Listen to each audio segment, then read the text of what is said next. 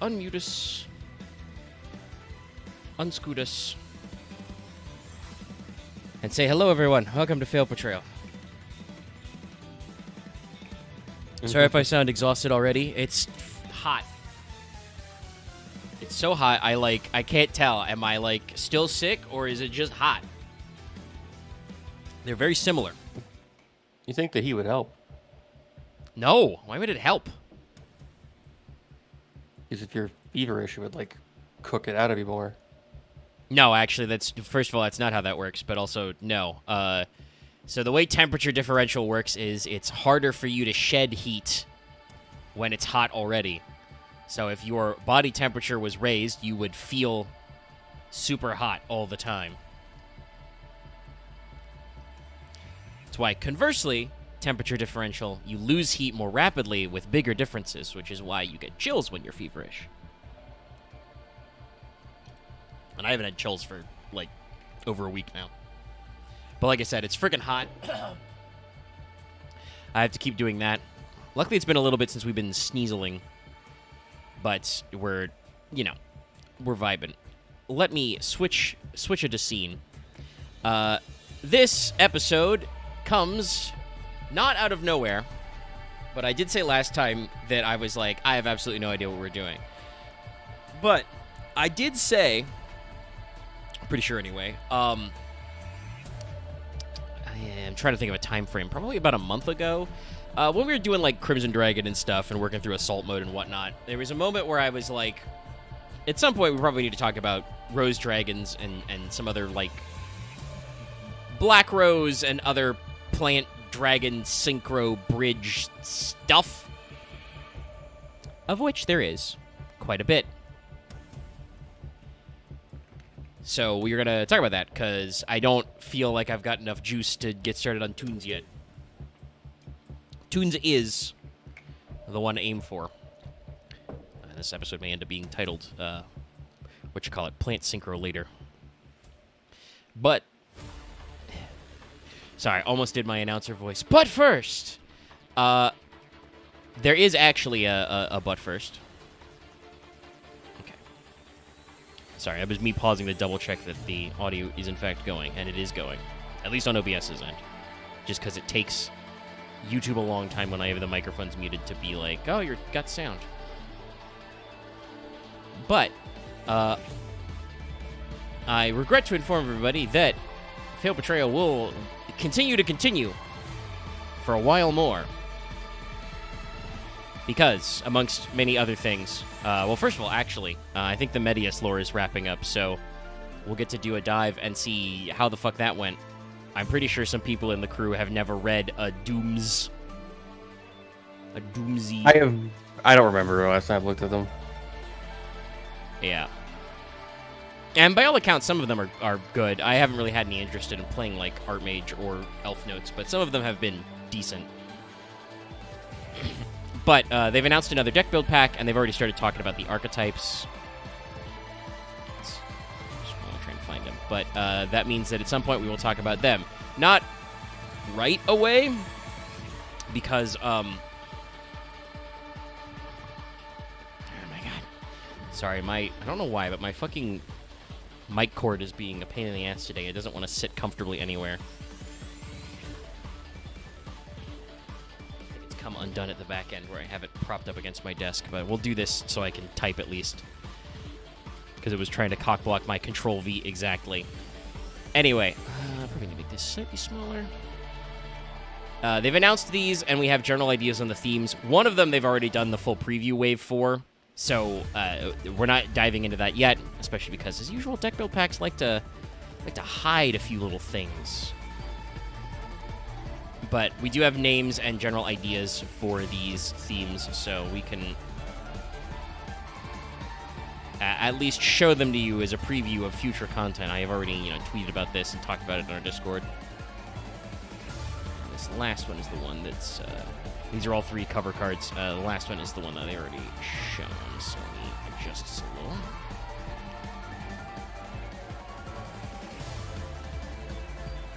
Losing some details by shrinking them a tiny bit, but you can see the general gist here. In fact, that's still a little... No.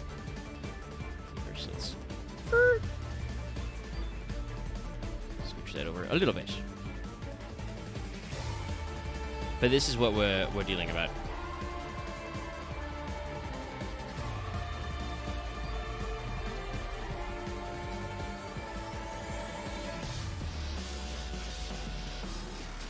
Sorry, I was checking in on what on just before I went live. Lucky started a discussion in general, and I checked in what it is, and it's like it's involved. He's got video evidence and stuff, so I'm gonna have to be like, I have to check on that after stream.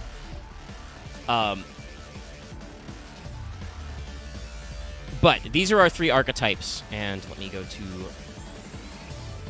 org and check on the names. But like I said, we have some details about what's about them already. The Egypt-looking motherfucker there, who looks like a giant robot, is actually a zombie. But, also, the name of this pack is, what was it again? It's something crazy. The British is DBVG, so it's what? Oh my god. Sorry, I'm dying because why? Like your organization, you do such great stuff for the community. Why can't you also still be, like, more comprehensive? You just showed me the abbreviation. What the fuck is the name of this pack? I want to say it out loud, but you just say DBVG or DBGV. All right, I can't say the name of the pack, chat. You can look it up. I don't know what it is. It's not in my list. I'm not bothering about it. I'm fighting alone. We have the aspects of modern Yu-Gi-Oh. Yeah. Fancy showwoman, Eldritch Horror Dragon, Egyptian Super Mech. Yeah, we have Big Egypt, Anime Woman, and Fucked Up Dragon. Big Egypt is not actually... I joked about that earlier. That was not actually a robot. That is a... they're zombies. Also, you say that, Spiridon, left lady... Necrons. I mean, kind of, yeah. They're white instead of kind of gray. But yeah. But I guess like Magic Tomb Kings or whatever. Also, going to get a lot of fan art. I have seen... I, like, interacted with a couple of tweets about this announcement. I have seen so much art of this woman already. Like, it's crazy. Is there no art of the set of Olympian ladies, like Olympic athlete ladies? No. I mean, there are, but that is a Rush Duel theme, so that's a little more localized. Okay. Gotcha. But yes, the core themes of DBGV. So the one we've already got a release on is called Senet, possibly with 2 N's, or maybe Senat. YGO.org is spelling it with 2 N's. We're not sure. I think the spelling is not supposed to include Senet Switch, but it is supposed to sound like the ancient Egyptian game. Anyway, we've gotten a full spoiler preview of, like, most of these cards. They're probably missing, like, 1 or 2, and then they'll have 1 or 2 support in the next core set. But this is a ritual archetype based on non-effect monsters. Mostly normals, but does have some cards that interact with non-effect extra deck monsters. So, old school fusions and synchros that don't have any effect text. And they are a zombie ritual archetype. So, probably already going to be pretty interesting. I'll say already, I've seen some people say, like, this probably isn't competitive. I'm like, I don't know about that. On their own merits, I don't think so. As a pure deck, this works because they are, as usual, reliant on vanillas. But there's 2 things, chat. Number 1, you may recall that a couple of years ago, a normal monster engine deck was super strong and has, I think, never seen the FL list. I don't think they've ever hit any Primite cards. It's just that the stuff that Primite did, people learned to play around, and, other more explosive stuff came out. There's no reason why you couldn't play Primite Blue Eyes, and so there's an entire support engine around normal monsters that you can play in this deck. You could even possibly play Blue Eyes Primite Senet at this rate.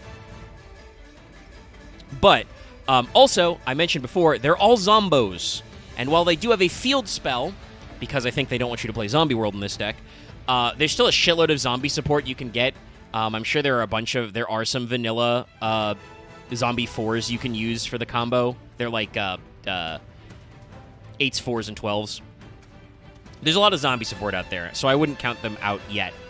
But it's very interesting that this deck is like, they learned from Mitsurugi what makes a ritual deck too good, and while these cards are pretty good, like all the ritual monsters have hand effects, they have no ritual spell cards that are ritual spells. It's a field spell and a trap that ritual summons. So the OCG has made it so you do not use pre-prep or prep in this deck.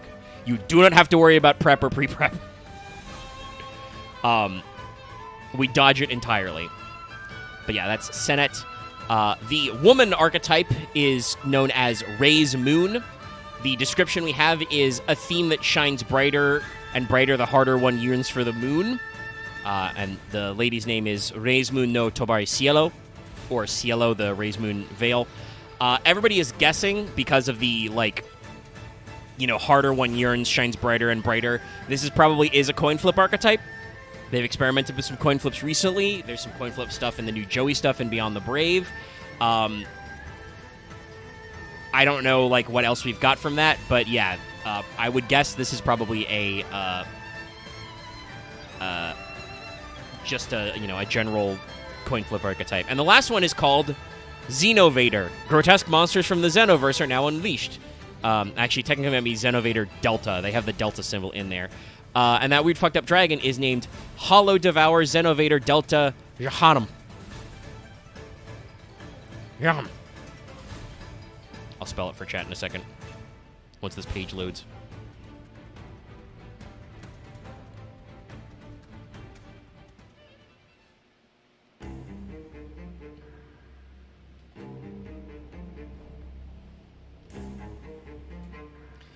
But, yeah, so, that's one of those things that, like, Senet we knew was a ritual archetype involving non-effect monsters, and now they've previewed. It's like, okay, their rituals, their field spell is literally just ARA. Oh, interesting. The auto-translate caught that. Because Google Trans is built into YouTube chat. That probably won't show up in the feed that's on the stream end, because it translates to hell. But, you know, we know it's a ritual archetype. We know it's a coin flip archetype. This Xenovader thing, I'm just like, I don't have any fucking clue. I would guess probably an Akiza deck because it's a fucked up dragon and it's, like, from space. And it's got, like, a Tesseract behind him, but, like, I truly don't know. This could just be Tindangle, too.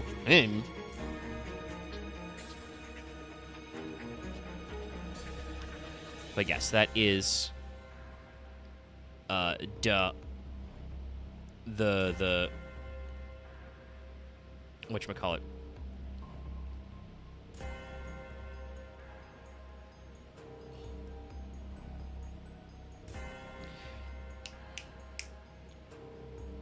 What's the word? It's I have, like I said, I have absolutely no idea what I will say, like, on the left at least, it has, like, the bordering that makes you think of, like, Trickstar, so it's probably going to be, like, a Link archetype, or at least, because it makes you think of, like, Trickstar and, like, Rincess. Yeah, there's a few that do this kind of, like, border crack effect. I would say probably if it's got an extra deck type, I don't think there's, like, a coin flip Link, so I could see that. Like, the Gambling Casino, like, whole thing of, like, it's a bunch of just, like, showmen. I kind of wish it wasn't Raise the moon. I hope it wasn't just ladies, but it's probably going to be just ladies, because I feel like you could do some cool, like, fancy dealer guys, and, like... I mean, at this point, we don't know, you know? Like, there's... Yeah. Because the people have already made the joke, but Senet includes, like, a guy and a gal as, like, their main deck non-ritual monsters. Amenhotep and Nefertari, by the way. But, yeah, like I said, we know what that is. We can guess what Ray's Moon is. Xenovader is, like, I literally don't know. It could be anything. We've got Konami orbs that are also eyeballs in here, man. But there's your 3 Yu-Gi-Oh! Food groups.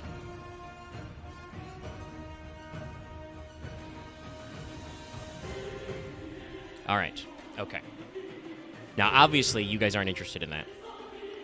So, we're going to start grabbing Rose Dragon cards. No, not YouTube.com, Wikipedia.com.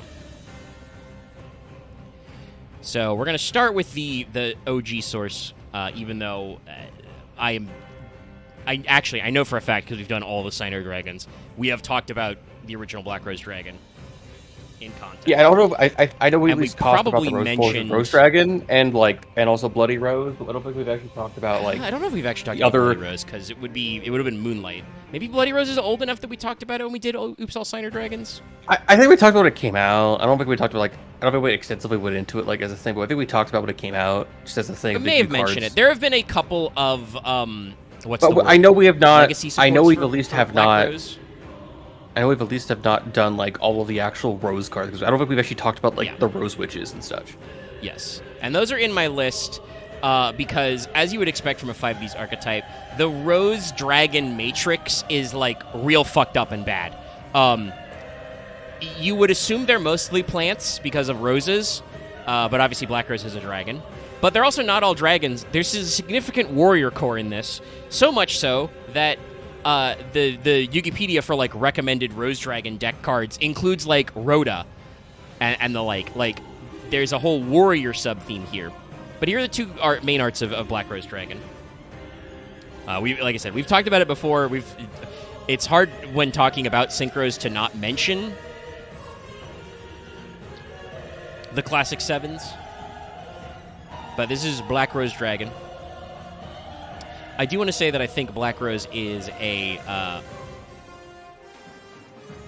interesting one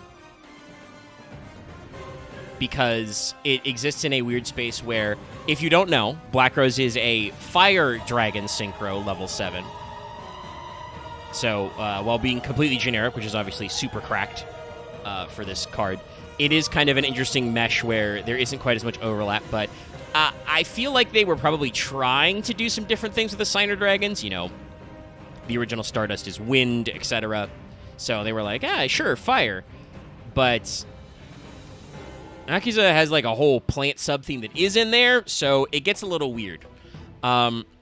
These are, anyway, the both arts. I think they're both pretty good for Black Rose. I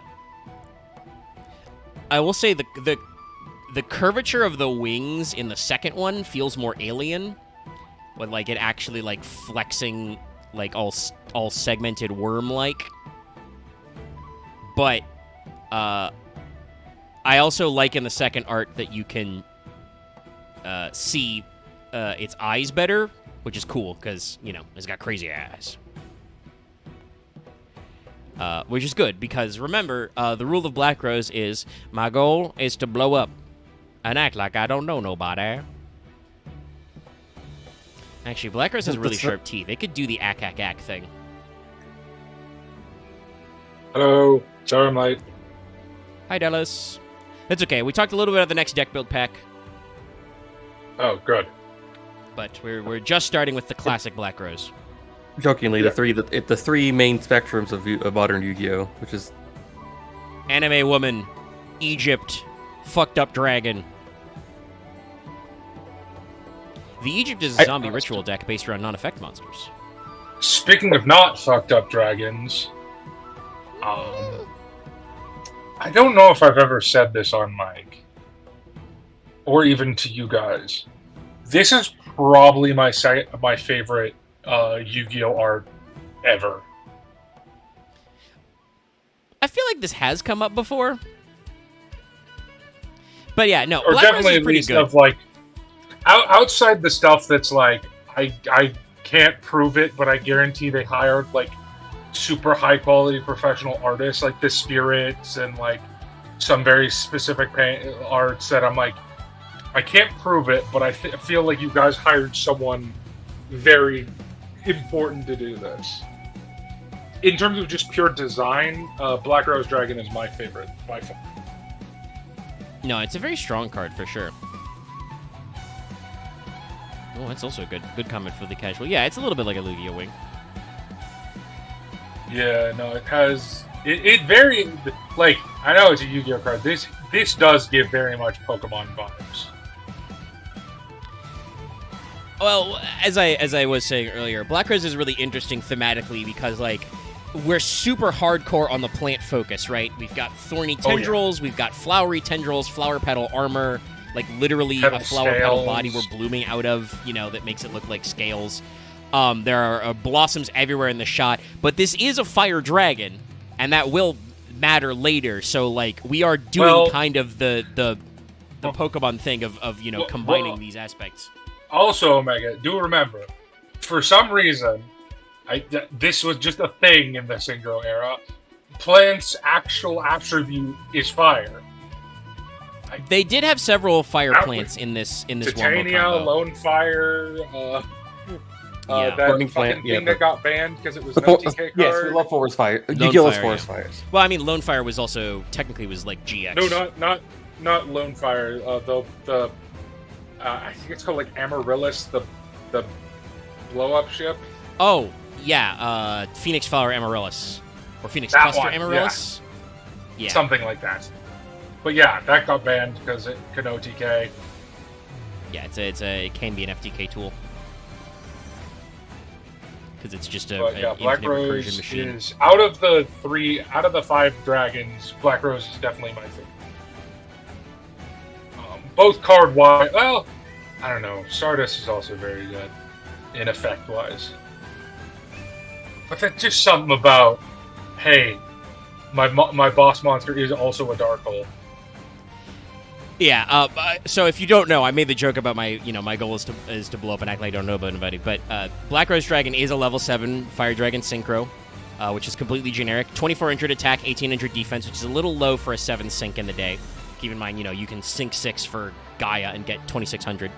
But when Synchro summoned, you can destroy all cards in the field with Black Rose, and then you also have a completely separate effect, which is good. It's just that usually you're doing the blow up. But once per turn, you can banish a plant from your graveyard, target a defense position monster your opponent controls, change it to face-up attack position. If you do, its attack becomes 0 until the end of this turn. So it also has a reverse Book of Moon type effect of just like, oh, that guy in defense? No, you're in attack position, you're zeroed. I feel like in our fucking progression series, I managed to use that ability several times and immediately caused my opponent to go, "It can do that?" Yeah, the secret effect of Black Rose, because obviously Black Rose was a chase card in Prague, because it's a really fucking good generic 7 synchro that's just like, nice board you've built, other guy. Anyway. Although, in our Prague series, synchro. I believe everyone got one, because I do remember this. I opened 4 Black Rose Dragons, so I just started trading them around the group. That happened a couple of times. That's why if and when we get around to I we'll remember have why. to do something about the trade system. It was the ghost rare. Oh, right. That's the fucking why. skewed rarities. Yeah. For whatever fucking reason, every time there was a ghost rare, I'm like, you get 50 of this card. That super rare you want? No. Ghost rare. But yeah, that's Black Rose in a nutshell. It's a very classy card that's very useful. It was Akiza's Signer Dragon. Obviously a little tricky to use maximally because you kind of have to pick, are you using it for attack or are you using it for blow up? But if you can revive it, it is a dragon, and a synchro. If you can revives it, you can use its other effect without using the blow up because it only blows up on synchro. Yeah.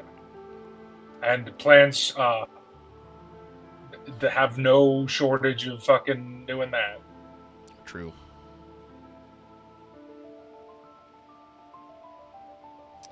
Scooching the chat window up slightly. Okay. But there's also, I want to say, a couple of classic spell cards to talk about as well that are interrelated. One of which was I used it as the cover card because there have been many attempts to kind of interweave them into the strategy. Oh, I've done this so dumb. I've played Step this card 1. too many times. Black Garden. It is our cover card today. This is another Akiza card. It is themed around things. But this is also a card that's like crazy. What would you say? Like, it's a little degenerate. It's used in a lot of bullshit because it gives your opponents things, but it also fucks with attack and can be really stally. It's very weird. Yeah. This is the proto-Vish Balkan. Yeah. And obviously you can see, because there is not one, but 2 retrains in this theme of Black Garden later. Like, there are 2 more field spells where Konami's like, okay, you can't play Black Garden. You gotta stop that shit. So if you don't know what the original Black Garden does, if a monster is normaled or specialed face up, except by the effect of Black Garden, have its attack, the controller of that monster special summons a Rose token, which is a level 2 dark plant with 800 attack and defense, to their opponent's field in attack position. Destroy the monster's testicles. The attack loss remains even if this card leaves the field, so the attack loss is forever. You can target one monster in your graveyard with attack equal to the total attack of all plant monsters on the field. Destroy this card and as many plant monsters as possible, and if you destroyed them, special summon that targeted monster. That second effect doesn't come up a lot, but can come up in classic plant decks. This is another setup to summon your plants and reset the board. You literally can fill your opponent's board with plants and then blow them up to get your plants back. Yo, dog, I heard you like plants. I heard you like blowing up the board. Yeah, no, it's really weird. I feel like in Yu-Gi-Oh, plants have more recursion than zombies in a weird way. Maybe not more, but like they're just as much. Yeah, I'm about to say, I think they have as much recursion. And I kind of get the idea. The idea is, plants growth, they grow back kind of a thing, right? Yeah. But plants very early gained a lot of these cards that do these sorts of things. We talked about Lone Fire earlier, that's tribute itself to get any plants. The classic Gigavise shit, Gigaplant is a Gemini that says summon back a plant or summon back a plant or insect. Probably the only playable Gemini ever. I don't think that's technically true because they have released some other weird guys who have been Geminis one-off. Maybe. But yeah, it certainly, I think, is the most competitive Gemini. But yes, plants have a lot of weird recursion, and they do a lot of other weird stuff going on. And Black Garden is just one of those elements. But yeah, it's a funny one. Another card, which is I keep forgetting. I always forget because it... Oh, no, it isn't. Never mind. This is Yu-Gi-Oh! Wiki is just lying to me. Sorry.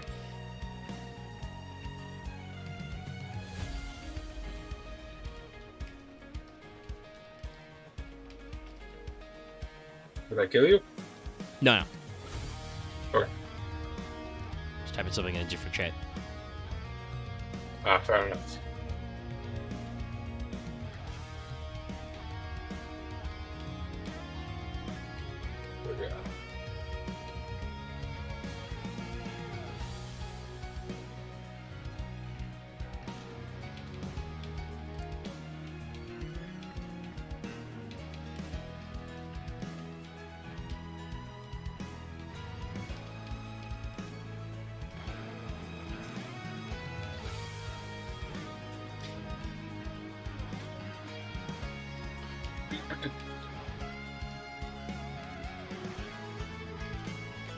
But yeah, we're on. I've thrown up our next card, Mark of the Rose, another classic from the era. Right. This card. Which is plant related. You have to banish a plant to do this. Yeah. Though, funnily enough, in the anime, it doesn't have a cost. I think they gave it a cost in the card game because otherwise it's just Snatch Steal. Yeah.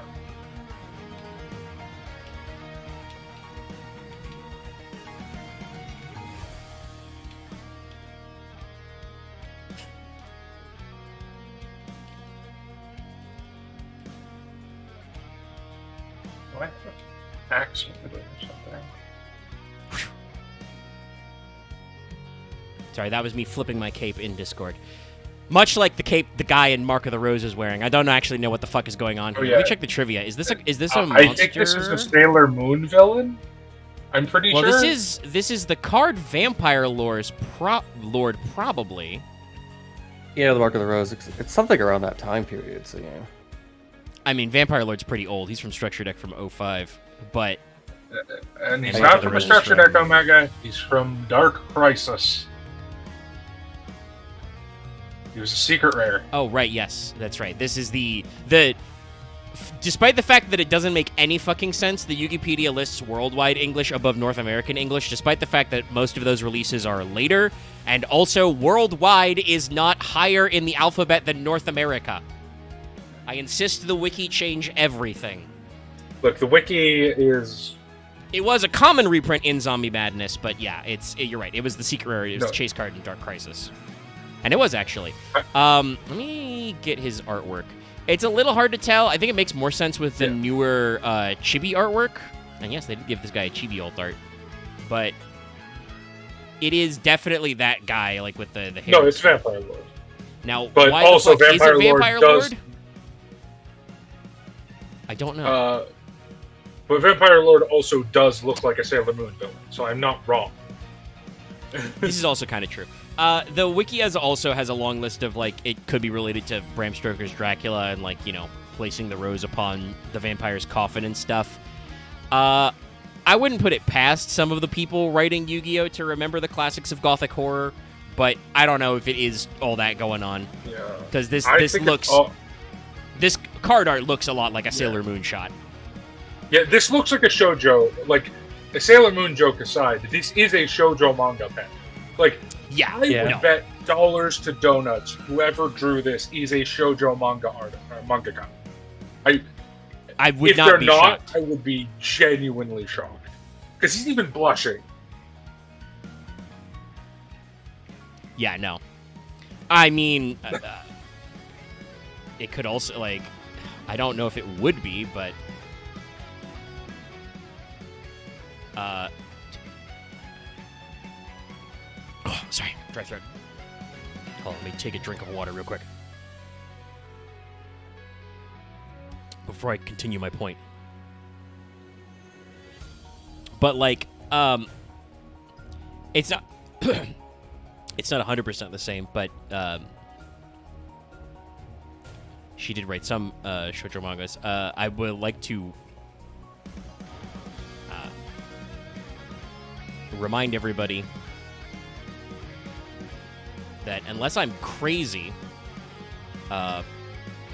which I might be because, like, I feel like somebody would note this in, like, her Wikipedia article, but I was pretty sure that Kazuki Takahashi and Rumiko Takahashi were actually married. But I don't actually see that referenced anywhere, so that could just be something the internet made up, and my brain is too melted to tell.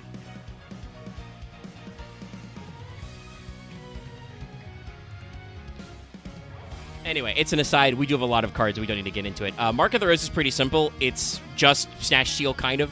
You have to banish a plant from your graveyard. Target a face-up monster opponent controls. Equip Mark of the Rose to it. You take control of the equipped monster. During your end phase, you negate Mark of the Rose until your next standby phase. So you only steal it on your turn, but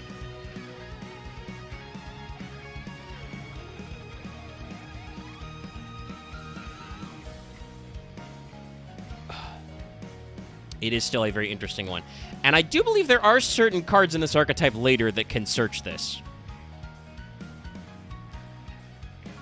No, despite rumors, they have never been married. It's just they have the same surname. Okay, interesting. So it's not and there's a lot of elaborate urban legend about that. Not that I'm shocked. Yeah. This is why I'm like, hold on, let me double check. And I'm like, oh, well, I don't see any reference to that anywhere sourced. It's a very common thing. Yeah. You heard it here first, chat. We're fighting misinformation. We're like, hold on, I don't see a source for that. That might not be real.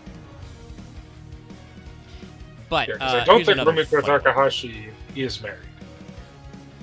That may also be it. Though it is sometimes hard to tell because, you know, some mangaka do use pen names. That's the word I'm looking for. Or otherwise are very private. It reminds me of a comment going around since people are thinking about Ghost in the Shell about how insular and reclusive Masamune Shiro himself is, which is the many people making jokes because the director of the new anime says that he has created a spiritual shrine to consult the spirit of Masamune Shiro, who is still alive, but apparently it's easier for him to like build a little shrine and mentally consult him than just call him on the phone. This is. Can I reference one of my favorite tweets of all time? Go for it. By a noted dumbass and horrible person, one Hulkster Hogan, when he tweeted about Bam Margera. If you don't know who that is, early MTV video creator. He tweeted, "We miss you, Bam. We loved you. You were so good to us. Peace, brother. HH." To which Bam Margera replied, "I'm not dead, man. You can call me." It's a great one. Yeah. Anyway, this is another weird old card. This one I don't think we've ever tried to make work in the deck, but it is a Black Rose Dragon card. This is called Thorns of Malice. You remember when we would give Yu-Gi-Oh cards like weird, funny, haha, like, you know, bonus effects. Thorn of Malice is an equip card that you can only equip to Black Rose Dragon or a plant monster. You know, if you know, card were other card kind of a thing. Sorry, that took me a while to say. But if things were different, I feel like we would just straight up say that Black Rose Dragon also counts as a plant at this rate, you know? Yeah. Well, it is important for it to be a dragon legitimately for the anime. Like, that is actually it's not just a dragon. Like, it being a dragon dragon synchro is important, but it feels like, given how much overlap there is, like, if you designed Black Rose Dragon today, it would have, like, a line of text that said, this card is also treated as a plant-type monster on it, and that would also be, like, an anime gotcha to be like, well, my dragon is also a plant. Like, otherwise it creates this very weird thing you're going to see a few times, chat, where Konami has to try and make a dragon plant bridge. And sometimes it works and sometimes it doesn't. Anyway, Thorn of Malice gives the equipped monster 600 attack. Sorry. Good. I just wanted to point out, fun fact, that's the reason you can tell that Power Tool Dragon isn't a Signer Dragon, because it is a machine. Whereas the other 4 are dragons. Yeah. No, that's why Leo not sucks. until it becomes light. No, not Livestream Dragon. Is it Livestream? Yeah, it is Livestream. It's When it becomes Livestream Livestream, that's a dragon, and it gets Yes. uglier. Don't at me. Thorn Thorn of Malice also gives the equipped monster piercing, and if it attacks a monster after damage calc, the attacked monster loses 600, and then you negate. An opponent's monster that battles the equipped monster can't be destroyed by that battle. So it's a really weird anime effect. It gives you piercing, you reduce attack, but you aren't the monster equipped isn't destroyed by battle. I assume this is supposed to be, especially because the card art, some kind of wombo combo with Black Garden stuff. Yeah, it's the whole thing is like Akiza, or is that her name? Yes. I'm not fucking that up. Yeah, Akiza was like making monsters because I believe there's a card that also makes all of your opponent's monsters plants or something. I don't remember exactly. But she was attacking over and over again with plants.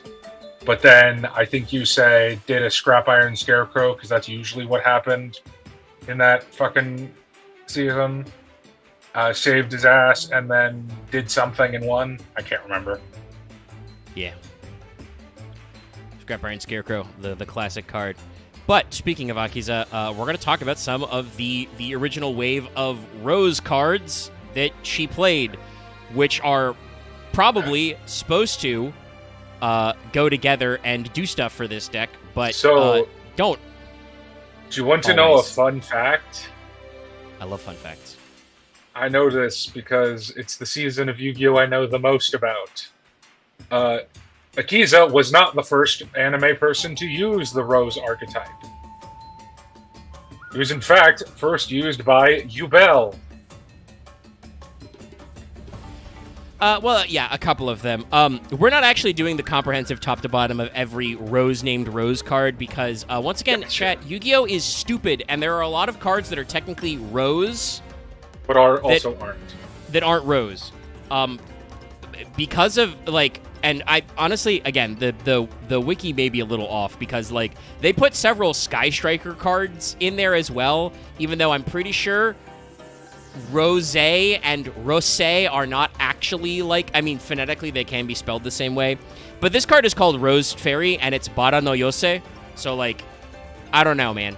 But then again, maybe Rose's name in the OCG is actually spelled with an S, and that's the thing I'm missing. But yeah, I don't think, you know, she has the other Japanese word for Rose in her name.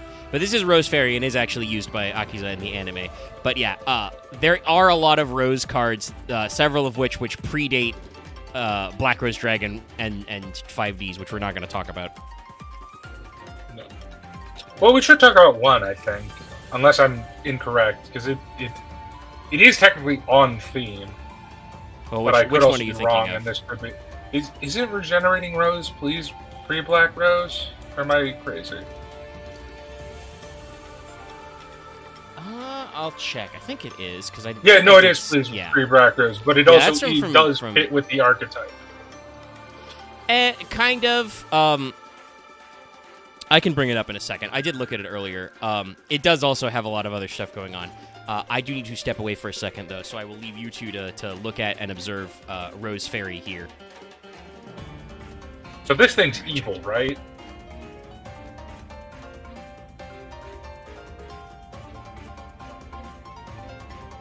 Like, this is one of those Fae that eats children.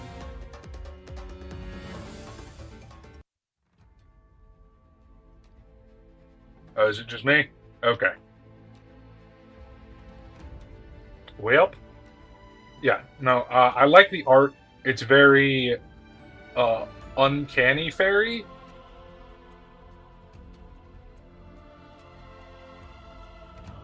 I like that it has, like, it's very heavily into the plants. Although it does still kind of have the magical girl aesthetic. It's pretty good effect. Let me read the effect to you guys. Hold on. I'm going to pull up Rose Fairy, because, spoiler, I don't necessarily have the... so many Rose card. Rose Fairy, there we go. Rose Fairy. If this card is added from your deck to your hand by a card effect, you can special summon this card. So, plants are a very synergistic archetype. There's a lot of ways to add plants to your hands, and this is not a horrible thing to just be able to add to hand, summon to deck. I think it got cut from my plant list even at the time. But that was more of just a plants are eating good thing than this card is not good. Like, this is definitely a good card. It's just, plants got a lot of support in the back half of GX and start of 5Ds, so... Yeah, plants became a very Kinda strong got- deck, I want to say, in the like you said, late GX to early 5Ds era. Like, Plant Synchro obviously emerged and so on and so forth. I want to say, I don't know what you guys discussed, because I had... I'm charging my headset, so I had to leave it behind. I talked about how I think this thing is evil and wants to eat children. Because it definitely gives that kind of Fae vibes to me. I mean, but I she like has the art. big-ass eyes. Like, Well, it it gives the... kind of it feels gives like the the, be you know... not afraid, be not afraid Fae art. Hey, let archetype. me in, I'm a fairy. Yeah. But This what I would want to definitely say... have a sing-songy child voice. What I do also want to say, though, is... speaking of, like, Regenerating Rose earlier, I want to say that's another thing that plants picked up in late GX that continues through, obviously, with Black Garden, is that another thing plants are really good at, not just with Regenerating Rose, but also Dandelion, token generation. Yeah. So, unfortunately, I think this is fair to say, Omega, tokens were kind of ass in most of Yu-Gi-Oh's history. Like, it wasn't really until... I mean... tokens were kind of good in the Synchro era. Yeah, I'm going to say, I think in the Synchro era, tokens were okay, but we've had this discussion before. You can't Xyz summon with tokens, for instance, because they're not real. So, I feel like in the Xyz and Pendulum era, they kind of went back out of fashion until Lynx, like, really brought them back. Yeah, But then they became plants do have a arguably lot of broken. token generation, which means that Plant Link is like a whole separate ass thing. Yeah. Anyway, I continue to find that lots of Yu-Gi-Oh players are lazy. You should stop calling things Poplar. Well, I guess the idea is Poplar is if it's added to your hand from anywhere, you summon it. But Rose Fairy is a card from like 2010 that says if this card's added to from your deck to your hand by card effect, you can special summon it. Like, it's just one of those things where like. There was a comment after Snake Eyes Poplar came out that everybody was like, oh, every deck's getting a fucking Poplar. And it's like, I think Poplar broadened the effect appropriately, but the effect of, like, summoning yourself when you're added to the hand, other than by drawing, has been around for a long, long-ass time. It's a level 3 wind plant, by the way, so it's okay. Yep. Yeah, like I said, I feel like this didn't make the cut in a lot of my lists. Or if it did make the cut, it was just like a one-of I think I thing. was just figuring out because what's your plant searcher? Because you don't have like reinforcements of your plants. Hold on. There's a couple of them out there, but I don't remember them off the Titania, top of my head. I believe, was one. If I remember her effect correctly. I'm just gonna look up plant lists at the time. I'll check Titania real quick. Why not bring her up? Because I figure she is like, or is that too? I mean, that was Crossroads of Chaos. I think it's kind of like one of those, like summoning her out. Well, yeah, you didn't do it a lot in the early days of this deck because she is a level 8, but it is a thing that later the decks got good at doing. Well, so actually, no, Omega, too. you did summon her out immediately because Lone Fire Blossom is not a fair card. Oh, right, yeah, that's true. You could loan fire back in the day. So yeah, no, that's fair. That's fair. Oh my god, you have to understand. Let me actually Lone check. Fire Blossom was cracked. Let me see if. Okay, so funnily enough, as far as I can tell, I don't think Lone Fire has like appeared a lot in the anime, which is funny. No. Yeah. But yeah, so I have brought up the Regenerating Rose because, like we mentioned earlier, that's a guy that also is like kind of weirdly on theme for this. He is a Rose card. Not that again we're name checking Rose cards yet. Yeah, this was definitely a Yubel card. Because you can tell because it has an evil miasma behind it. Well, also its name in the OCG is Split Demon Rose, as in Spirito Demon Rose. Yeah, that kind of gives it away too. So it's an evil rose. But yeah, this is a level 7 plant with 0 attack and 1500 defense. It's a dark plant, by the way, which sounds like it sucks. But again, speaking of like, Yubel also loves her fucking tokens, or theirs technically. Oh, yeah. But Yubel loves tokens. When this card is destroyed by balance into the graveyard, special summon 2 regenerating rose tokens that are 12/12. They're level 3 dark plants. Don't think you would do that a lot in Plant Synchro, but it's another weird card that you can bring out. No. And I do think the reason why I decided to bring it up is because it continues the theme we're seeing, we saw with Blackguard and you see with other cards, of tokens. So Tokendo. that will also be a recurring bit. Yeah. But yeah, Titanial is in the, because she's from Crossroads of Chaos, which I think is the exact same set. I think that has... As Black Rose. Yes, that is the Black Rose. Yeah, okay, I was going to say, that's going to be the set with Black Rose on the cover, right? Yeah, okay. Yep. So, like, this is that's the birth of the plant deck. Yeah. There's another Synchro monster we will talk about later. Queen of Thorns was also in that pack. Like, that is the birth of Plant Synchro. So I argue the birth of Plant deck was whatever set has Lone Fire and Giga Plant in the set. That's true. Gigavise was a thing first, and there's a bunch of generic plant support in Crossroads of Chaos too to think about. We won't talk about that here because this is not technically a generic plant episode, but they had like Fragrant Storm, Miracle Fertilizer, probably Wall of Thorns is in there. If not, it's in like a set that's shortly after, which is just the Plant Mirror Force. Like, we talked about this last time when talking about Kawaki Miro, and we talked about like Gravarose. Like, there was a lot of good plant shit in the 5Ds era that did continue a little bit, but here is Titanial. You've probably seen her before, but I don't know if anybody's seen her up close lately. I love this card art. It's pretty good card art. Honestly, Crossroads of Chaos was a fucking cracked set because that has a shitload of the Morphtronics. Oh, No. Crossroads of Chaos is like a top 5 Yu-Gi-Oh set. Has obviously all the Iron Chain stuff's not super great, but Stardust, Goyo has early It's a great card. Hmm? Titania was really good. Yes. It's got Plague Spreader in Crossroads of Chaos. Yep. Um, No, that's that cracked issue. Iron Chain Dragon. The start of Psychic Life Transfer is from Crossroads of Chaos. Yeah. Like actually Isn't getting some good psychic Krebons stuff. in Crossroads? Krebs might be in one of the earlier sets. I Yeah, he's not I in think Crossroad. he's not. So he might be later. one Is is. or unless is Krebons in? Yeah, no. Krebons is in Duelist Genesis, the very first 5D set. Right. Okay. This But is Crossroad second was the one. second set, and that included like Life Transfer and a couple other stuff. So good Treacherous solid Trap set. Hole. Boy, Tretch. But yeah, Titaniel's a pretty simple card. She looks good. Gozen.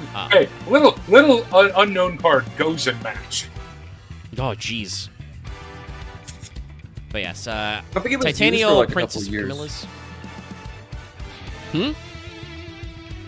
Was Ghostmaster immediately used upon it being like, No.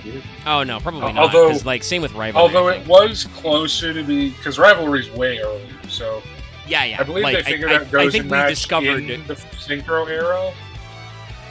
Yes, that's the thing. I think they were both discovered, maybe not around the same time, but like the utility became more obvious as it went on. But it was not as long. Oh, no, as they that, were- because they were Rivalry discovered is at the same- old ass card.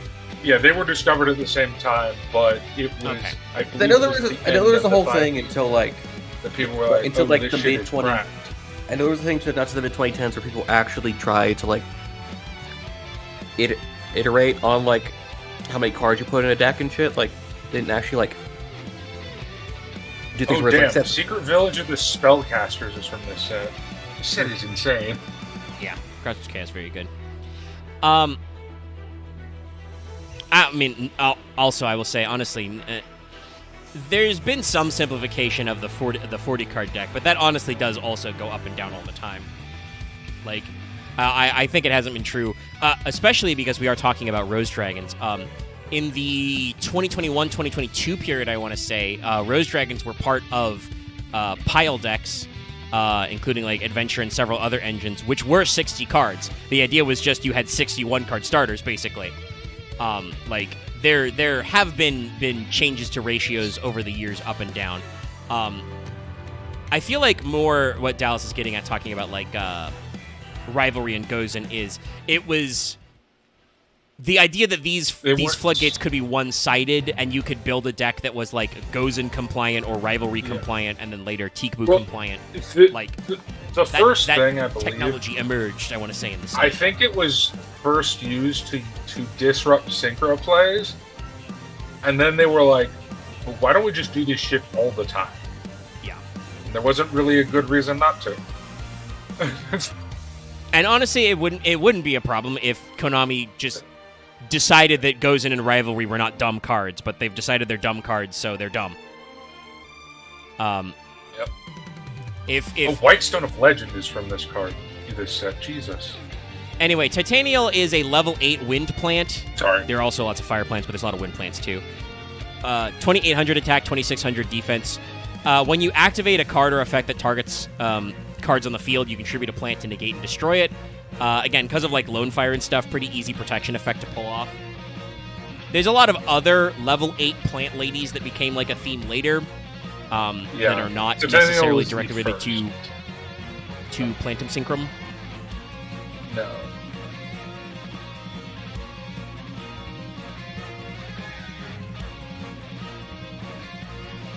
But yeah, Titaniel is from the era, and we will talk about Queen of Thorns later because she is one of your other Synchro monsters to do in this deck. A card that's also from Crossroads of Chaos, and is not technically directly related, but was a chase card for a long time, and it's very funny because there is a warrior sub-theme in this deck. But Rose, Warrior of Revenge, Oh, this one. Okay. Who was the first level 4 tuner in the game and was super in demand, and she is a fire warrior named Rose. So, like, I don't know if this was intentional on their part, but it kind of feels like it's thematically intentional because there's rose petals everywhere. She's a redhead. Her wrist is absolutely goofed. That is very painful to do that with your left wrist. Yeah, I can't even do that myself, actually, because it's like... her wrist is broken. I mean, technically, it's... I think it's just drawn slightly off, but, like, I think it's... Oh, no, like, the rotation is, like, bad. No, she's clearly in pain. She has just broken her Actually, wrist. no, you're right, because the thumb is wrong. Like, the thumb's at the wrong part of the hand. The thumb's in the back, so, like, she's doing something with her wrist that should be impossible. A little bit of it is forced perspective, but some of it is just, like, the artist didn't catch it and didn't think about it. Also, she's holding, like, a thin, like, rapier-type blade and, like, a cool guy reverse grip. Don't do that. I think it's a reference. I think it's a reference to, like, some... Reverse grip is the biggest, dumbest thing of all time. Like... I only make sense of it if you're using, like, a knife for, like, not a direct fight. Yeah, it's for, like... it's for stabbing unconscious people. If you're using an actual full sword, the reach is just bad. Actually, no, the ice pick grip is... It has multiple uses. If you hold it... Ice pick isn't... I mean, Dallas, it is technically a reverse grip because you're holding... The ice pick grip is you hold it with the blade facing down, but... but that's not what people mean when they say reverse grip. They mean, like, I'm holding my sword backwards to look But yes, cool. holding a sword backwards doesn't work. It worked for Starkiller exactly, because that's just how much of a cool dude he was. Well, those are also magical in the year laser swords, 2000. and they can... They don't weigh anything. But yeah, Starkiller was also... Actually, talk not true. about how he's one of the most overpowered Sith of all time? He lifted a fucking Star Destroyer with the Force. What the fuck? Well, remember, Yoda said size matters not. Anyway, but yeah, you purple don't need to worry about leverage as much. Green Muppet Man. Well, Rom Coda also says it in the middle of that cutscene when he's all blind and stuff, and he's like, "You idiot! Size matters not. Crush it with your mind." And Starkiller's like, "Okay, I don't know any better. I'm gonna yoink it." Okay, damn it! I fucked up and cook serve delicious again. Rush origami. Well, you're trying to push buttons while Dallas and I are yelling in your ears. I learned how to do lasagna by the fact that you can just fucking spin your control stick really well to do that quickly. Yeah. No, that does work. I do try not to spin too much because there'll be upgrades later where you have to switch up the layering a little. But I am so for afraid your of base those. level, doing it is good. But What's I need to do is do it in Rose like is a 5 level seconds. 4 warrior tuner. She's a fire warrior. She got 600 attack and 600 defense. When she inflicts battle damage to your opponent, give them 300 more damage. Stupidest effect in the world, but she's a level 4 tuner, which was crazy good for Crossroads of Chaos. So she was like a super in-demand card. I think X said earlier, thinking it's got to be a reference to something. If it is a reference to something, the wiki hasn't caught it. Like, it's not an easily identifiable famous pose. I think this is just what people were like in the year 2008. Yes. Like, this is just what the vibe was. I know I reference this a lot, but this does just read like an artwork that I would see in a mid to early to late 2000s comic book. Of like, it looks very good on first viewing, but if you examine it even a little closely, you go, wait, no, this woman's proportions are all wrong and her body is breaking. Like, I don't know if the artist like traced it from like, a Marvel or DC cover or something, which are infamously known for I don't think it's traced like that. I just think it's the vibe of that time. I think it's also because it originally was very small, probably, so I don't think it was like thinking about it. Her legs are also positioned horrifyingly. Again, I can only not make it out. It's a pose that you have to be able to make out from like the card art size. Yeah. It's. But let's actually talk about an Akiza card, which is still a warrior, because again, it's amazing how like Yu-Gi-Oh lasted so long, because the people doing anime cards would just make shit up and just make them go together. But this one is actually like plant support. Like the last one. Oh no, it is. It's just very funny because like in terms of like modern card design and talking about like Rivalry of Warlords and Gozen Match and shit, right? So Twilight Rose Knight is a level 3 Dark Warrior tuner. It does directly support plants, but it is still a Dark Warrior itself. So like it gets really weird. Also, its name in Japanese is not even a pun. It's just a lazy rhyming scheme, I guess, or whatever, because it's Night Rose Knight, because it's Knight with an N, Rose Knight with a K. The TCG correctly went no and just did stupid. Twilight Rose Knight. Yeah, which is a infinitely better name. Yeah, like it does have the romaji for like the literal name Yobara no Kishi, you know, but like saying it, you know, I'm sure in the anime Akiza said Naitoro's Knight, and it's just like, okay, all right, okay. But art style wise, this one's a little weird because like there's a little more chibi than a few of the other cards that were in it then. It has the alien gray skull effect on it. Like very big head, very noodly body. Again, you could tell me this was speaking of like Mark of the Rose. You could tell me this was drawn by like a particular like mangaka artist in like a stylized sense, and I'd believe you. But otherwise, it's like it's all right. I don't care for this kind of like chibi art style, but I also can't say that it's like outlandish. Here's the thing. I'm like 50-50 on this art because I do also hate the chibification, but I really like the fit. Like his actual armor and stuff, I think looked really cool. Yeah, because it looks like it's made from the scales of the Black Rose Dragon. Yeah. Like if you look at his codpiece. Yes, no, it looks like a flower petal. Like they all look like flower petals. Well, Dallas, I believe you'll be happy to know that I'm pretty sure the retrain of this from like 2025 is like a normal human man, but with just basically the same fit. Yeah. So yeah, they figured out how to improve upon that later. But yeah, this is another one. But this card is actually good.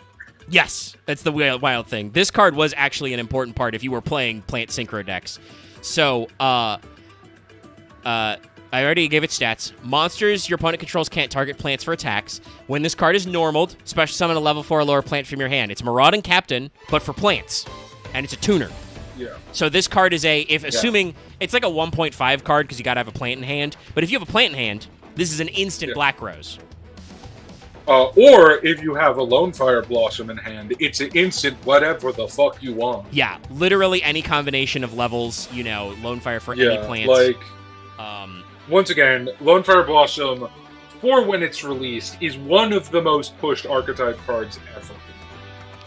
Yeah, so, like, but Rose Knight is one of those cards that was, like, absolutely a crazy chase card for if you were building Plant Synchro, because it is a level 3 tuner, but it does the thing that we want tuners to do. It gets an extra guy on board, so you can make synchro plays, but it can also really advance your stuff. Yeah. Before it was released, before it was eroded, you could make Gozen. Why can't I think of the word? Is it match? No. The Steal Your Guy man. Goyo Guardian? Goyo Guardian, thank you. I was fucking dying there. But before he was eroded to only Earth, you could make Goyo with this. Don't worry, Dallas. One day Konami will undo the errata because it is now pointless. Goyo Guardian is not actually that good. Yeah. See, I almost don't want them to do the errata just because it's funny.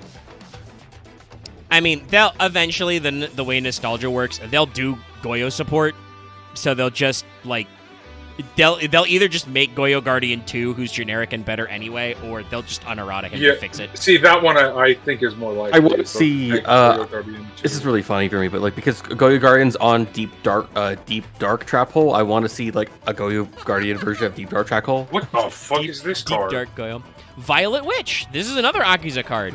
This one is not as important. This is the most anime-looking card we've seen today. Yeah.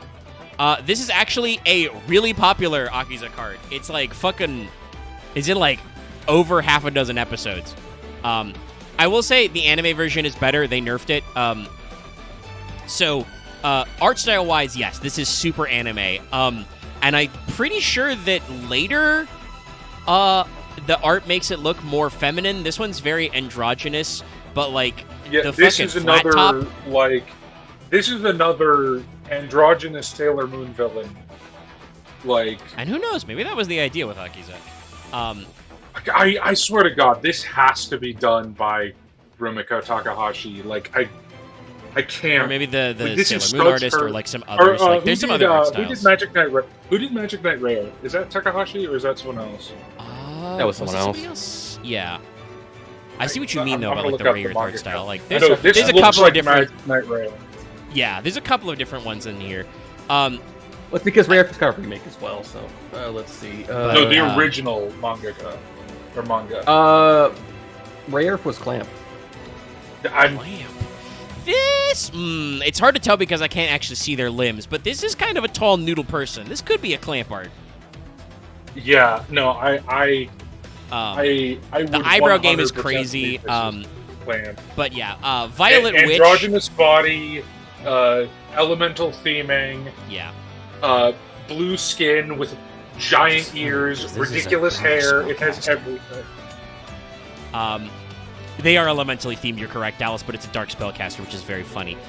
So, Violet Witch is a dark spellcaster 4, 1100 attack, 1200 defense. If this card is destroyed by balance into the graveyard, add a plant with 1500 or less defense from your deck to your hand. The anime version was better because it was just Witch of the Black Forest, basically. If any, you were destroyed anyway and sent to the graveyard, add a plant.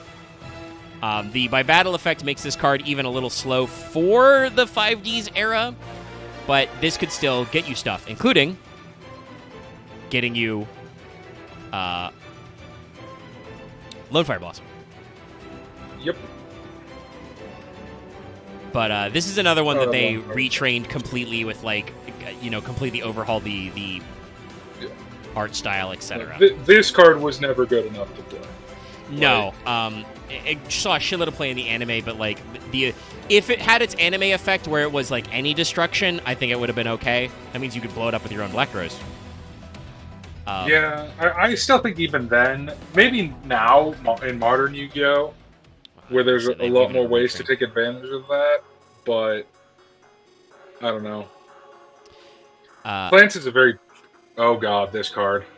Anyway, here's another classic one. A third different anime art style.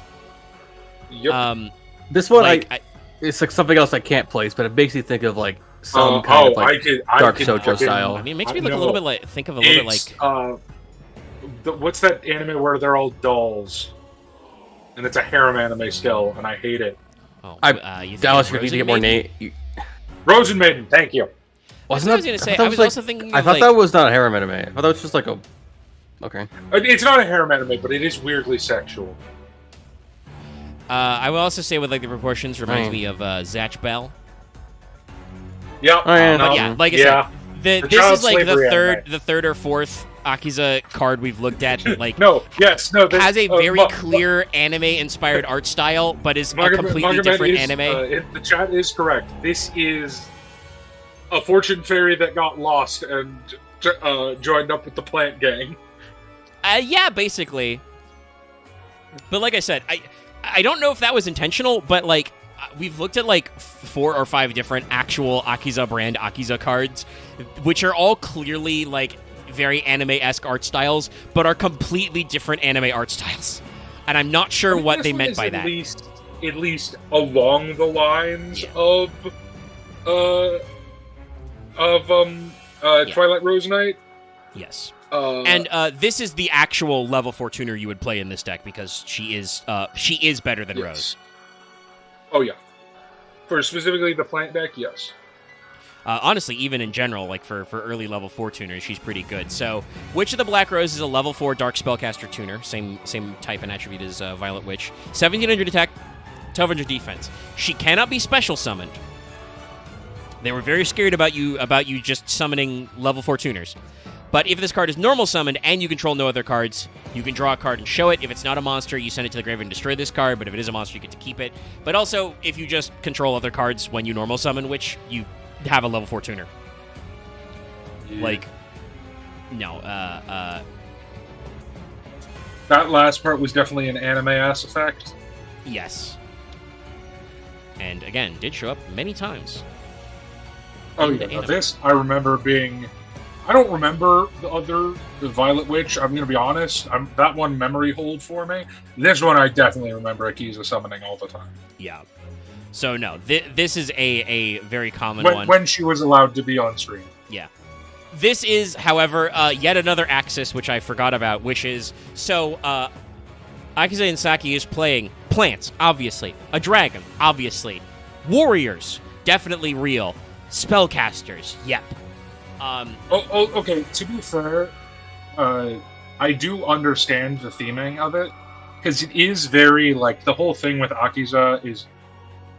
It's kind of weird how they go into it in thing, but it's all based off of like storybook fairy tales, like knight, princesses, dragons. Yeah, that's what I was gonna say. It definitely is kind of a storybook thing. Like, I wouldn't say quite gothic horror, but like, wasn't she raised by a cult? Pretty sure she was definitely in a cult for a little bit because there was some she had weird psychic shit she was powers, and involved then with. basically got, and then yeah. But then, like, the dude she revealed has, like, it's a weird I thing where she was has grooming you the entire ESP time. or she And then she hangs out with murdered him. ESPers, but she doesn't play psychics. Nope. Well, no, But because yes. I don't think she was part of the cult because she specifically avoided them, and then it was revealed that her mentor guy was the person behind the psychic cult and was like, I was grooming you the entire time, and then he died because fuck that guy.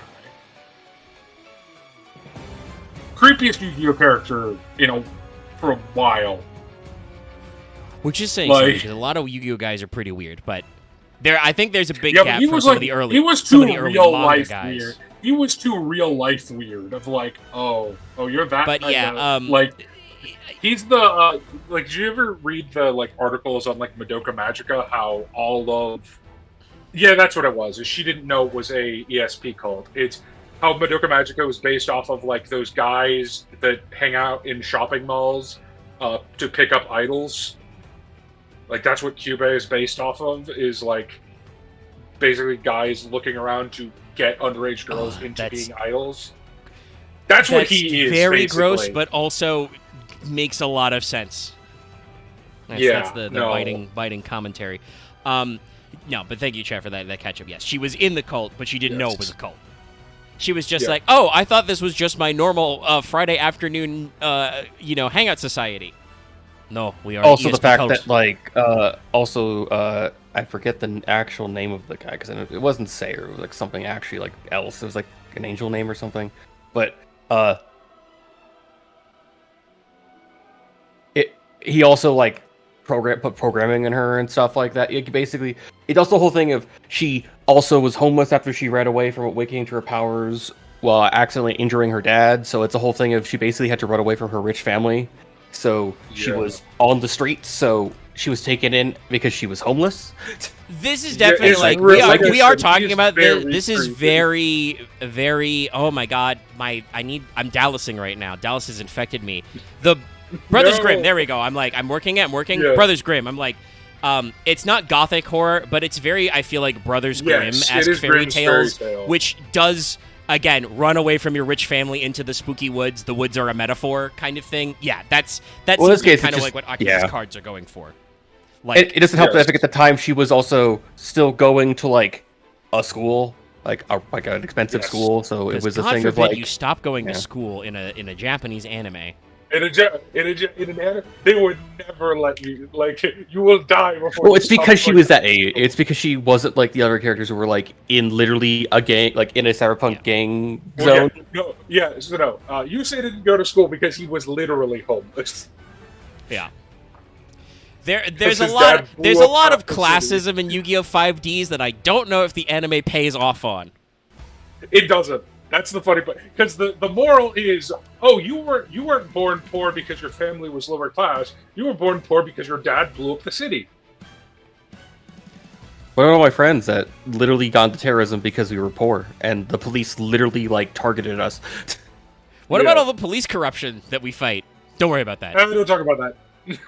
Again, it's the thing of the second half of the show. I feel like just shits the bed so hard. So bad. They do the classic anime Like thing where it turns out it's nothing to do with it is nothing to do with any like external things. It's internally they just fucked it up. I feel like people want to romanticize the like secret cult and whatever in real life. No, that was after the fact. They want a reason why the anime just took a turn for the worst. No, it just did the thing that anime does sometimes, which is they made the second half and they didn't know what they were doing in the front.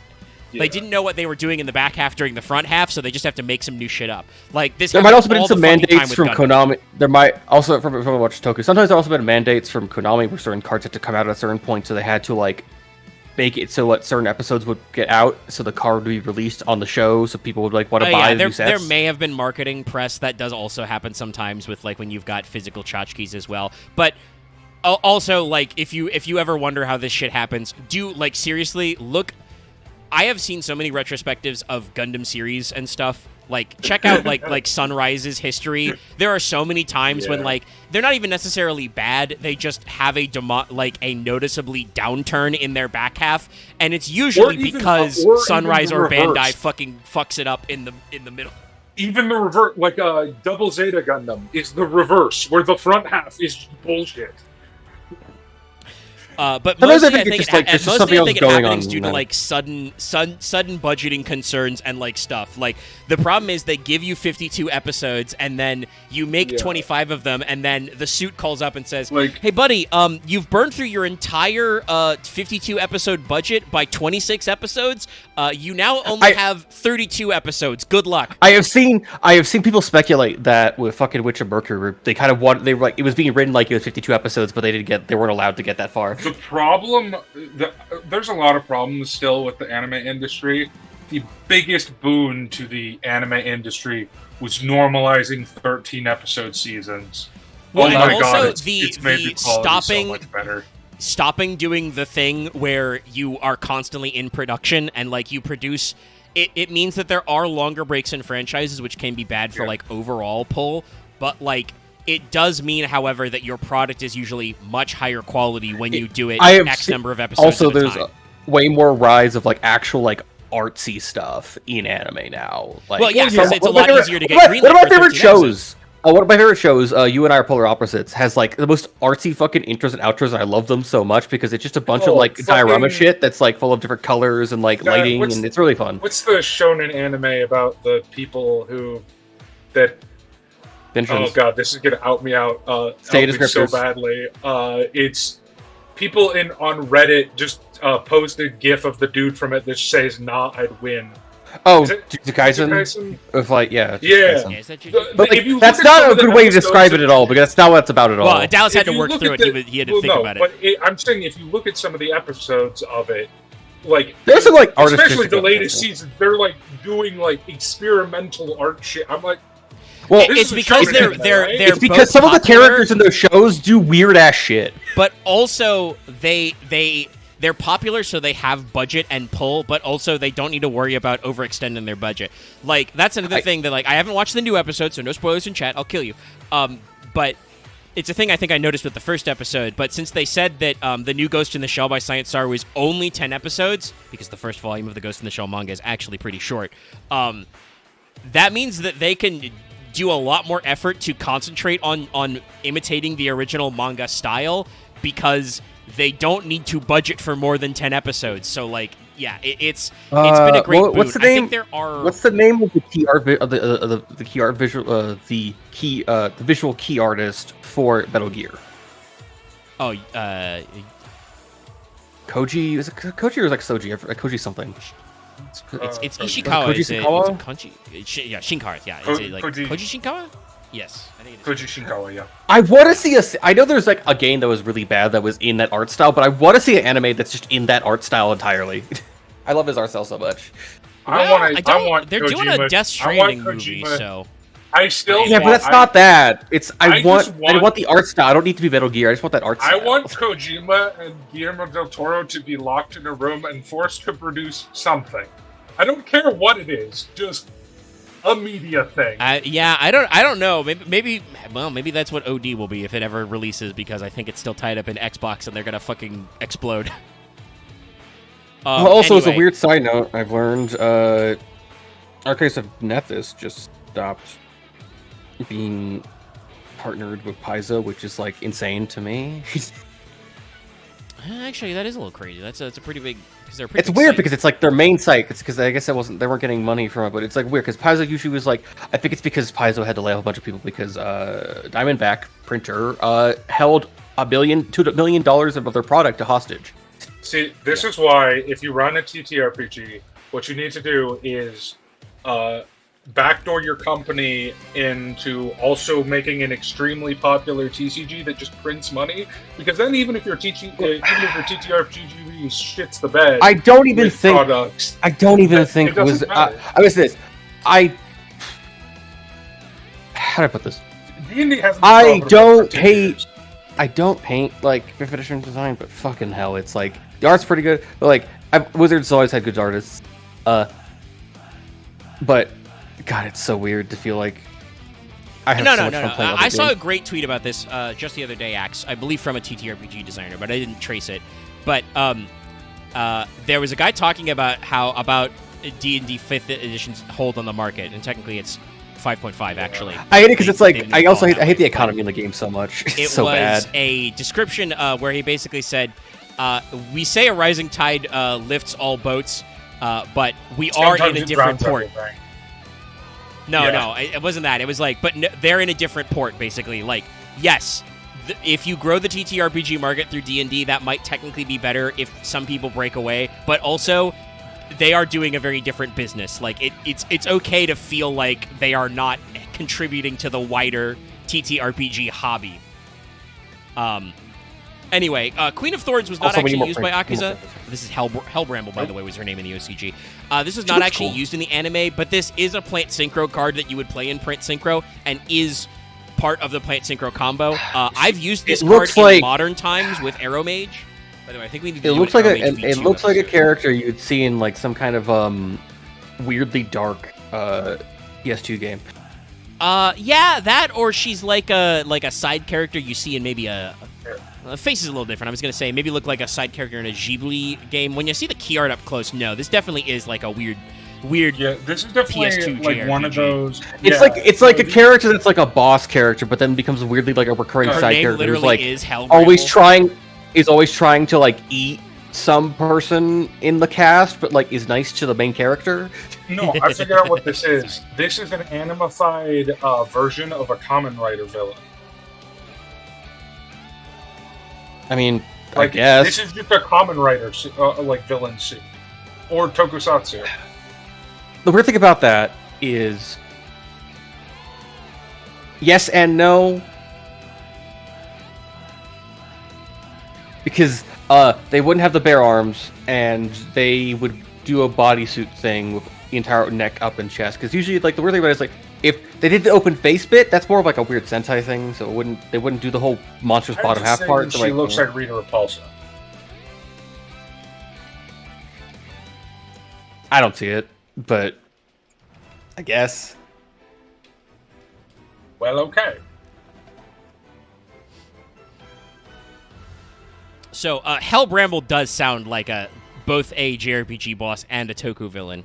They called her Queen of Thorns in the TCG. It works out. I said earlier we'd probably need to do an Arrow Mage V2 episode because I'm pretty sure we have talked about them at some point. I'll check with Marth with his list. But they added a whole like multiple waves of support we've never talked about. But I've played this card this decade, basically. Level 6 Plant Synchro, light, 2200 attack, 1800 defense, 1 tuner, 1 or more non-tuner plant monsters, so you can play it in the Akiza deck with your weird-ass tuners. Right?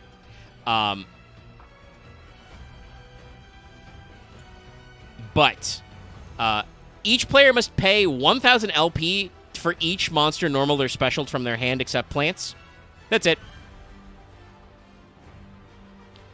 She's a whatchamacallit, a chain energy, basically. That's it. A tax plant. Like, not crippling or anything, though 1000 is pretty gnarly. It's just really fucking annoying. It means, you want to deal with her right away. I don't think I ever played her because Plant Synchro is very good at being extremely diversified. Yeah. And weirdly enough, there's not actually that much benefit for your plants to your payoffs to be plants. Yeah.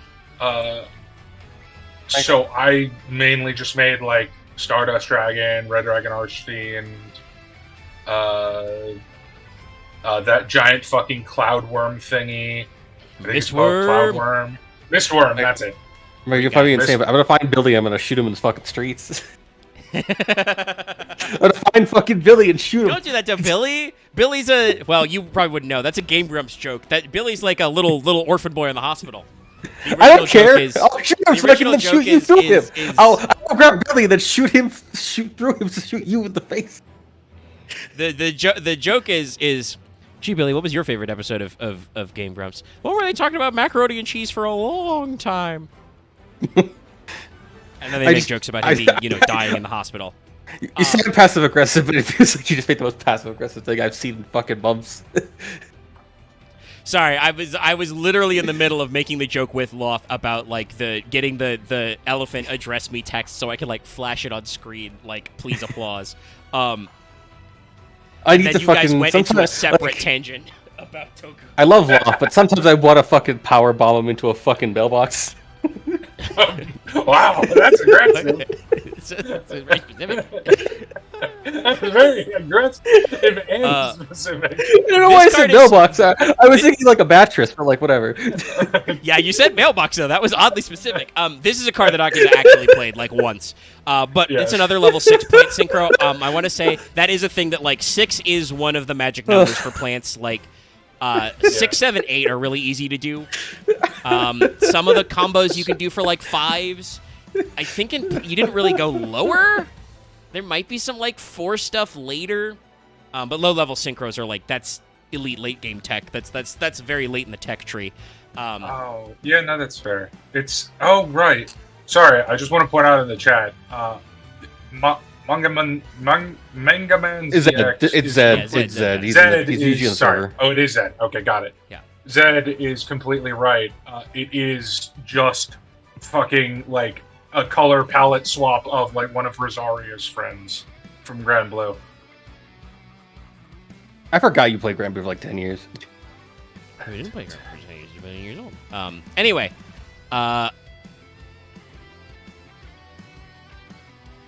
This art again, like all of Akiza stuff, just thinks about like it's just like dark, like early '90s, late '80s, like shoujo manga stuff. All of it just feels like that, which is fitting because Akiza, if she was the star of her own series, it would be like a weird '80s, '90s shoujo manga. Probably correct. It's really funny.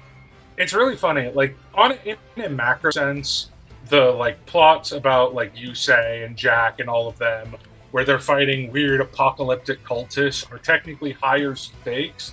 But everything to do with Akiza and the cult and like weirdly, vaguely like it's not sex trafficking, but it's kind of things of like selling teen girl. It's brain weird. shit, So which is much always more like very realistic. skeevy.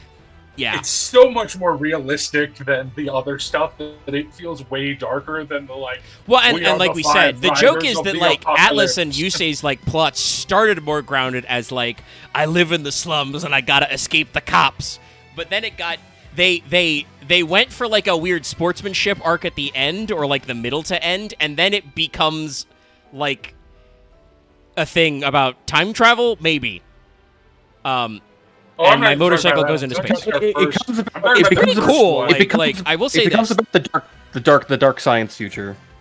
Yeah, like there's still some pretty cool visuals in late 5Ds. Like the actual summoning of the Ultimate Boy, like Quasar and stuff is like that's pretty cool. But it is also just to put it in plot perspective, it is Yusei flies, into orbit on his motorcycle while his friends all look up at the sky and hold up their symbols to be like, okay, we're not there with you physically, but we're with you metaphysically because for some reason we're stuck on the ground and you're in space. Why? Ask the writers. Anyway, this is Splendid Rose. Wind Plant 6. 2200 also 2K. the bit. Also the 1 bit. completely generic.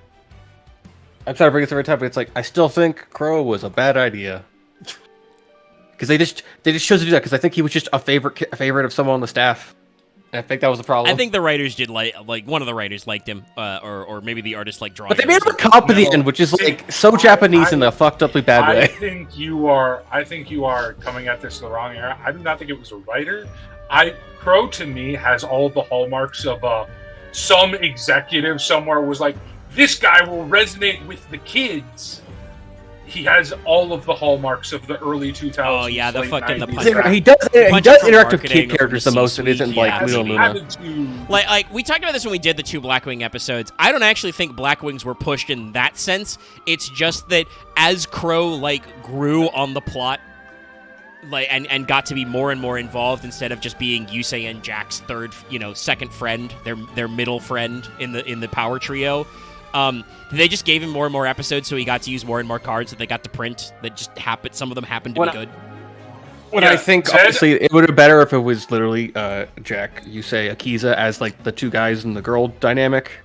I'll say this, Zed. Even though as Jack also someone had Carly as his thing to bounce off No. of. So it's like See, they you had build all a the power trio, but you don't actually want to.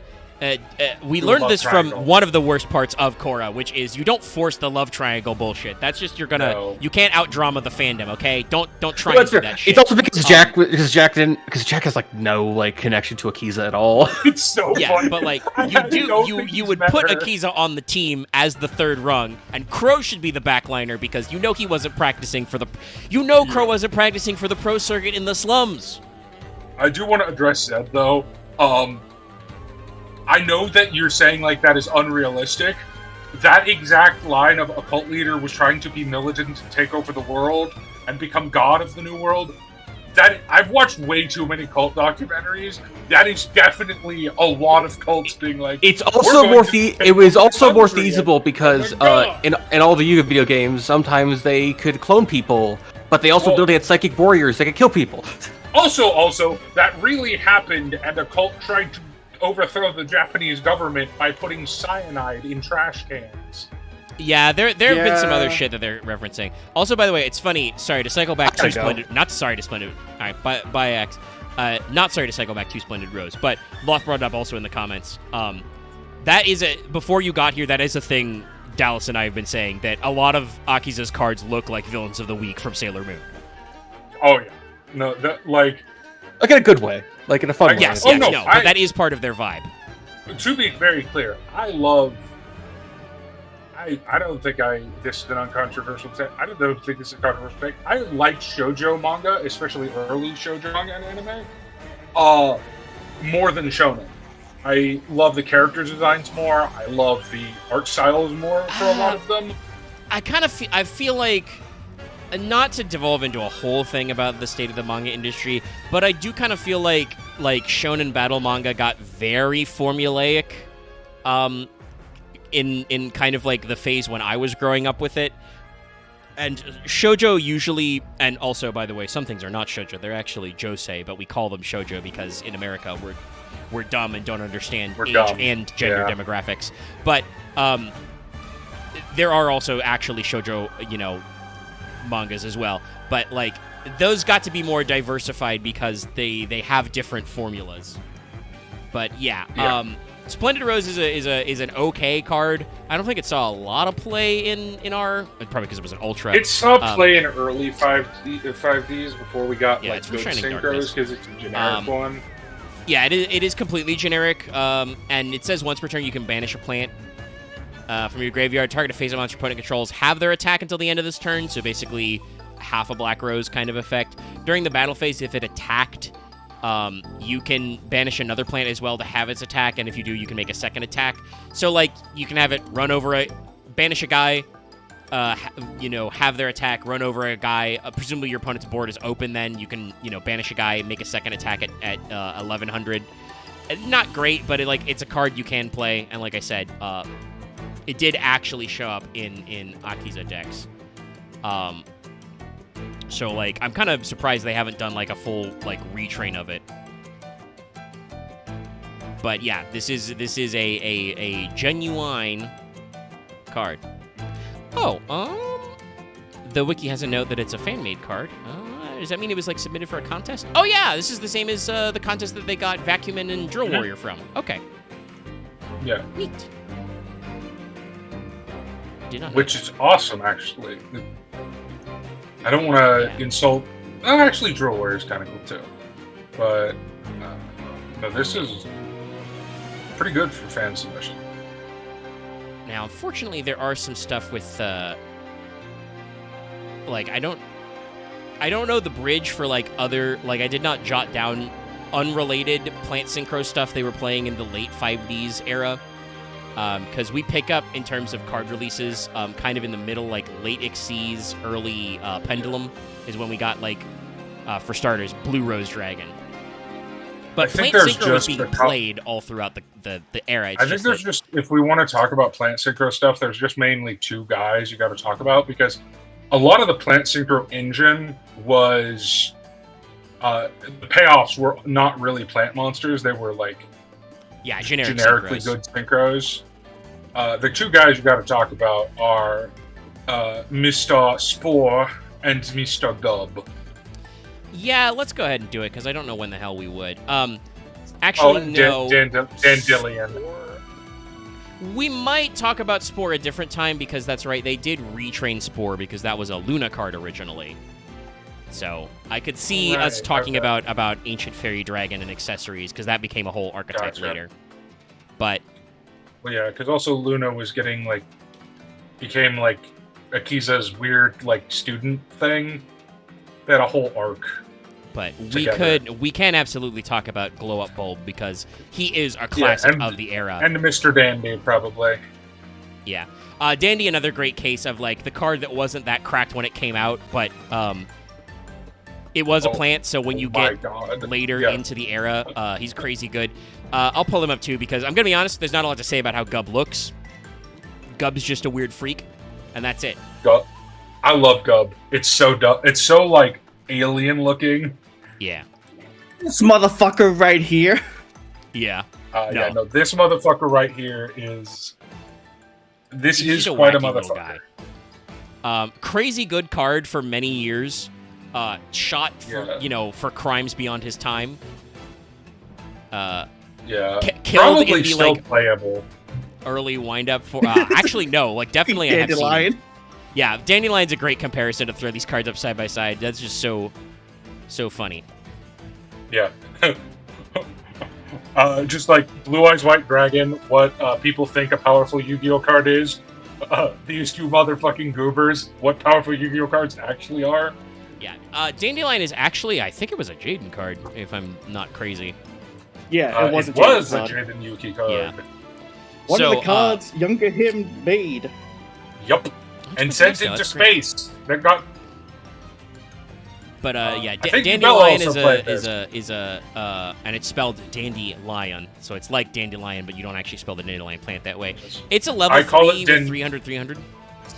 I call it Dandelion, Dandelion, because it pisses people off. You could also say it Dandelion, the OCG pronunciation. Anyway, this guy's banned. Well, I will say he's banned in most places. Still? Yes, he is forbidden in both the OCG and TCG. He is 0 points in Genesis because there are no Link monsters. So, I think there's a discussion to be had for, how that guy works. But, yeah, he's forbidden in the OCG and TCG still. He's a level 3 plant with 300. If this card's sent to the graveyard, so it is an if effect, not a when effect, you special summon 2 fluff tokens. These tokens can't be tributed for a tribute summon. That's not a once per turn. No. And that is mandatory. Yeah. If this card is sent, dead. you must special summon 2 fluff tokens. So, he needs to stay dead. Very dead. Already still really not. crazy for, like... Again, we talked about how, like, token generation wasn't super strong, but was still decently strong in the Synchro era. This is a guy who you Synchro him away, instead of being, you know... he's a level 3, he gets 2 more levels on board. Depending on what you're doing, that can be crazy for Synchro climbing. Because he just makes 2 guys, and then if you bring him back, he makes 2 more guys. Like, that's similar to, like, Level Eater shit. You know, Level Eater, another card that was strong in the Synchro era, but not broken. But when you realize that this is a non-once per turn effect to mandatorily infinitely recur 2 tokens, 1 guy becomes 2 guys, that's crazy for Link decks that can never come back. Link summoning was a mistake. Quite possibly. I'm gonna be honest, like I'll defend Pendulum to the death because I actually really think it has some really fun space to do stuff with, especially with the like alternate pendulum effects. No, yeah, I think honestly, like Konami is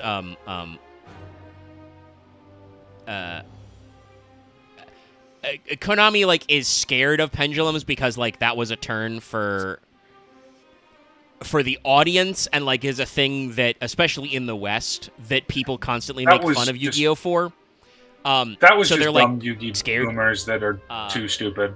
Yeah, I'm gonna be real. Links actually like have some fundamental flaws that like I genuinely think that Genesis could probably be stronger if they allowed pens in and just didn't. They banned Links. Yeah, like This was a discussion because there was some comment about it, but I am pretty sure there is no EMZ in Genesis, but I think they could adjust the rules to make it work. Genesis, by the way, had a huge turnout for their first full YCS. The only problem was that I think we're seeing now that like the Genesis team has to be a little more aggressive about pointing brand new archetypes because the top 8 was like 6 Blitzkrieg, which is like that deck is not going to be top 8 in regular Yu-Gi-Oh. By the way, I know a lot of people are cheering this guy. It's great for him to go 18-0. I'm still mad as hell. This guy went 18-0 in the World Championship qualifier with Sky Striker. I fucking hate Sky Striker. God fucking damn it. He even said it himself. It's not the deck, it's him. I'm glad that he has that level of skill. I need to go to the Konami offices and so shut the mouth of whoever loves Sky Striker so much. Please fucking stop. I actually do appreciate that because that is going 18-0 with any deck is just like it is crazy is not skill a deck high thing. That's just him. No, that guy is goated. But also, I fucking hate that it's Sky Striker. That is one of those. That deck is still playable in this. That is one of them. Brian Kibler. I'm gonna slap my dick on the table and you're gonna lose. Runs. I'm so upset that it was with Striker because that's one of those decks that I'm just like. I don't know. I'm love tired the of seeing that because that has no. To just like I said, all more power to him. I don't want to misquote his name, so I won't say it, but it was Ryan something. But yeah, like great generational win to go 18-0 overall. But like, oh my God, Striker. Yeah. Like Links do also have some of those problems, but like I said, Genesis like. That's a little unbalanced to have that many in the top 8 be all one archetype, right? Like, that's not necessarily the healthiest metagame. But it is a case where, like, I think that's easy to adjust the points to be, like, to guess that newer archetypes that are unpointed will be decently strong. It's also only one tournament, so no one's had time to adjust, so... Yeah, this is... Like, it was a really big tournament, also, so, like, it is obviously clear that Blitzkrieg is strong in Genesis for now until they do a points adjustment, but I don't know, man.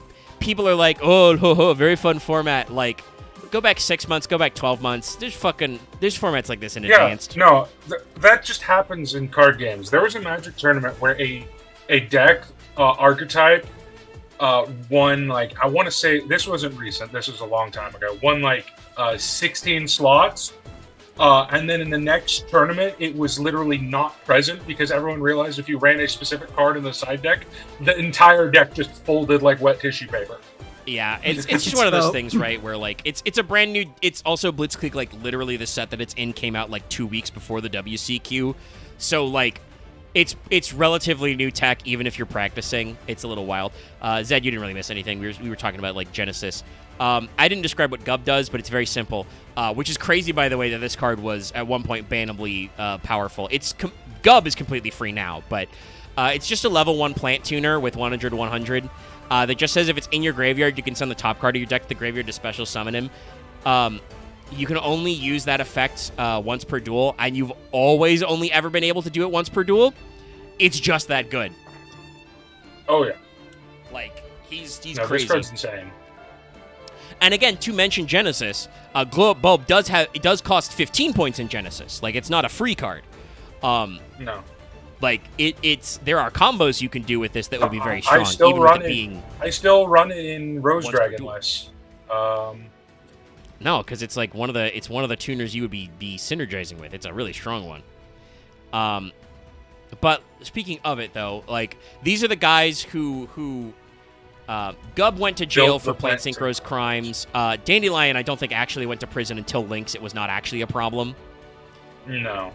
I But- think it got limited for Yeah, Plant probably. Synchro. I don't think it got banned. But we did later try and make them good. And actually, this one's like 2011. So this was like technically early. Yes. Actually, no. This is I think this is the last 5D set with Blue Rose. Yes. Look at this little guy. Goobers. The Yes. Goobers are coming. This is the last set. But this is from Extreme Victory, which is the last 5D set before Generation Force, the first Zexal set. This is the set that had Reborn Tengu in it. So this is the Tengu plant era. Yep. But our boy Blue Rose But- here is still like our first attempt to do an actual Rose Dragon. And Blue Rose Dragon is a Dark Dragon level 4 that just says, when this card on the field is destroyed and sent to graveyard, target a Black Rose or a plant in your graveyard, summon it back. Just again, out. recursion. It is a Dark Dragon, so it's not a plant, but it gives you the plant recursion in your plant deck, and it specifically tags Black Rose Dragon as well. And it is just it's a baby Black Rose Dragon, but it's blue. That's all It's it a is. goober. I love Little the guy. Rose Dragons because they're all just goobers. Yeah, they are, like, once again, a completely different art style from the rest of kind of, like, Akiza's themes, but it's okay. I don't necessarily agree. I think they're very similar to the Witch of Black Rose style, where it's just like Actually, no, you may be right. Like, they do Very kind of like the cute. big anime eyes. Like, they are kind of cutesy. Oh, boy. Yeah. They We'll are see just little more. guys. we'll see more with the like more updated ones where they get even more cutesy. Yeah. This one is kind of very much the prototype, and sadly is unplayable garbage. But No, it's too slow these days, but it's a good concept. I love him. All right. My boy. Next is a card that's from Yeah. the 5D's manga, but is a Rose card that does come up. This is... I have to take a deep breath. Fallen Angel of Roses. Rose Sorcerer, the Demon Angel. And technically this is the uncensored art, but I bet you probably couldn't tell too much with the censored art. Spoilers, I think they just removed some of the cleavage lines and they made her skirt slightly longer so you can't see her ass hanging out. That's it. Oh, this card got brought over, didn't it? Yeah, this was a tin card and got reprinted in Legendary Duelists later. It's Yeah, a that's manga card originally, but it is a plant, and it is a card you could play. She's a level 7 Earth plant, 2400 attack, 1300 defense. You can special summon this card from your hand by returning a plant monster you control to the hand, except Fallen Angel, but banish it when it leaves the field. Yeah. So it's just a big ass This plant card you can was summon. this card was sick in Xyz. Yeah, no, crazy good to for Z7 rank with. 7 plays. Yeah. I think because it's from the 5D's manga, the idea is that, like, you can recycle your funny haha plants and, like, set up for, like, big synchro plays, but I don't think you actually used it for that because it came out, like, technically in the the post 5D synchro phase, so you're thinking in different lines. Yeah. Well, the problem is there like a problem with a lot of plant cards is that Lone Fire Blossom is just too good. Yeah. Sorry. Yeah, that fucker. Hold on. Oh, Sorry. he's dying. He did mute. Get help. Well, I'm pretty sure that our next card is the other. Yeah, it's from the manga. It's the other half. So you saw the evil. Actually, I'll put them side by side. Fuck it. You got the evil Rose Woman and the good I'm Rose back. Woman. I can be your angel or your devil. Yeah. Yeah. This is the translated name is Queen Angel of Roses, but it was Queen of Rose, the stately angel. So you got fallen angel, stately angel. Aesthetically, again, we're leaning a lot harder into the shoujo manga vibes. But this is JoJo manga vibes. Like, see, we literally have the background roses. This is josei manga. Because you want to know what you're right. This is getting a little more josei. Like, we're getting close to the Utena zone. Yes, no, this is Revolutionary Girl Utena vibes. Especially the Fallen Angel Rose, who looks like she's flagellating herself. Because her eyes are bleeding, I'm pretty sure. Omega, do you remember that one boss in fucking the Dawn Trail patch content? This is Yes. that boss. Yeah. I was also thinking of that. She does look a little bit like that. The character that's based off of. Dallas, don't say yeah. You don't know what we're talking about. I don't know. I have no idea what you're talking about. I don't know if Dallas just is even agree. familiar with FF9. But it's also it's an FF9 reference. No, in Dawn okay, Trail, yes, honestly. no. Okay, then yes, no. I played FF9. It's one of my favorite FFs. I like it more Well, than then 7. you should fucking catch up and get to Dawn Trail. It's full of FF9 references. Is that why no one likes it? Yeah. Maybe. Yeah, Probably not. That's a convoluted tangent for another time. That's a deep conversation for a later podcast. Sorry. But, Didn't spark controversy, but I just was like... I mean, for us, it's not controversial because I think Loth and I both agree that like Dawn Trail wasn't really that bad. Like the base X pack, the .0, like was a little rough in the end, but I think they brought it back through the patches. Like I think 9 and 8 are the Final Fantasies I've had to defend the hardest.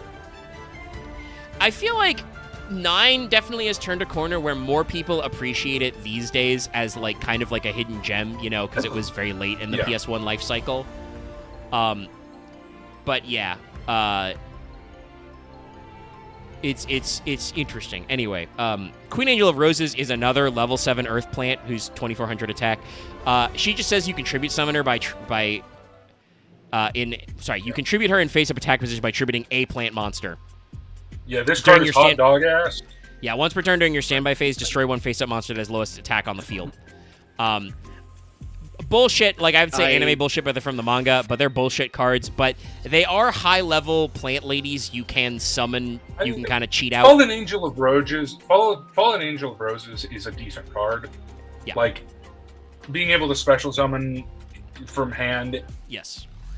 and bounce is not nothing. Recycle one of your own plant guys. Totally usable. I hate how fucking true Zed's comment in chat is that these two look like SMT demons. Yeah, kind of. Okay, sorry, I had nothing to add about the effect. My bad. Yeah. Is this okay? So this has appearances. Oh, okay. So, well, this one we definitely I gotta show you what's not as bad as. Oh, they also. I'm going to be honest. They look like Dark Souls 2 bosses, specifically 2 or Elden Ring. Because Oh God, no! I'm going to say a controversial opinion because people hate Dark Souls 2 for some reason. Elden Ring is just Dark Souls 2 too, and people don't want to admit that. I mean, I think the You thing, have hiccups, some are you of the things alright? people, I think some of the things that people don't like about Dark Souls 2 is different from the thing, like,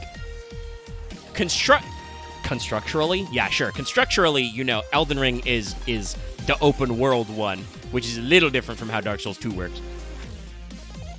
I just more mean in like themes and aesthetics and. I don't think people mind the system. themes of Dark Souls 2 as much. I think it's more just the one. Some people have the thing where they think that parts of it are just Dark Souls 1 again. But spoilers, all of them are just Dark Souls 1 again. Hey, did you know that Dark Souls is just Demon Souls again? Is just Dark Souls 1 again. Yes, I know. Like, it's very funny that I think that was the vibe, and then people just realized that everything is actually it's always just Dark Souls again, Yes, which is that's the also point of already the game. just Demon Souls The again. point of the game is that everything is a side narrative. Yeah. No, like I said, I'm just quoting what I've seen people say about it. Like, I think it wasn't as popular because people were like, oh, this is kind of, some of this is just the same, and then some of it's different for no reason.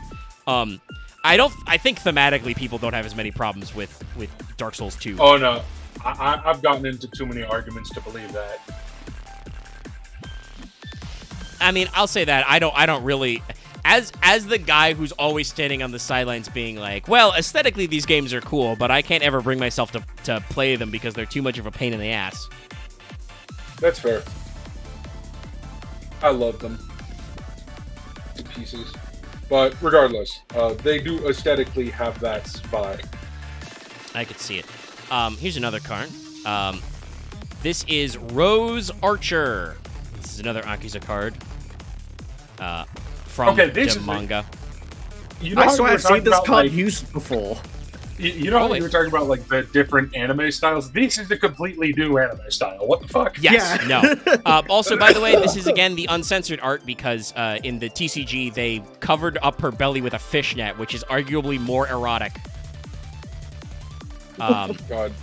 But yeah, bare tummy. But yes, no, you are absolutely That correct, is- Dallas. This is yet again another completely different anime art style. That is my favorite censoring gimmick. The like, we got to cover her up, but we still got to use sexy clothing to make her sexy. So it ends up making the art more sexy. Like, it's I so mean, funny when that happens. Dallas, it could be weirder. It could be like how they censored bathwater in Sailor Moon for the English stuff. They just made it red.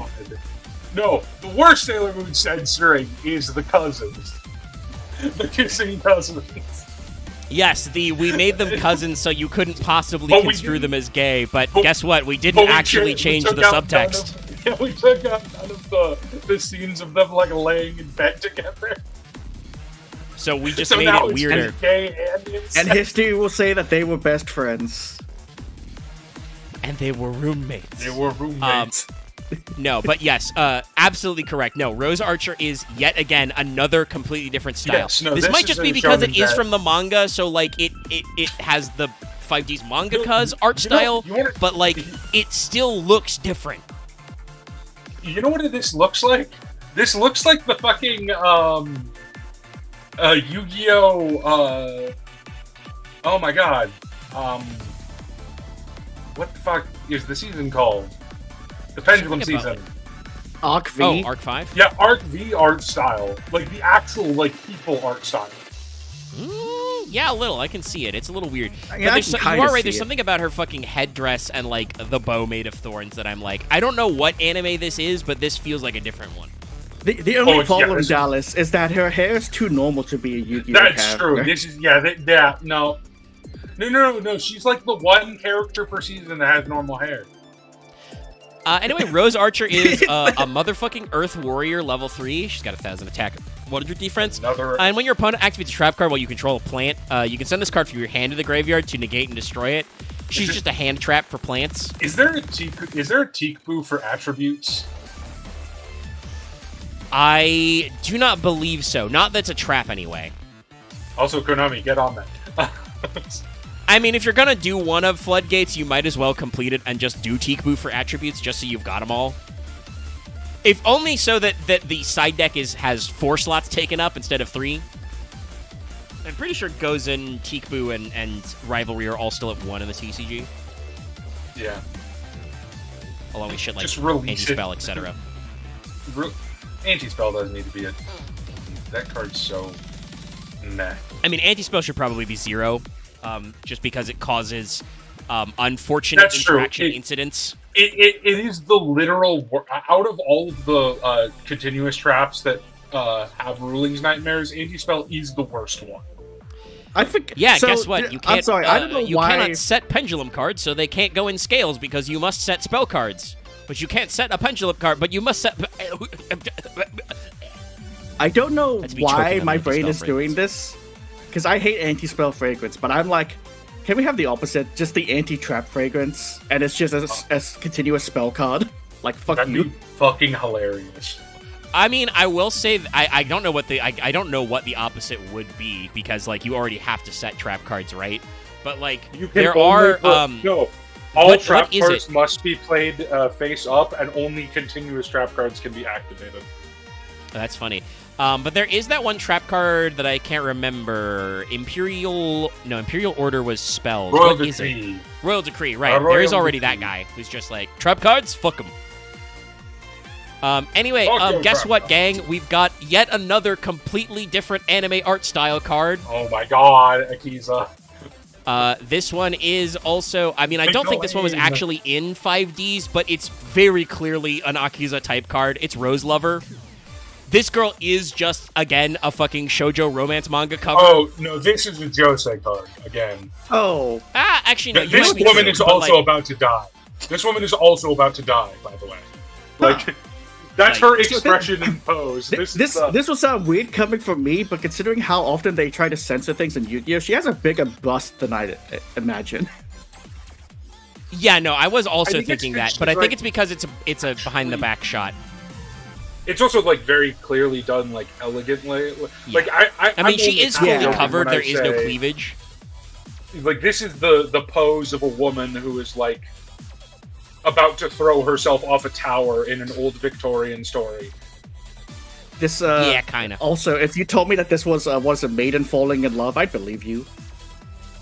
No, this is Rose Lover. So guess what? We've Yeah, this card. I love this. is card. from like 2015. Konami's finally figured out this is a level 1 plant. Yep.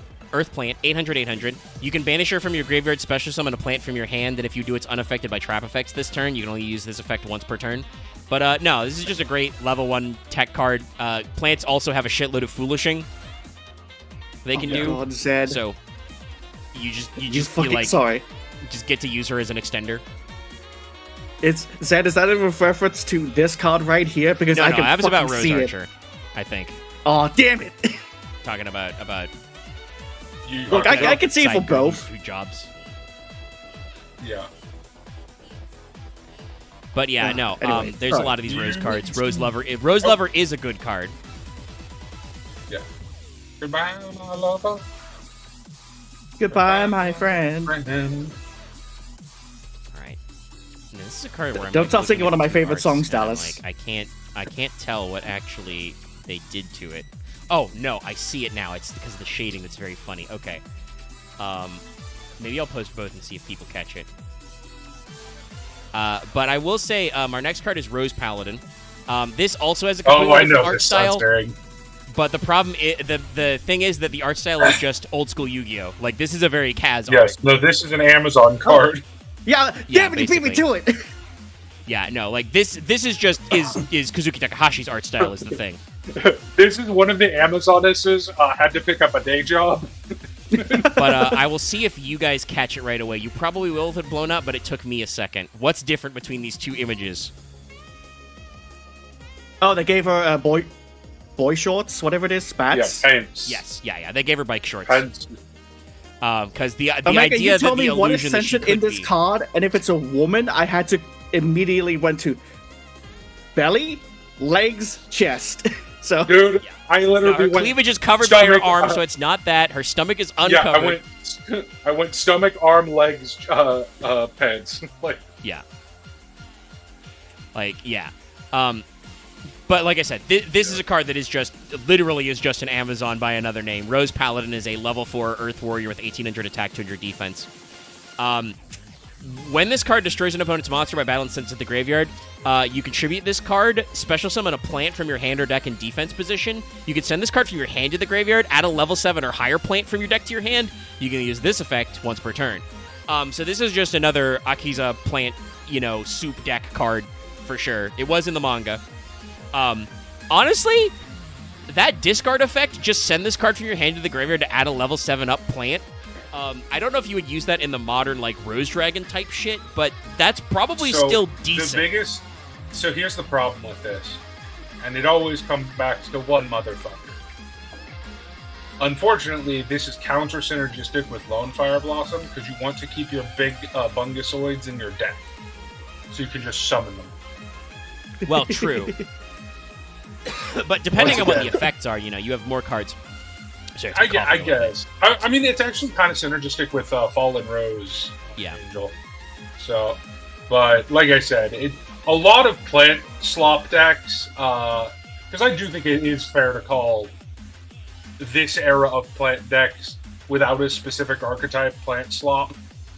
That is just the modern parlance. Like, what would you... The old school, like, the 1990s way of saying would be plant tribal, but that doesn't quite, like, roll off the tongue like plant slop does. And you and I both agree, Dallas, that, like, the slop thing has become incredibly overused, but it is a four-letter word that is pretty punchy. The one that... I have a new least favorite word like slop. Slop is fine to me now. If I ever figure out the motherfucker who started using LARP the way people are using I knew LARP it. I knew it would be LARPer. I do also hate it because it's the way I've heard it from several internet old heads like myself is the word poser was right there. Yeah. Like, the slop thing is one thing because while people overuse the word, they at least slop meant what slop is, which is just random bits of things thrown together. LARP you just pushed it through a sausage maker. But yeah, no, like, it's not even the correct for LARP. Go ahead, Law. Two things. One, I don't know why it was right there. People just didn't go, plant tribal, you mean just a garden? Yeah. Just call it that. I mean, vegetable soup works too. That's great, actually. And secondly, there have been so many instances recently of people just using words so much that it just isn't what it's meant to be anymore. Like, I understand most slang. Like, I hang out on communities a lot where I'm a little older than the target demographic. It's usually like... You mean like your work? Early 20... No, not that young. I mean like early 20s, early 20-year-olds. Generally sports stuff. Like basketball. Sports so I get a lot of earlier slang. Well, basketball specifically, I think skews younger.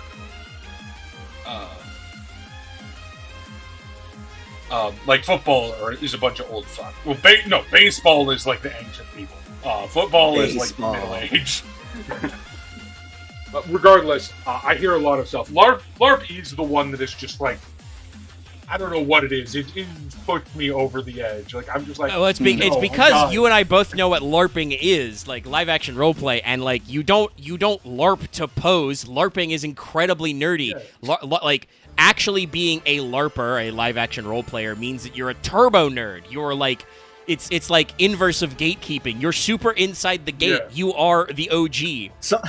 Someone inserts that one guy tossing tennis balls. Fireball. Yeah, like, and that's obviously like that's a crack that's about LARPing. That's like is pretty overused. Yes, it was. It was lightning bolt, fireball, sleep, sleep.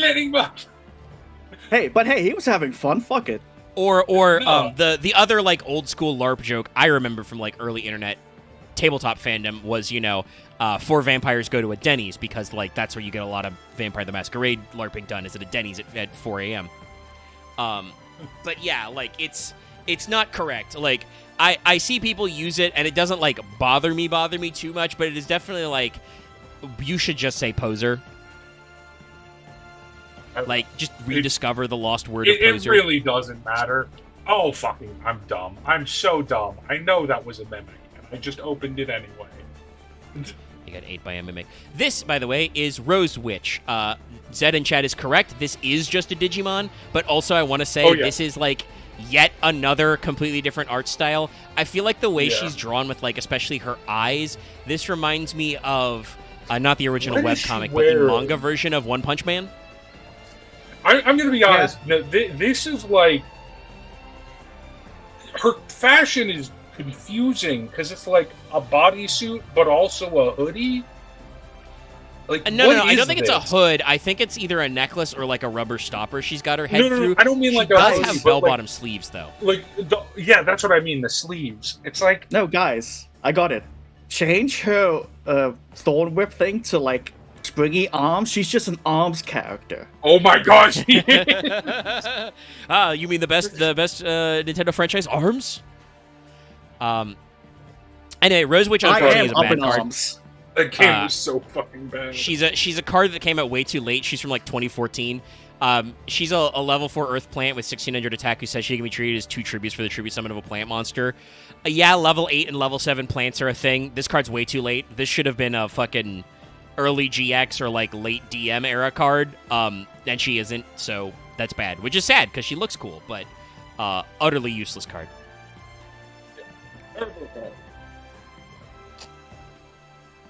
But we also got the manga version of Black Rose Moonlight, which also is I feel like kind of unlike some of the other guys. Black Rose Moonlight is definitely just Black Rose. Like, it's literally just Black Rose, but we backlit it.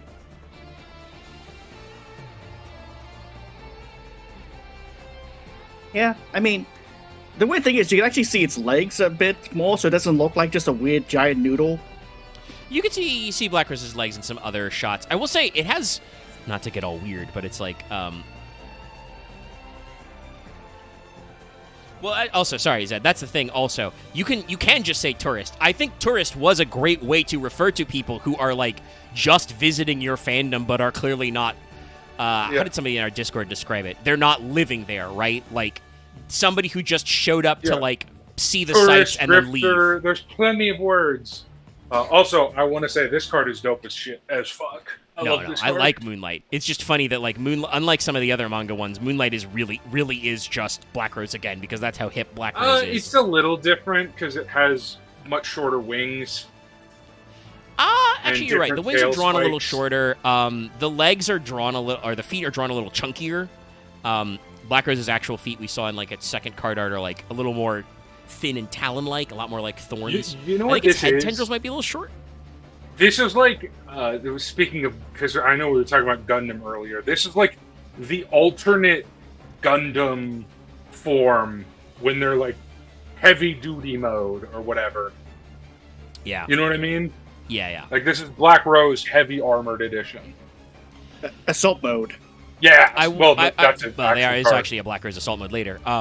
We should probably. I'll bring that art but I'm just saying. up again when we get back there. But I also want to throw out there. I think the TCG did not cook as hard on the names.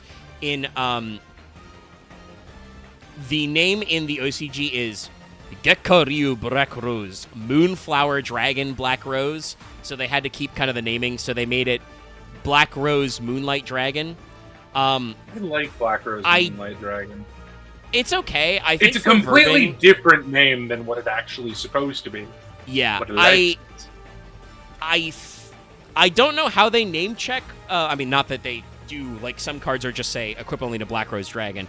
Like, they don't say a Black Rose Dragon monster. But, like, I think they could have, in the TCG, written this card's name differently to make it work better for that. Like, it could have been Moonlight Black Rose Dragon. Or I would even accept, like, I think it could have been Black Rose Moonflower Dragon. That might be a little too much peace and love. But, like, you know, Gekkoryu Black Rose. Like, that's a decent name. Moonlight Dragon is still pretty alright. It's not the worst localization choice, shall we say. As we poked fun it at could be a lot later name. worse. But Black Rose Moonlight Dragon is literally just Black Rose Dragon, but light. But it has a different effect, obviously. It is still completely generic. If this card is special summoned or a level 5 or higher monster special summoned to your opponent's field, target a monster, one special summon monster your opponent controls, return it to the hand. You can only use this effect once per turn. So, obviously, the original Black Rose, very powerful card. Blow up the board, come back, do that old stuff. Moonlight, also crazy powerful card for completely different reasons. No, this card is slept on a lot, I think. Yeah. Because it's not. Oh, this motherfucker! I cannot tell, chat, how many Master Duel decks when I make sevens this one specifically ends up in that regular Black Rose doesn't, because I'm not playing a deck that recovers from blowing itself up. Yeah. Like, no, I love this card. yeah, this is a great card. No, do not, if you can make sevens, do not sleep on Black Rose Moonlight Dragon. Again, keep in mind, this is a once per turn. If this card is specialed, or your opponent specials a level 5 or higher monster, if you realize your opponent is playing monsters with levels, this can be so annoying to just be like, oh, hey, nice guy you special summoned. Put him back.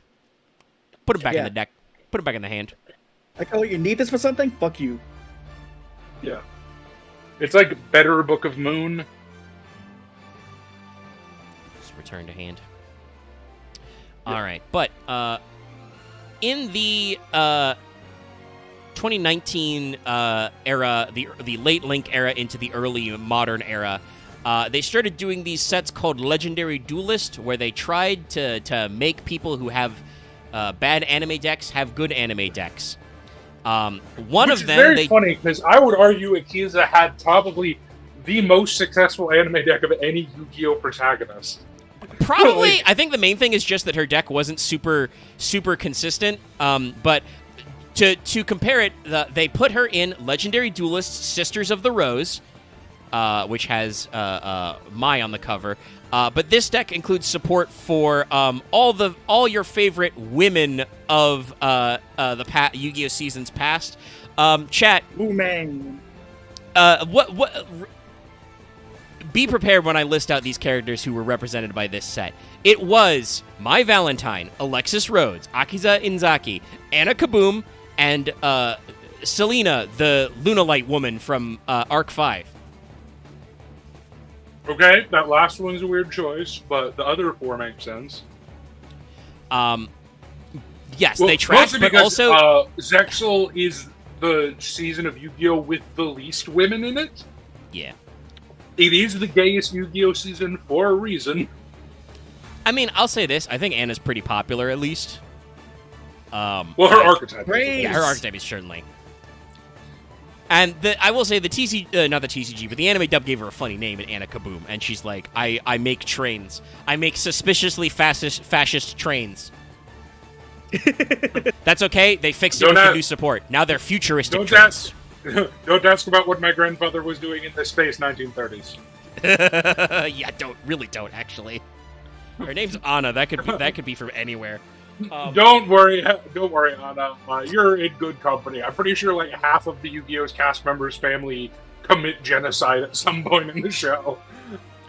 I mean, honestly, if you think like back in Duel Monsters. First of all, Yugi's grandpa, huge sex pest. Actually, genuinely shit would not fly today.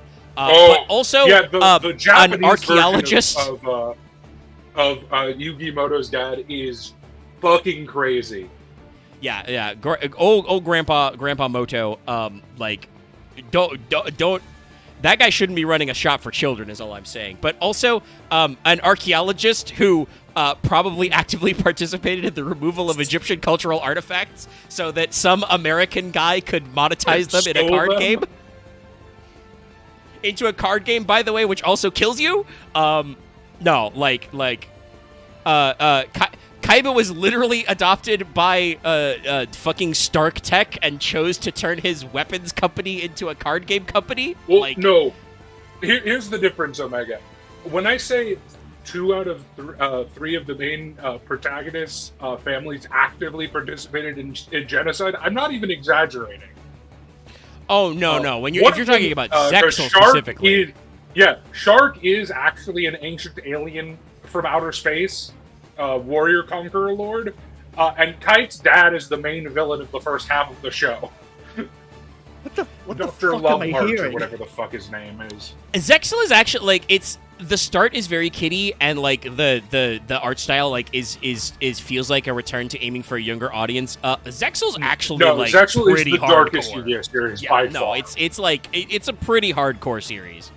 So I'm getting the vibes of you look at Dallas would get this. I'm making Kamen Rider Gaim, which is Fruit Samurai stuff. This would be easy, and then it's because it's written by Urobuchi, it's one of the most hardcore seasons. But what I want to say is, this set is crazy because, first of all, it's where Liebe is from, but also cards like Urgent Schedule were printed in it, Bullet Train.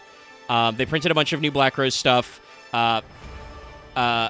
They reprinted the Cyber Angels that matter, and added some new cards like Izana, and did not try to fix Alexis's other cards. Printed new Harpies. Like, it's very funny that like this is a very powerful set. The new Luna Lights included Saber Dancer, Emerald Bird, Yellow Martin, Serenade Dance, shit like that. Like, very strong cards and good reprints. But the joke I was making when I listed all those people is, Chad, I want you to think about their win-loss ratio. Not good. Which I think Akiza and Mai have the best, and most of Mai's are off-screen, though, is the problem. Like, Mai's on-screen record is pretty bad. Akiza doesn't get to do anything, unfortunately. Akiza is in a decent number. If judging by the appearance of certain cards, she's in at least like 10 duels. I presume that her win-loss ratio is pretty okay, unlike some other character. But yeah, no, it's very funny to see these stitched together. Anyway, our first member of this new support is this thing, which is kind of hearkening again to like Witch of the Black Rose's art style here. But this is Dark Rose Fairy. No, see, I actually see the Rose Fairy connection. Because it has those fucking I'm gonna eat you eyes. She does. That's also true. Like, I think we're trying to like get the art style a little more consistent. Bit of a weird comment. Is this a fucking Trap Tricks card in disguise? No, because this is a fairy. But definitely I can see what you mean by that. Yeah, this is a fairy, not a plant. Unlike Rose Fairy, which was a plant. But yeah, this is another kind of like, it's similar to a couple of other art styles, but is still like in the ballpark. No, now Zed is definitely correct. This is definitely a Rose and Maiden. Oh no, yeah. But this is a Dark Fairy level 2, injured attack 1,000 defense. If a Tuna is special summoned, except during the damage step, you can special summon this card from your hand. This card's in your graveyard. You can send a card from your hand or field to the graveyard, place it on the top or bottom of your deck. You use each effect once per turn. It's just free extension. The main reason why you don't see this more... This card is ass because it's a fairy. That's I was going to say, problem. The reason why you don't see this card more is because there is no Rose archetype searcher. There is nothing that connects cards that have Rose in their name together, because as I mentioned earlier, there are a shitload of Rose cards we're not talking about because they have nothing to do with Rose Dragons. And so this card is not useful at all. It's a cool concept. It feels like a card Akiza would have played in the anime or manga. That's not good enough. Like, it's a cool free extender, but it doesn't do anything. Yeah, it comes down to the fact that, unlike a lot of these archetypes at the time, but yeah, this deck was actually good. Just looking at my ads. So we don't have to settle for bullshit like this. Yeah. Like, it's a card that, like, is a cool in concept, but you don't need it. It doesn't make the cut in the deck because you can just play other extenders. Right? Like, you can play other better cards. Thinking about it, for the most part, other than Harpies and Cyber Angels at the time, obviously this pack made Cyber Angels, like, good. Yeah, like, I think, like, these Benten were and actually Daikini really already existed, but Izaten was pretty good. These were actually really heavy-hitting teams. Like, Lunalight's great. Trains all the great. Lunalight stuff was great. The Train stuff was good. Great. Great reprints. Cyber really Angels obviously were pretty good. And... Harpy was a little weak, but all the Harpy cards that were in this set are played in trying to make Harpy good. The problem with Harpy is just that they didn't... It took them too long to engineer a payoff to Harpy, which was Cyber Slash Lady, the synchro monster that it's not a synchro. If it makes the Harpy players feel better, you were good in Duel Links. True and real. They'll remember Mai's original archetype and do another run. It's just unfortunate because Amazon's got some support because of, like, they were also in later series. But yeah, Cyber Angels were pretty strong. Clearly, they need to do an Amazon support duelist pack with that tiger that Bastion fucked. They need to just I mean, go even they hand, have which is done like several waves of Amazon-esque support, which are about tiger, like baby tiger into liger into like Kaiserin, Augusta, other shit like that. Like they keep coming up with new tames. Yeah, wow, I fucked up nerms and tames, terms and names. They need to do like a new Amazonas tiger or liger, whatever it is, except it has Bastion's hair just to really fuck with people. That'd be very funny. No, Also, do this like motherfucker Amazon? is adorable. Look at this. Do Amazon-esque surf, and it's just how Bastion looked after he fucked that tiger, where his jacket is askew and his hair's all fucked up.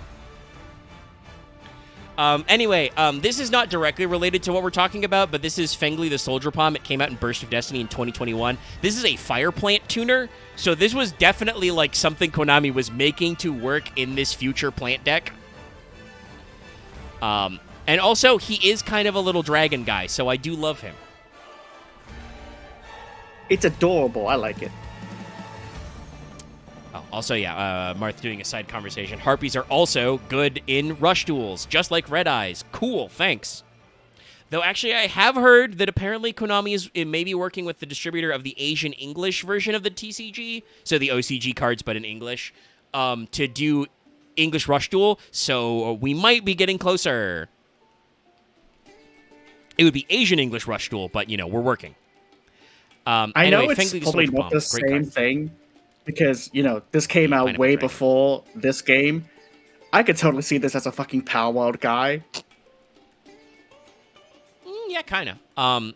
He is kind of in that zone. He's not quite a Pokemon or Digimon, I think, but a Power World pal he could be.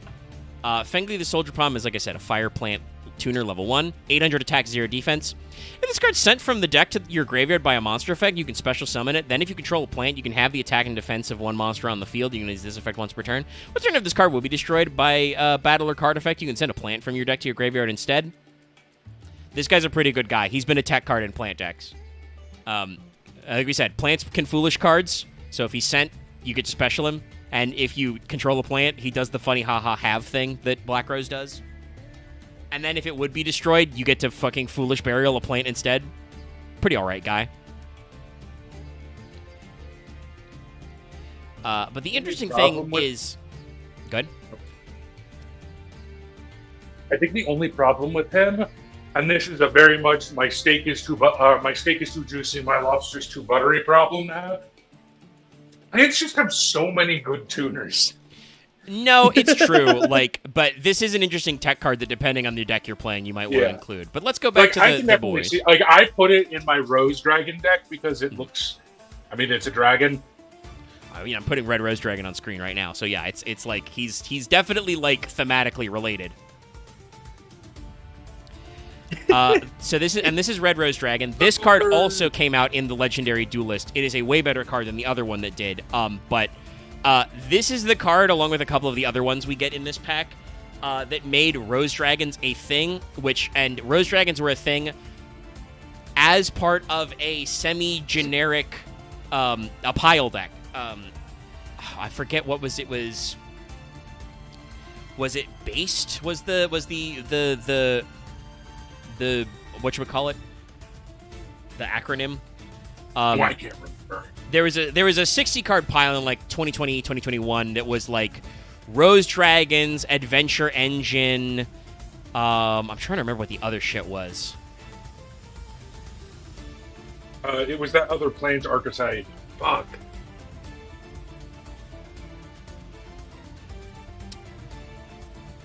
There's a lot of stuff in there. I know it's a weird comment, but this feels weird to me because this guy is a quadruped as opposed to whatever Blue Rose had going on. With little wings, yeah. Biped.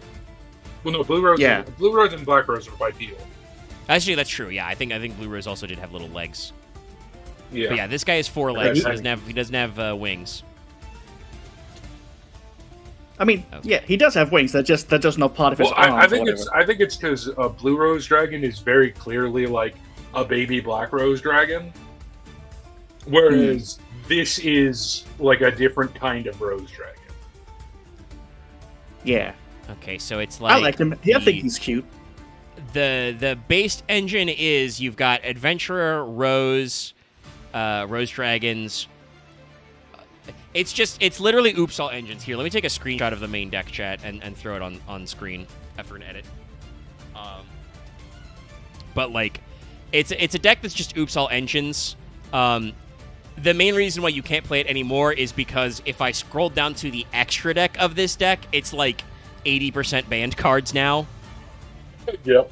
Because it's playing like all the generic synchro negates and other shit like that. Good news! While we were talking, I finished all the fucking pavilion quests in FGO before the reset. That's good. That's good because the maintenance is soon. But Soon, yeah, let me. TM. And the Wanted is primed, by the way, chat. It's locked and loaded. You can watch it right now on Patreon or wait until maintenance tonight. But yeah, I don't remember why it was called. Sorry, that did not. Are you drunk, Paint? Hello? That was not the correct. That was my whole screen grab. There we go. So this is the based main deck. So it's. I think the D is Destiny Hero because it's got the fucking DPE engine in there. You're playing Small World. You've got Adventure. You've got the fucking Magician Soul Illusion of Chaos line. You're playing like 20 fucking hand traps. You know. Yeah. No, this deck is the slop prime. Yeah. Can I just... I hate this. If I was to come across someone playing this in person, I just leave. No. This is. I know. Or I won't say people are against it, but I don't think I've ever gotten anybody agree with me. This is the kind of deck that I think that if you saw this list, if you just went like, yeah, I give up, I'm going home, I don't want to play against this shit. Like, there are some people who are like, no, you should play it's no sportsmanship, but like, no, there are decks where I see somebody play and I'm just like, nah, man, I don't need this. I'm gonna go to the vending machine and get a Coke, man. Hey, here we go. Yeah. No. I forgot I have a gift for this.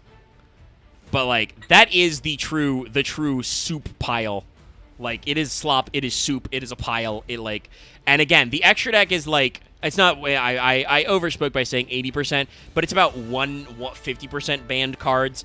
The extra deck is DPE, Barone, Chaos Ruler, Boral End, Yazi, Shooting Star Dragon, Herald of Arclight, Cupid Pitch, Access Code, Auroradon, Dahark, Dagda. Hauk, because Hauk was still legal, Verte, because Verte was still legal, and Monk of the Tenyi. Just a who's who gallery of fuckboys in the year 2021. Yeah, no, that sounds like fucking hell. Just awful extra deck. So that's why you can't play this deck anymore. Like, it's because the generic power cards in the extra you played are gone. But yeah, Red Rose became part of a soup as a dragon tuner, which it is. This is a Dark Dragon tuner level 3. It's supposed to go with the other Rose Dragons that are 4s mostly. 1,000 attack, 1,800 defense. If this card is sent to the graveyard as Synchro material, you can special summon a Rose Dragon from your hand or deck, except Red Rose Dragon. And if it is used specifically for a Synchro summon of Black Rose Dragon or a plant Synchro, you can add Frozen Rose or Blooming of the Darkest Rose from your deck to your hand. Those are spell traps we will look at later. You can use this effect once per turn. Yippee! There's nothing like... There's nothing broken about Red Rose in its own, just that when you Synchro it, it immediately replaces itself with a new guy. And that's it. Remind me, Omega, which of these Rose Dragons, which one was banned or like limited? Because I'm pretty sure all of them got hit, didn't one of them did definitely get limited for like one format. I'm pretty sure. Marth will double check me, but I'm pretty sure one of them was limited for one format. It was either Red Rose or like White Rose. Like one of them. One of them got limited. Yeah, I think if one of them got limited. It was probably White. But yeah, I think one of them got limited like super late into their life cycle, also, and then it came back like immediately. We do have an intermediary card though. We have yet people another... were like, "Yeah, no, this wasn't." Yes, good. It was Red Rose. It was Red Rose. Yeah, Red Rose got limited for a little bit. Okay. Yeah. This card has one of my favorite like what the fuck arts is it? Because I play this. Okay. Card. Thank you, Dallas. I had the exact this same art thought about is so fucking funny. Like this fairy is clearly blitzed out of her fucking mind on the best push of her life. Like To me, it just looks like that face doesn't belong on that small of a frame. Oh. No, this fairy is high as shit. Come smell the flowers, they say. That's okay. God, Konami in 2020 was on something different. This card art is edited. They raised it they raised the line of her brassiere very slightly. I don't know why. So it doesn't look like a weird point nipple thing. Anyway, this was a 2020 card. This is an Eternity code. This is their first crack at plant support. But this is Rose Girl. This card's hilarious. She's not actually in the anime or manga, but again, this is the most Akiza coded card of the universe. Again, this is Akiza's college phase.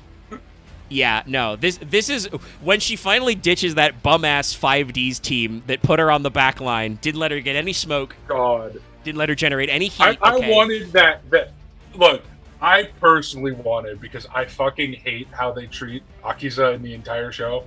I wanted that ending scene where Yusei like goes out on his motorcycle and confesses to her. I wanted him to be like, "You've ignored me for like 5 months. Fuck off."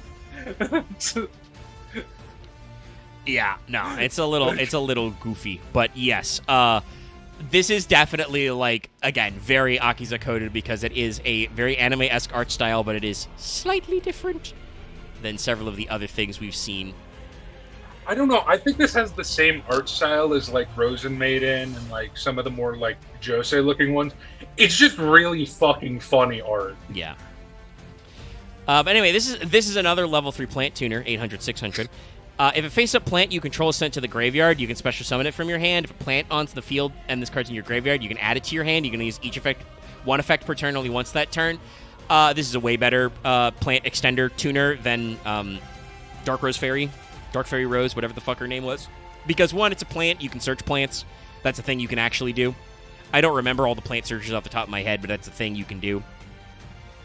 And also, we went through that whole thing with like Fengli the Soldier Palm and several other cards. You can also Foolish Burial Plants, and this card has the ability to add itself back from your graveyard.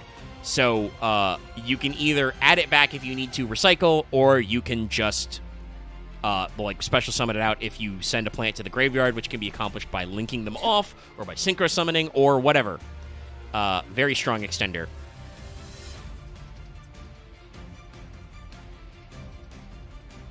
Yeah. But next up, the other one we mentioned, Witch Rose. White Rose Dragon. Which is, we're going back to being a biped, but we're weird because, like, I feel like White Roses, I know they're still petals, but they're, like, more bird-like. But also, White Rose Dragon has hooves. Why do you have hooves? Yep. What are you doing? Because, also, you can tell it's a girl dragon because it has eyelash. Yeah, it has an eyelash. It has tertiary sexual characteristics. I do appreciate the weird way, like, I think they've done this with the other Rose Dragons, like the weird, like the rose thorn texture for the body of the Rose so Dragons. Yes. It's really, really neat. Also, and cool. the backdrops for all the Rose Dragons, like, they're esoteric, but they're also really good because they have, like, the petals and then, like, a stained glass effect kind of behind them. It's pretty good. And they're pretty poppin'. This thing's weird, like, color, like it's opening up, like, oh, it's so nice. It's so neat. I don't know what you would call it. It's like the equivalent of like biomechanical, but plants. Yeah, like it's metal but plant. Yeah. Anyway, this card is really great, and this one was a little bit later. It was a V-Jump promo, probably to promote, you know, some of the packs they were doing, but was brought over in like Savage Strike and Legendary Duelist Season 2 as like a bonus import card. This is a card that I think makes the future of this deck work. So White Rose Dragon is a Dark Dragon level 4 with 1200 attack and 1000 defense. When this card is normal summoned, you can special summon a Rose Dragon from your hand or graveyard, except White Rose, and then you use each of the following effects once per turn. If you control a Dragon Tuner or a Plant Tuner, you can special summon this card from your hand. So if you are using Red Rose or any other guy. And if this card is sent to the graveyard as Synchro material, you can send one level 4 or higher plant from your deck to the graveyard. It does that thing we talked about where you foolish. So yeah, no, this card is very good and is the beginning of actually attempting to bridge the Rose Dragon stuff, Yes, which this admittedly is they only did a little bit. This is where the deck started. But yes, of this Rose is Dragons. starting to make Rose Dragons a deck because it is actually doing something that, like, it gives you a reason to play both dragons and plants. Also, during the Vrains pack, they gave them a link to. I don't think they really needed to. But it does help, and it is seen in decks still because it is good for this deck. This is Cross Rose Dragon. Again, the art's, like, killer.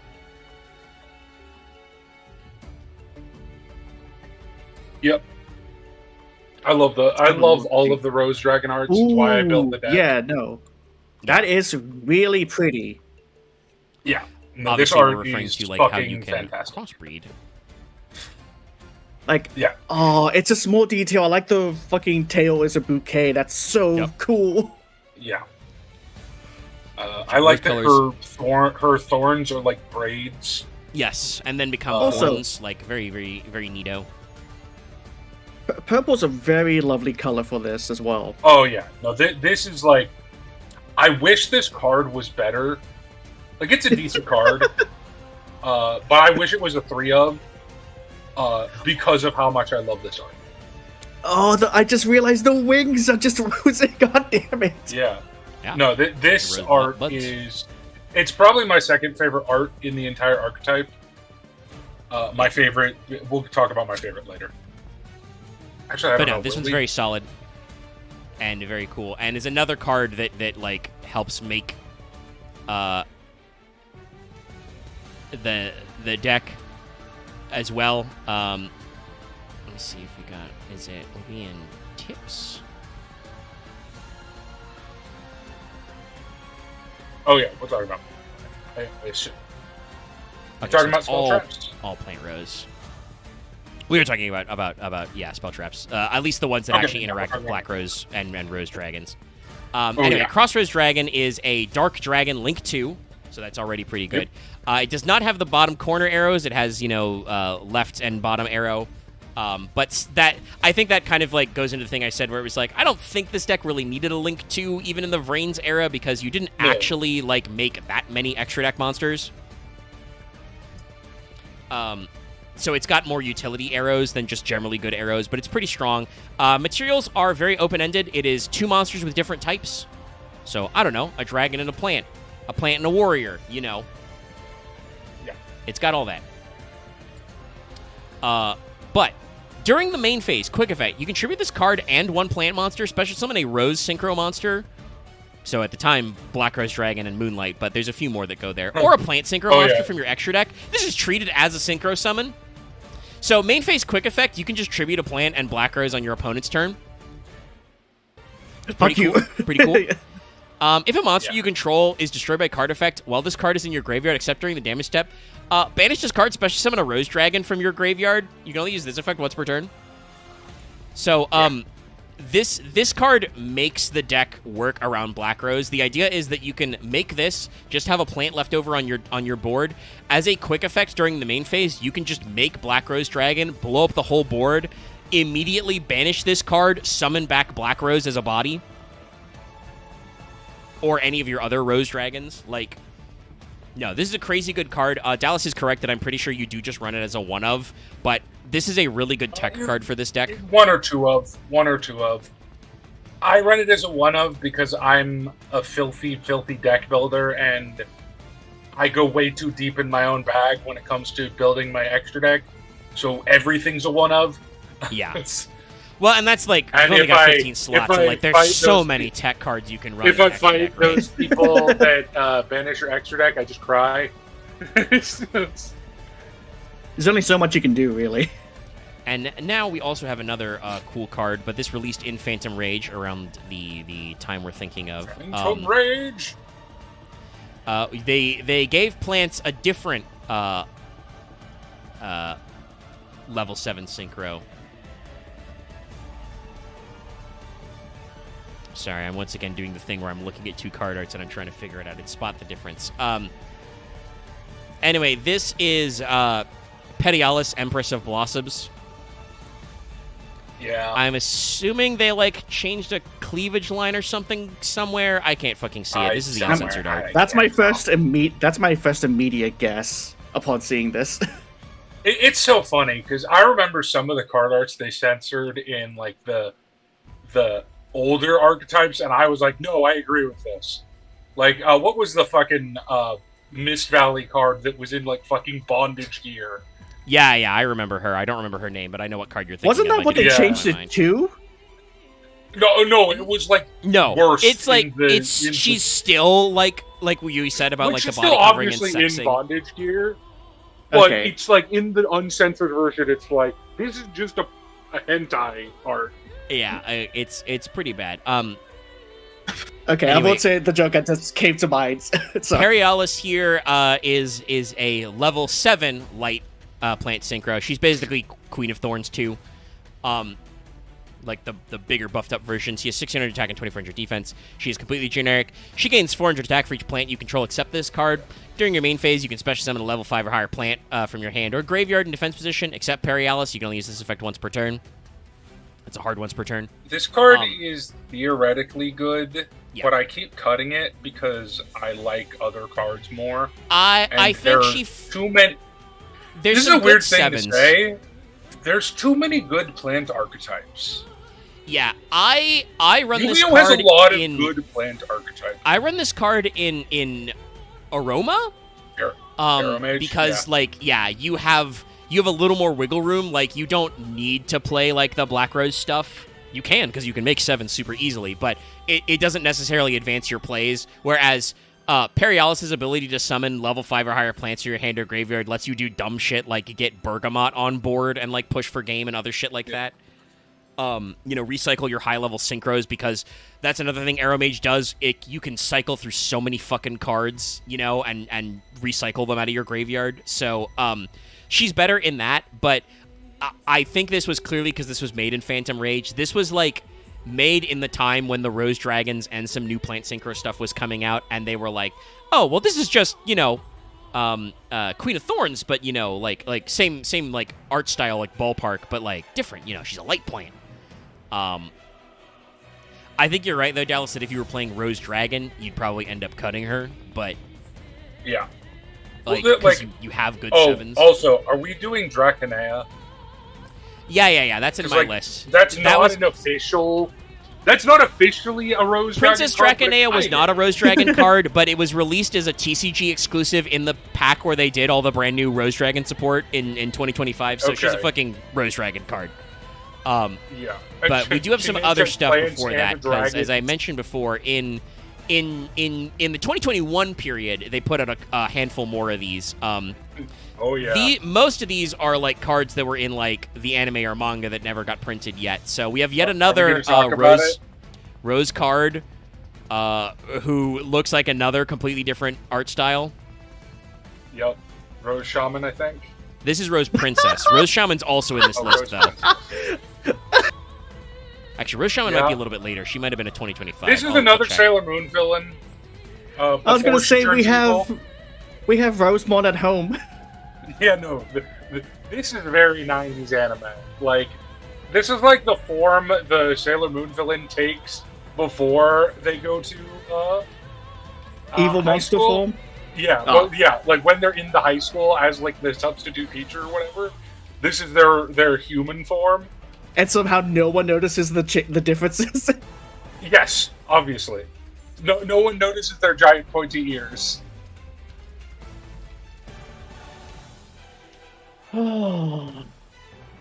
Yeah, no, like very funny. But yes, this is yet another card that like you can clearly tell like what art style they're going for. This is in a premium pack. They released it in King's Court, which was just an anime deck catch-all, which is very funny. There's actually quite a few Rose cards in King's Court. Very clown shoes set. But they reprinted this in the Legendary 5Ds decks, which are pretty good. Also, the Legendary 5Ds decks is, 3 decks? Yeah. Very nice of them to do Yusei Akiza Crow. And they gave Yusei some new support. The Crow and Akiza stuff are just all reprints, but they're good. Jack Atlas already, I think, was scheduled for a standalone structure deck, so they didn't need to do that. Luna and Leo get fucked. I mean, does Luna even have an archetype? Yes, they gave her an archetype, but it's Dallas. We will have to talk about her cards at some point, but her archetype is so weird. It's light. I think it's the way they do it is a light. Oh, is it plant beast something? Like, it's so weird. I remember. It's like Spore and the lion guy. Her and entire thing is she hated dueling. Yeah, but they gave her like a whole. They did give her and Ancient Fairy Dragon when they like eroded it to actually be like a hard once and stuff and brought it back. Like, they did actually give her a whole support archetype, but it doesn't name check anything. And I don't even think they thought to be like cards that mention Ancient Fairy Dragon. They're just like summon a light, a light monster that I think it's either like not a dragon or not a fairy or something, or not. 5 Ds is really the worst handled ensemble cast ever. They gave themselves way too many. Some of them name check Light Beast, but not all of them because they did do a Spore retrain that's like a light plant. It's weird. There's weird stuff.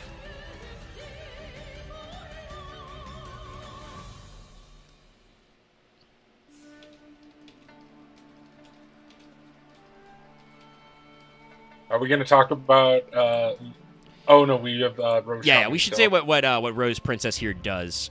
This is another one also. Actually, I forgot. I should have showed you the uncensored art. This one actually you can understand what it was, which is just she is in the manga and it's just she has it's a ballroom dress, so like the décolletage she has there is very tasteful, but in the original manga art style, she breasted boobily. That's it. Yeah. I mean, like I get it. Weirdly enough, it's actually more fanciful, the censored art. Like, it looks more like, aha, I'm high class. This is just a pretty normal ball gown, like with this cut. Yeah. Anyway, she's a level Luna 3 plant. is in no under in. Luna is okay. She's not the most worthless Yu-Gi-Oh character because there are some pretty bad ones, but she might be the worst, the most least important character in all of Yu-Gi-Oh. The character who's supposed to be the most important but does the least shit. Yeah, I think that's probably true. Yeah. Because there's fucking Yuma's high school friends who are fucking worthless. Wow, I mean, also there are some useless ass members of the Yugi crew. Fucking Tristan, like, does nothing. After she got her eye surgery, we tried to shoehorn Joey's sister in there, but also didn't give her any shit to do, which sucks because like that could be cool, but that's okay. They always Mokuba. hate Mokuba, I'll give a slight passive only because he starts getting more dripped out as the timeline goes on. Like his redesign in Dark Side of Dimensions is pretty cool, and he doesn't duel. At least with GX, they're still in this. Well, Chumley literally got kicked out of this. Never mind. Most of them, other than Chumley, are still in the school, just around, doing their own thing. Chumley was quote-unquote kicked out, but that's because he left to do... He got hired by Pegasus. Yeah. He got a real job. Yeah. But also, that's the thing I want to say, right? Like, GX does, like, cycle through the cast a lot, but very few of them are actually important. Most of them are just students who happen to know people. Like, I think most of the guys who get the keys they gotta guard are, like, still involved. Manga Tristan and Joey are two of the most hilariously weird characters ever. They killed 2 Special Forces members. Yeah. Because Kaiba hired Special Forces mercenaries to murder. Tristan and Joey are canonically super good at airsoft, but for real. At laser tag, but you die. Joey beat the tar out of Bandit Keith. That's the thing that's very funny about Yu-Gi-Oh! Like, you look at the proportions, like they're all like high school. He's like 15. They're like high school freshmen, but Yugi is like, baby mode. But like Joey and Tristan are drawn so tall. Joey and Tristan are sophomores. Oh, are they? Are they a year up? Yeah, I can they're a see year that. I can older see than Yugi. I believe Taya is also. That could make sense. That's a little funny that Yugi doesn't have anybody in his age bracket then, but like it's still pretty funny that like it's just 1 year of extra high school and they're like Giga and Swolenated. They have the I might anime- also be wrong because it might be that Chapter 0 is set when they're freshmen and Yu-Gi-Oh! Proper is when they're set as sophomores. So that also could. that could also be a year time skip. Yeah, I don't know. Because Yugi did murder like 8 people. Yeah. But like Yugi killed so many people. Yeah, the front half of the manga is very dark. But still. Yeah. Well, nobody knew that for a long time in the manga. Is the problem. My favorite Like one nobody being, realized what was up with hey, Dark Yugi for a little bit. My personal favorite being, hey bitch, set yourself on fire. No, in the middle of a fucking restaurant. Yeah, I know. There's some the original manga's like real killer, very very funny. But Rose Princess says if only your opponent controls a monster, you can special summon it from your hand. If summoned this way, you can treat it as, or you do treat it as a tuner. You only special summon once per turn this way. You can discard her and add White Rose Cloister from your deck to your hand. We will talk about that later, but White Rose Cloister was the first field spell they tried to make to actually give us an archetypal field spell. She's okay. Yeah, You know, she's a cyber dragon that becomes a tuner. It's all right. She's not the strongest, but she is a manga card they're adapting, so it's okay. I don't think she makes the cut now just because you don't need any help with level 3 tuners, okay? And plants, you don't. You have so many good tuners in this archetype already and generic ones later. Like, it's fine. I have to post this because the fact that this is a Yu-Gi-Oh! Manga panel is so fucking funny. Sorry, our next Rose Dragon is Rock's Rose Dragon, and I didn't Yes, realize my it's, favorite. 6 My legs. favorite. Yes, my No, favorite. I of understand. the This is a dragons. good art. Yeah. Of the baby dragons. I think Crossroads might be my favorite. Yeah. But of the baby dragons, Rox is my favorite. Yeah. So no, this is another one. I think technically they probably made this one because this was Lightning Overdrive in 2021. This may have been made because they limited Red Rose, because this is another level 3 tuner, or they may have just decided you need another level 3 tuner. You know. Yeah. Again, no, this was my made steak before too juicy, my lobster too buttery. That is plant synchro in a fucking nutshell. Yeah. I don't know how to build this deck because I have too many options. Because there's also just a bunch of actual good plant archetypes I can steal shit from. And also, but you're also playing dragon tuners, which is a whole nother thing that's super well supported, right? Like, there's so many options here. You play them less, obviously, but it is one of those things where, like we said, you could have played the base, the 60-card pile, which is none of the plant shit and all of the Rose Dragon stuff, because Like, you can play Rika, you can play Ragnarika, you can play Ragnarika shit, my favorite. I'm a little... let me just say this. I'll never forgive Doug Z for talking down on Ragnarika, being like, they don't have a win con. Ragnarika is such a fun little tri-type, and I only hope that Konami continues to not necessarily print more Ragnarikas specifically, though I wouldn't mind it. They're a super cool archetype. Chat, I'll do Ragnarika next week. Don't you fucking at me. I fucking love Ragnarika. That deck slaps. No, Ragnarika. I don't think I've ever built a pure Ragnarika deck, but I definitely have on multiple because I like plants and insects and reptiles. Ragnarika is like the tri-brigade of plant, archetype. insect, reptile. There's not enough of them to play them as a completely pure deck, but they're a really good engine if you're playing plants and insect already. Yeah, it's like, I'm building this Predaplant deck. I could throw a Ragnarika engine in here. Yeah, get some building this get some summons, what's that? It'll just work. Black-white snake archetype. Ogdoadic. Yeah, I'm building an Ogdoadic deck. I could throw Ragnarika shit in here.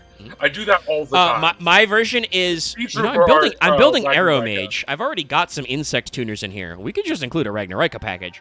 Like, yeah, I do that all the time. Like, no, the fucking they're Stag great. Beetle Ragnarika is like one of my most played Link monsters. No, there's some crazy good shit in there. Like, I love Ragnarikas. Yeah. Like it's very funny. I do understand what Doug means in a sense of like in a limited sense. Ragnarok is kind of the bad. rarity might be a little skewed. It's just one of those things where like it's the classic what if, obviously, like you can't build a logical fallacy on the what if, but in that Saga episode, Doug picked a different pack that wasn't, I don't remember exactly what it was, but it Doug wasn't really so, that much better than Ragnarika, and he got dog-ass pulls anyway. Is this fair to say? I don't want to be too mean to Doug, because obviously I've never played Yu-Gi-Oh! Limited in a serious context. Doug is kind of fucking awful at Limited. Yes, I think Doug is really good at setting up Limited. rules of Limited series. I think his adjustments to the latest season of Saga and what he's talking about for the next ones are, like, good. Like, he's got a good eye for constructing series and rules to make fun games. Yes, no. He does not have the right brain for Limited sometimes. Like, Yeah, no. he constantly forgets exactly the what his problem cards do and just is- kind of, like, vibes through them. I feel And like is not a great also- judge of decks. Of his little friend group, the Wonky Men, he's by far the worst, and it's very noticeable. He has the worst record in Master Saga, which is funny. But yeah, like Farfa is weirdly creative, which makes the whole Master Chef bit hilarious to me. Yeah. Because I do think he's probably one of the more. when he It's tried, not always it was good, but he's creative. when he tried, he could make some good decks. The problem was that just like I don't know if it was just like Farfa has ADHD. This is known. I don't know if he just like didn't focus or like it tweaked his brain to like that some of the prompts were so vague and like stuff. I also do think that like I'll be real. I think Farfa's a little petty sometimes. I think he's petty with his friends, and it's funny. The problem is that he's also a content guy, so it like spins out of proportion. It does. But like, I also think that like Farfa was upset that the guys ragged on him for just doing. He thought it was funny to just do a bunch of dumb food jokes in episode 1, and he didn't think their decks were funnier than his, so he just hilarious. he just stuck to it. His guns way longer than he needed to. I thought the sandwich joke was fucking hilarious. The I thought it sandwich was part too. was okay. It's just like all the other stuff he was mad about. But like, Yeah.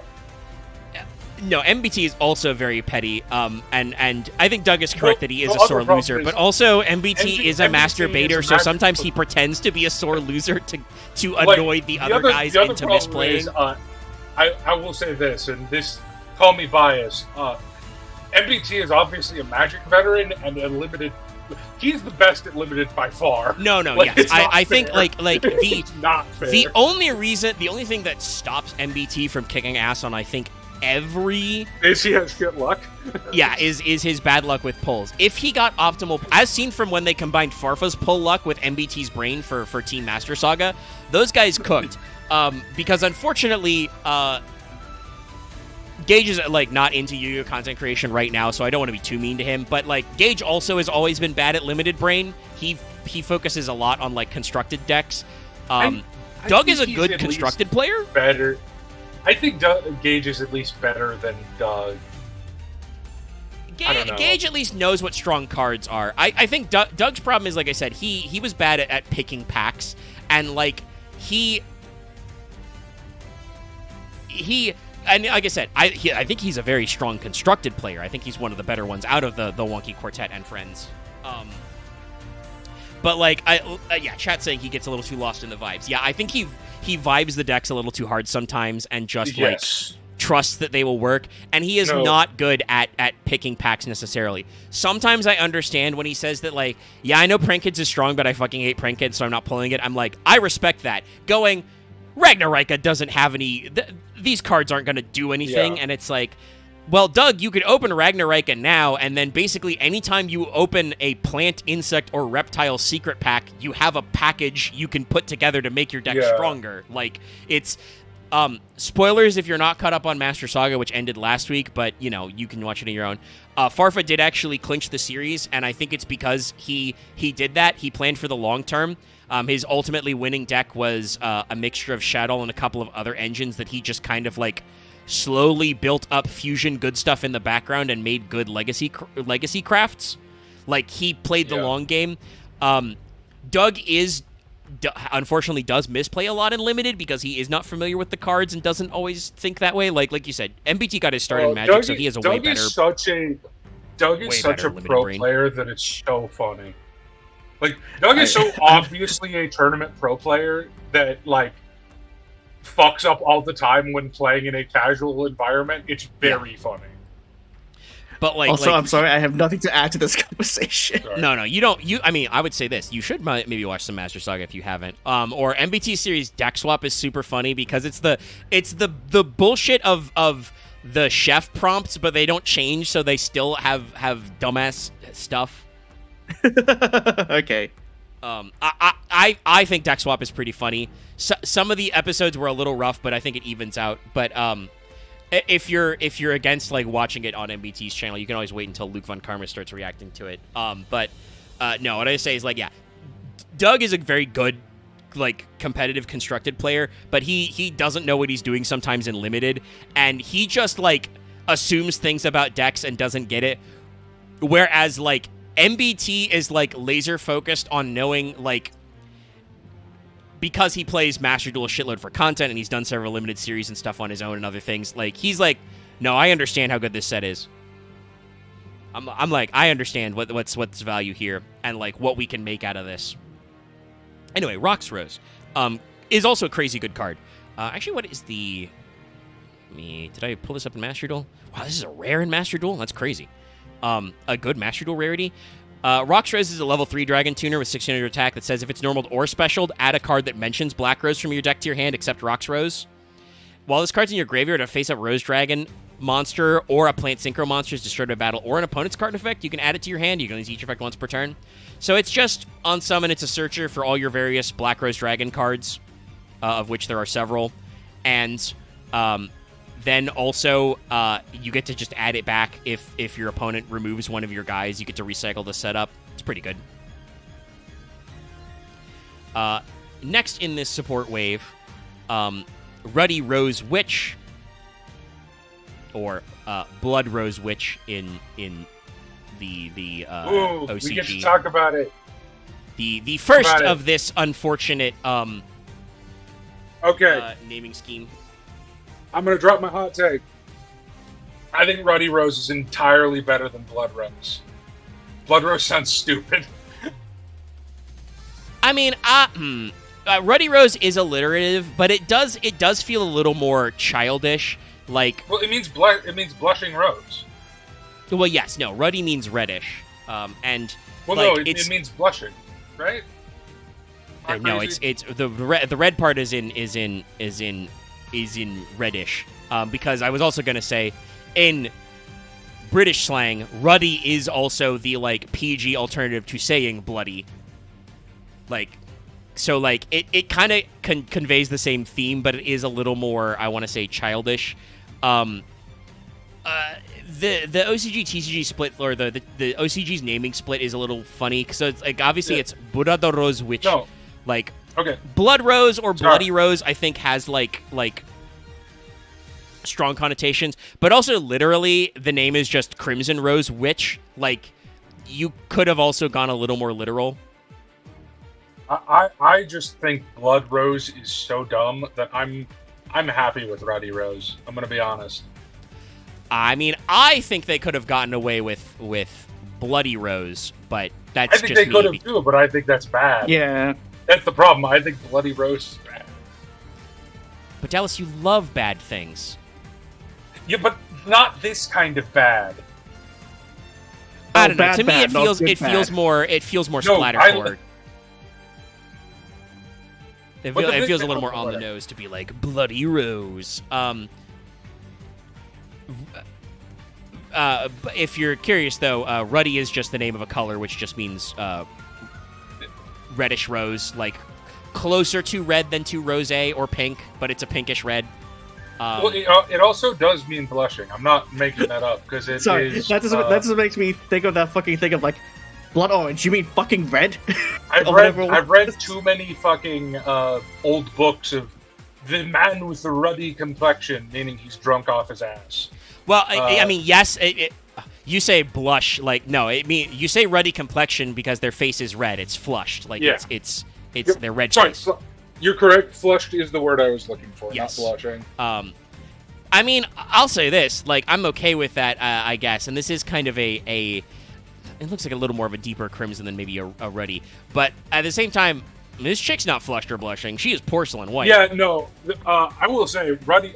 It's funny we're arguing with it on this card. This is the one that I think least justifies Ruddy as the. The Ruddy problem Rose is that Dragon, both Ruddy of them Rose are Dragon called to me Blood looks like Rose. Ruddy Rose. Blood Rose X. So it's Blood Rose Dragon Yeah. became Ruddy Rose Dragon. Blood Rose Witch became Ruddy Rose Witch. I It's an odd one. Feel like I 100% feel like they localized Ruddy Rose Dragon first because it looks like a Ruddy Rose color, and Probably. then we're stuck with having to do that to the other two. Yeah, and also comes up like I probably would have just gone with Crimson Rose in this case to indicate that Crimson it's Rose like would have it is been a better. red. It is a deep red colored rose, but it's not red. It's not Red Rose Witch. Assuming you couldn't just get would away have with been like Blood Rose 100% Witch. Crimson would have been better. And that is I'm a just- literal I- translation of the OCG name, but I'm not as mad about Ruddy Rose Dragon. It's just one of those things that is funny because, like, It's very funny. speaking of, MBT and Farfa, there were a lot of jokes of, like, Ruddy Rose Dragon, like... Well, that's because Farfa's British, unfortunately. He has that condition. I believe technically Go he's- Argentina. he's Scottish. But that is from the United Kingdom for now. The currently United Yeah. Kingdom. Anyway, Ruddy Rose is which is another good card. It came out Lightning Overdrive, of course it's good. This is a level 1 light plant tuner, 800 attack, 1700 defense, and yes, this is a plant. We've again unstuck this a little. You can tribute her to add Witch of the Black Rose from your hand, and if you do, take a level 3 or lower plant from your deck and place it on top.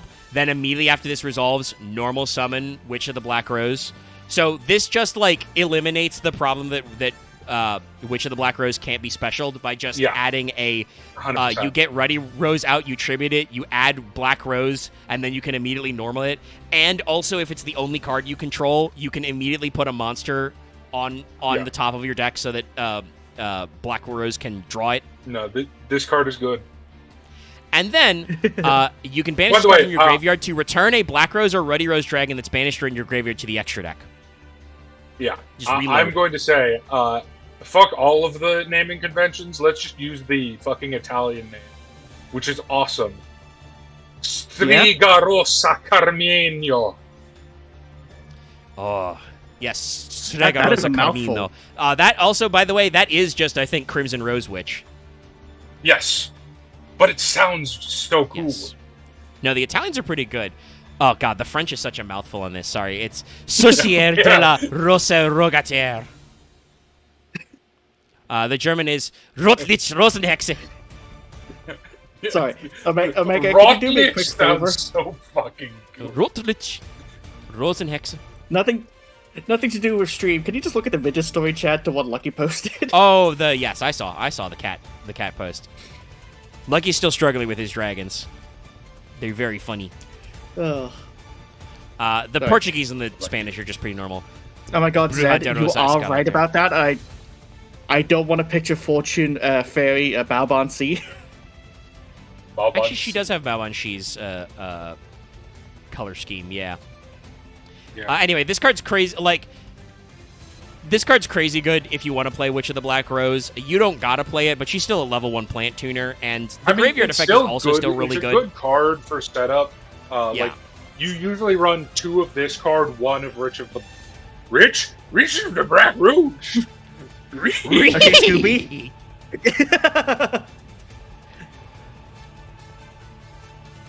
Go. Actually, Remember that this- time in the movie where Scooby and Shaggy had a dispensary joke? That movie was so fucking weird. The live-action Scooby-Doo movies were indeed very weird. Well, the first one specifically, because do you know the whole thing with that? It was supposed to be an R-rated movie, but they kept telling the writer to stop. So they were going for like an adult punched up comedy, but Well, they the writer is decided to roll James it back. Gunn, God, James Gunn, you're so coming based. just off of Slither. God, James Like- Gunn, you're so cool. You wrote the fucking live action Scooby Doo. That's rad. That movie I love is the live action Scooby-Doo, by the simultaneously better than people think it is, and also Oh my god, it's so fucking 90s. It hurts. I fondly remember. It's nothing to do with the movie. Well, actually, kind of is. That bit in the Looney Tunes Back in Action, where Shaggy's Scooby up talking down the guy who played Shaggy. Oh yeah, Matthew Lillard. That's another thing. Matthew Lillard fucking rules. Like he's a great guy. No, yeah, like, he's a great casting for Shaggy. So much so that he was officially endorsed to replace Shaggy as the VA, replace Casey Kasem as his VA. Like, he has a perfect Shaggy voice, but also he's a really good guy. I misplaced this card. This is Garden Rose Maiden. She should have been earlier. She was in Sisters of the Rose. I was wondering goofed. where she was. I just goofed earlier.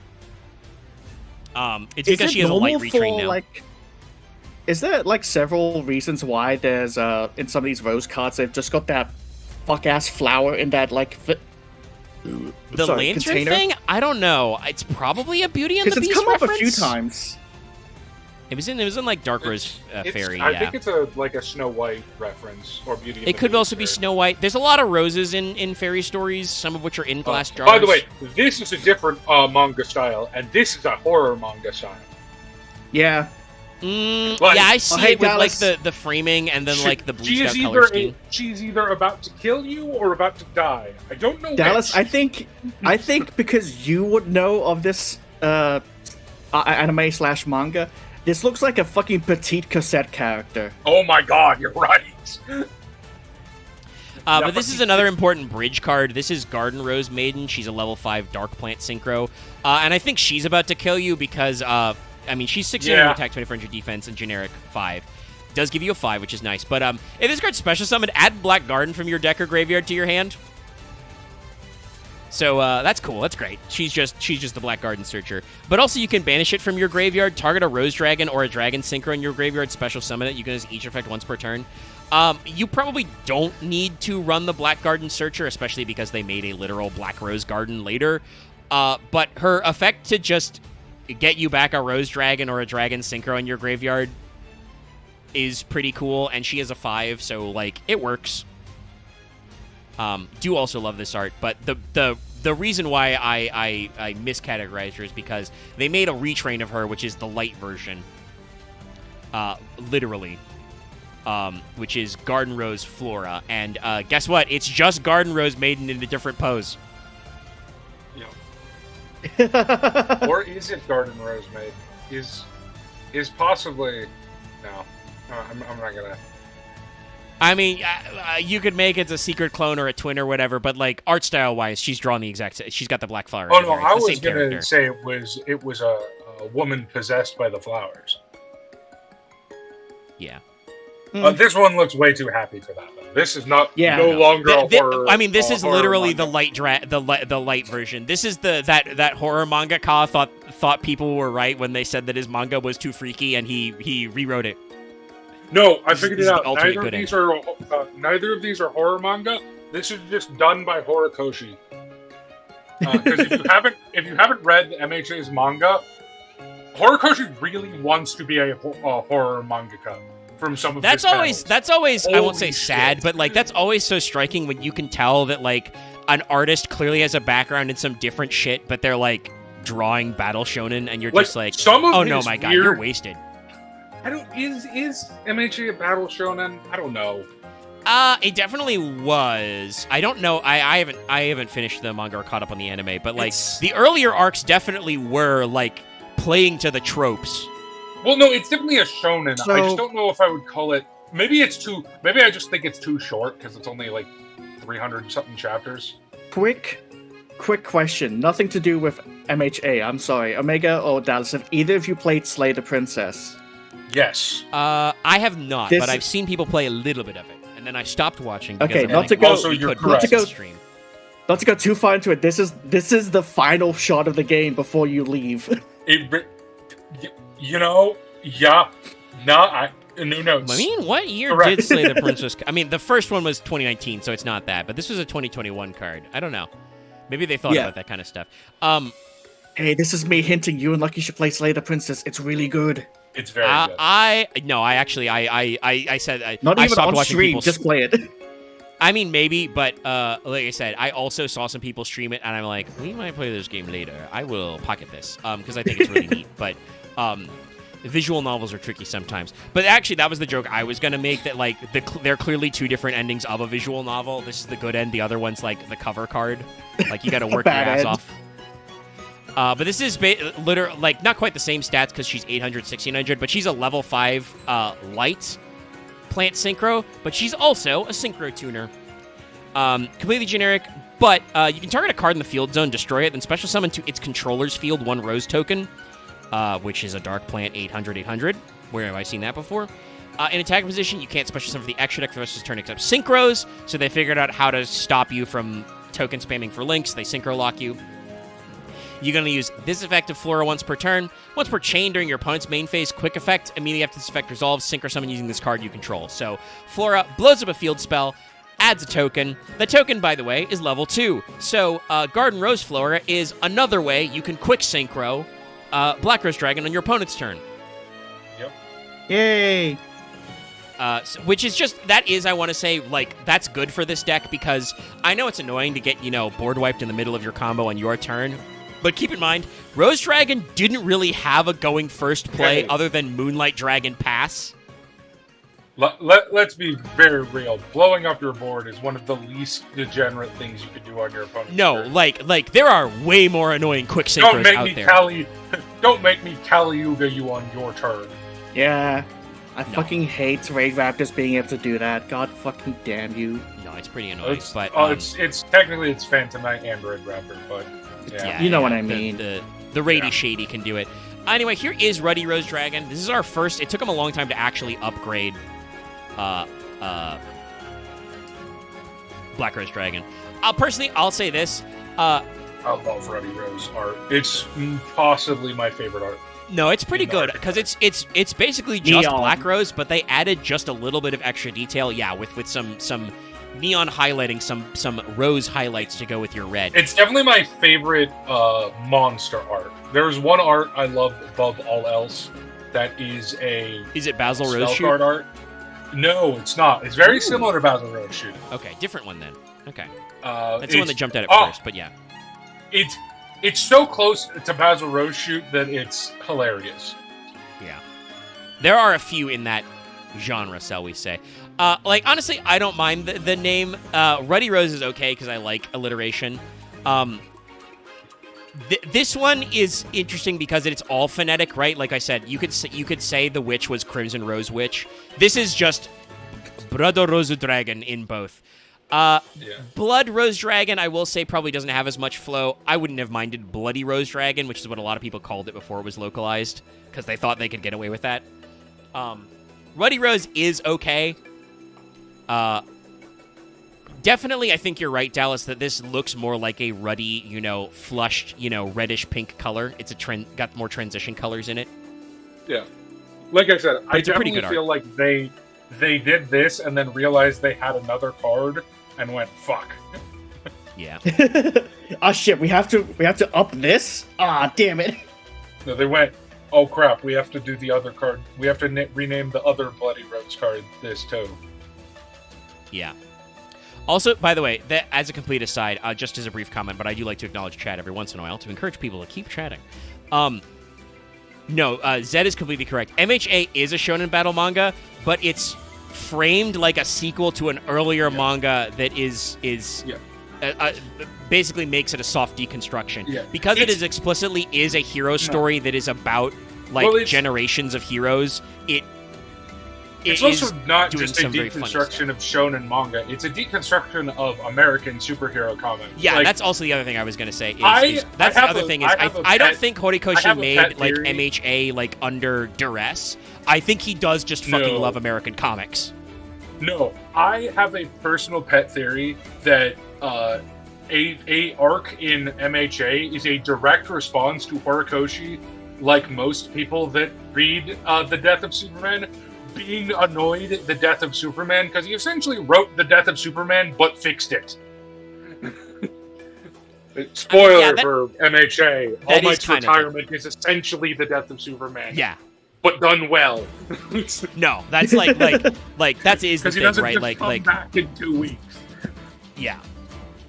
No, it's pretty solid. But yeah, so Ruddy Rose is our first powered up form of Black Rose. It is a level 10 Dragon Synchro, and you may be wondering, 10?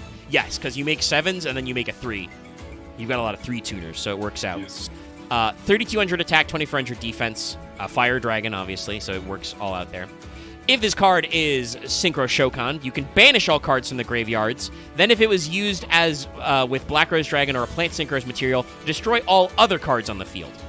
When your opponent activates a card or effect that would destroy a card, quick effect, tribute this card, negate the activation, special summon Black Rose from your extra deck or graveyard. This is explicitly special summon, not Synchro summon, so it does not get to blow up, but it does float. Yeah, no, this card fucking rules. I saw it played a little in Tenpai as like a weird 10 choice for like depending on when you're going. It's not ideal in that. This is a card for the Rose Dragon deck because the idea is that you're gonna make Black Rose, possibly not blow up the board, just do your normal Synchro climbing to Ruddy Rose, and then you blow up the whole board and you banish all the graveyards. Get fucked, nerd. And then also it has a Stardust effect basically built in. This card's pretty good. I feel like it was a little before its time because, you know, this was 2021 Lightning Overdrive. It's not a negate, so people did not, I think, lean as heavily into it. But overall, this is a pretty good effect to go through, right? Like, banish all the graveyards, blow up the board. You have ways to recycle your graveyard, and like I said, it goes into a Black Rose when your opponent gets rid of it. It's a very solid card, I want to say.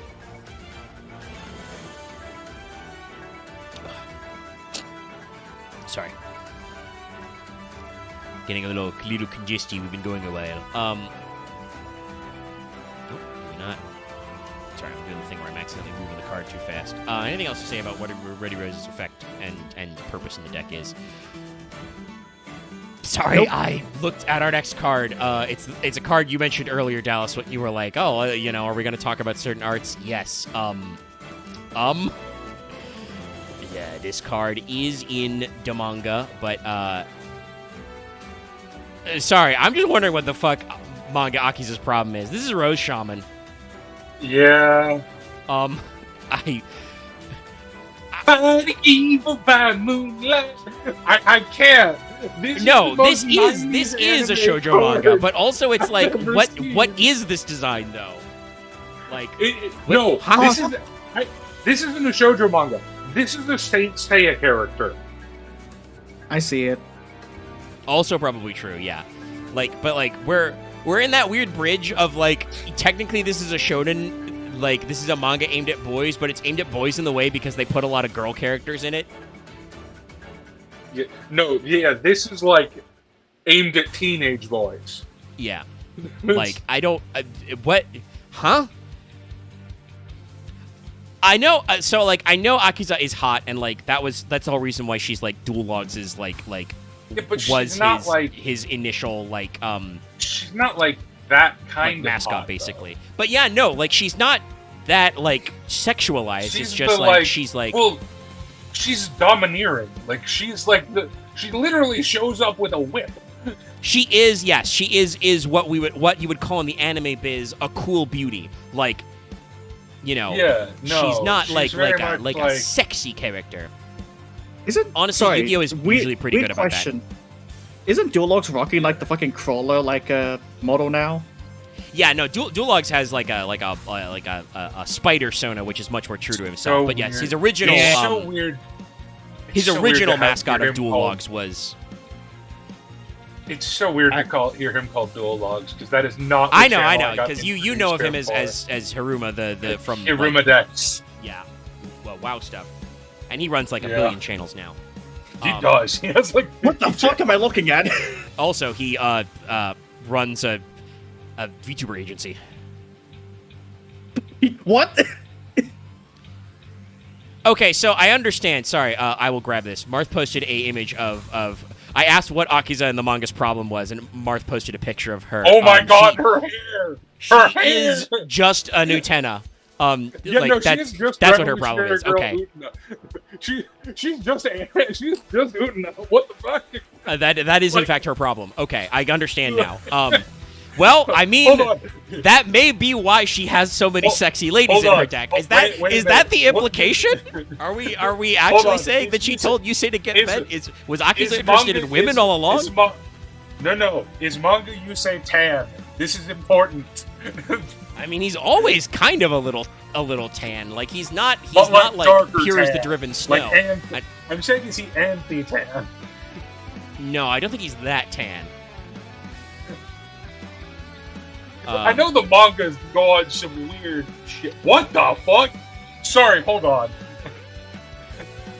Saying she's like friendly. Like it's. I know the manga does very different things, but it's very funny. What is this?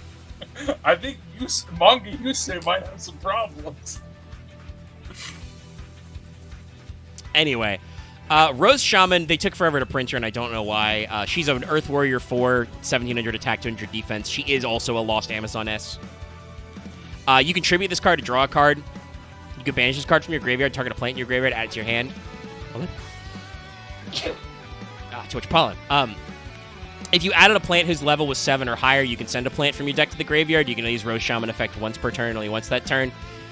They're printing a manga card in, like, the year 2021. Or actually 2023? Yeah, 2023. It was in a Battle as a Legend. Like, it's okay, but yeah, it's just what they do in premium packs. They printed a manga card, you know. Yeah. It's a card that exists. I have no notes to add because the only interesting thing to discuss was the design. If you were trying to do a deck that was closer to Akiza's manga deck, it's perfectly fine. It's just like... Even when it came out in 2023, it's a Battle of Legend card. It's not that strong. I don't think any Yu-Gi-Oh manga will top. I don't think any Yu-Gi-Oh manga will top the fucking weirdness that was the protagonist of Arc V marrying his own mom. Yeah. We don't want to discuss that, as far as I know. Now we have the 2025 Doom of Dimensions shit. Starting with the retrain of Twilight Rose Black Knight. Naito Rose Black Knight. And yes, this is just... I mean, there's extra armor plates, but this is just Twilight Rose Knight, but with, like, normal people proportions. Like, it's basically the same drip. We're a little angrier now, but we have some extra rose emblems. We have the Mark of the Rose on our armor, but yeah, it's basically still the same thing. Honestly, this looks a little more clamp-coated, a little more noodly. That's okay.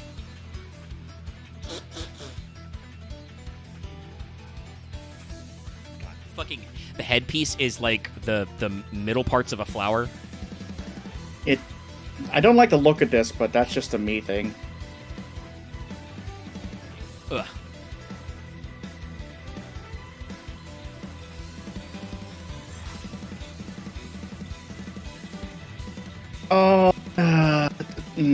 Can we just move on from talking about like Arc V, quote unquote ending or manga ending, whatever it was, ending stuff?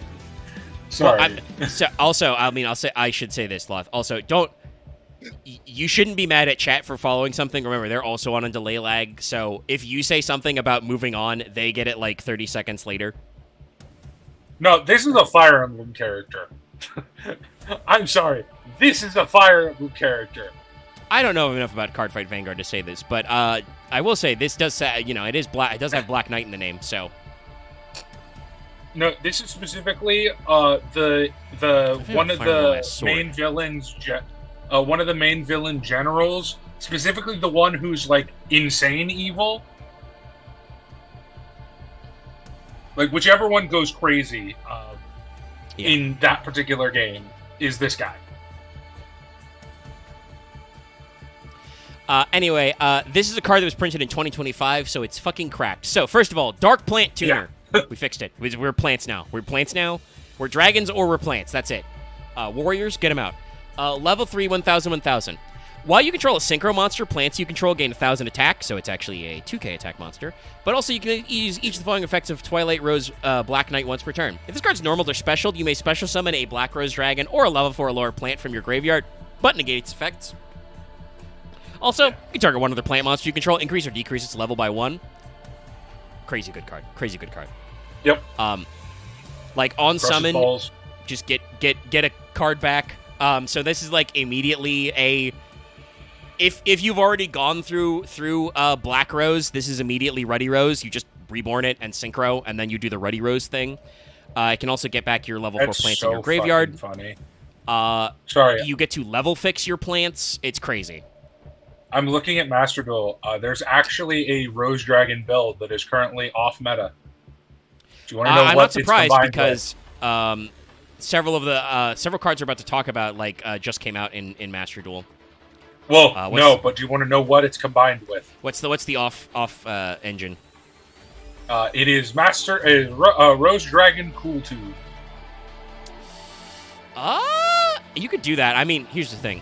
You can just play cool. Also, hey, chat, spoilers. You can still just play Cool Tune. The limits don't actually... The limits to the Cool Tune monsters just means you can jam more hand traps. But the levels are probably right, and the attributes are probably right, that you could just play them as a Cool Tune package, and I think it would work out. But yes, next up, this one's very funny. This is like, I don't know what the fuck we're doing. This is Vengeful Witch, or in her OCG name, Violence Witch. Vengeful Witch is a good translation. Yeah. So this is Violet Witch, but we made a new pun, except what do you mean this is Violet Witch? This is a way more normal anime woman than whatever the fuck was going on with Violet Witch. Yeah, like what the hell? Yeah, I kind of hate this art. Not like, it's not bad art, but I just hate because Violet Witch was like so interesting. This is so bland. I don't think this will work for you, Dallas, but I should actually post the uncensored art because it's funny, because it's just her bags are enormous, to quote Lily of Kinkymation. Wait, her hold on. Tits are huge. Hold on. I know Jesus that face. Christ, actually. I know that hair. This is just Ronnie. What? I mean, well, her boobs are much bigger than Ronnie, but yeah. That's true, but the fucking purple. No, definitely talking about jokes. Like, she is blue-skinned and blue-haired now properly, which is like not something that Violet Witch was. But Dallas, she doesn't have an extra set of arms. Oh yeah. Well, she can't be perfect. But yeah, no, like, I agree that this is a little less sauced than what's going on with, like, the original art. This is once again another completely different anime style, but this is a much more modern style. But, like, it's very funny to me that they interpreted Violet Witch, who was such a weird outlier, as, no, this is a pretty... No, it's a fairly generic, like, evil anime waifu. Like, she's got big tits, she's got a mole, she can, beauty mark, she's got weird eyeliner. She's a little crazy with it. It's not bad. It's just, like, very funny that this is the direction we went. Like, I don't know. Like I said, it's just kind of like... I guess the idea is we're a little, we are trying to be a little crazy. Like, Twilight Rose Black Knight was a little yelly, etc. Anyway, this card is also cracked. First of all, not a spellcaster. Fuck you. Level 4 Dark Plant. 1100 attack, 200 defense. If you control Black Rose Dragon, a monster that mentions it, or a plant synchro monster, you can special summon this card from your hand. If this card's sent to the graveyard and there's a synchro monster on the field, you can discard a card, special summon a plant with 1500 or less from your deck. Yeah, this card is much better than Twilight you can't Black special Rose summon Knight. except synchro monsters. You can only use each effect once per turn. No, this is a great extender. Like Black Rose Knight is cool, but unfortunately, I think you need your normal summon for other stuff. Well, it's also on special, but like I said, I think Twilight Rose Black Knight exists just to make it easier to combo into Ruddy Rose. Like, it's built for that. Yeah. And I think Bramble Rose might also be a 10. But or if it's not, you can no, Bramble Rose is a 7. Bramble Rose is a 7. Interesting. Yeah. So that doesn't quite work out. But yeah. Vengeful Witch is just like a way more all-around Yeah, no, extender. this card is cracked as shit. Just any plant synchro, you can summon it. Any Black Rose Dragon, you can summon it. Any monster that mentions Black Rose Dragon, you can summon it. So all your, like, Rose Dragon guys. Then also, like, if you send it to the graveyard while you have a Synchro monster on field, you can discard a card to summon a plant with 1500 or less defense from your deck. That's a shitload of plants. That's really good. You are Synchro locked, obviously, but again, you're playing Plant Synchro, so you don't care. Like, this card's cracked out. Sorry, I'm not laughing at anything happening here. I just looked over at a different chat. Yeah, we fucking got some vintaging, some stuff going on. Holy But fuck, what happened here? Sorry, I'm looking at this Rose Dragon list. It has 6 archetypes in it. It is Rose Dragon. I can't. I'm have to. Is it a base Rose list? Dragon, Azamina, Dark Magician, Dragoon, Kashtira. That's just somebody's really trying to recreate the pile. That's crazy. Like, no, it doesn't sound like it. Like, Azamina, maybe? Like, if you went Azamina White Forest, like, those guys are illusions and spellcasters. Also, They are Diabellstar. synchronized. Diabellstar's here. Well, I mean, you got Azamina, so you've got Sinful Spoils interaction. Yeah.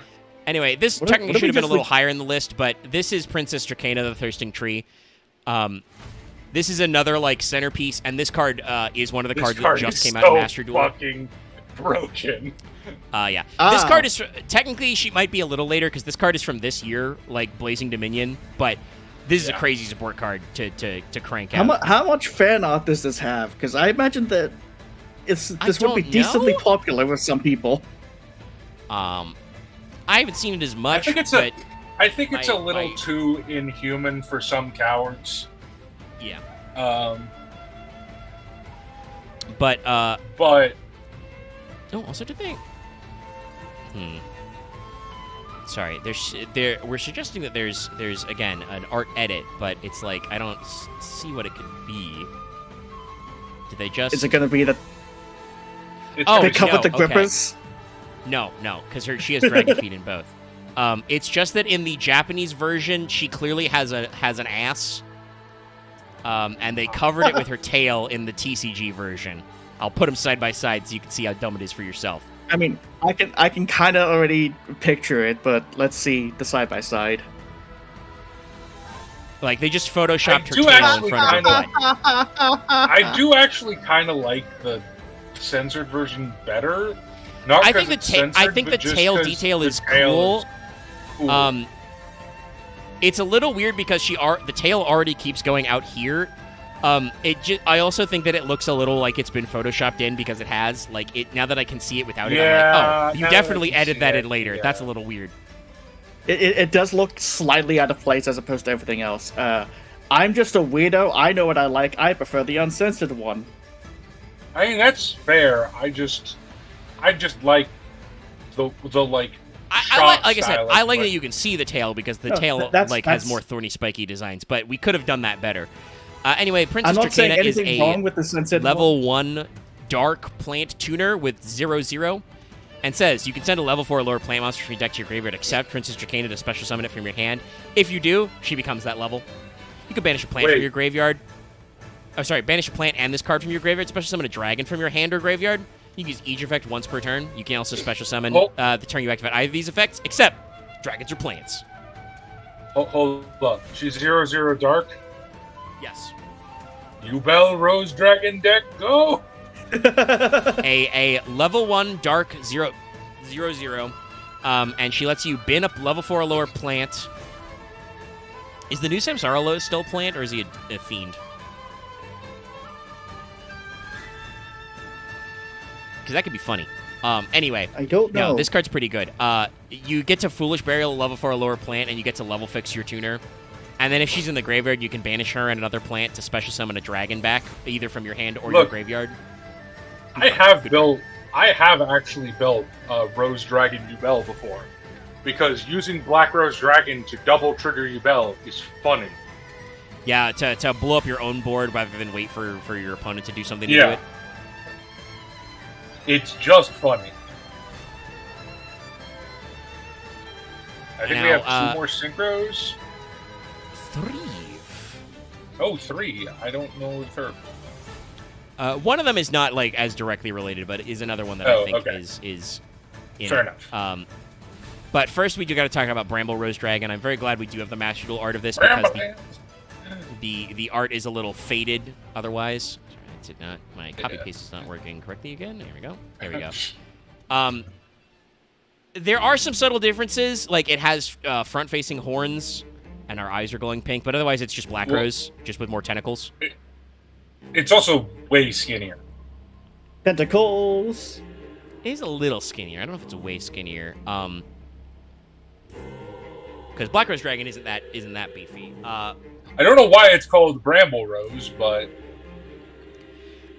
yeah, I don't know, because that's another thing where like they did the OCG classic of they transposed the names. So the literal Japanese name of this is Black Rose Destruction Dragon, but it's said, out loud, Bramble Rose Dragon.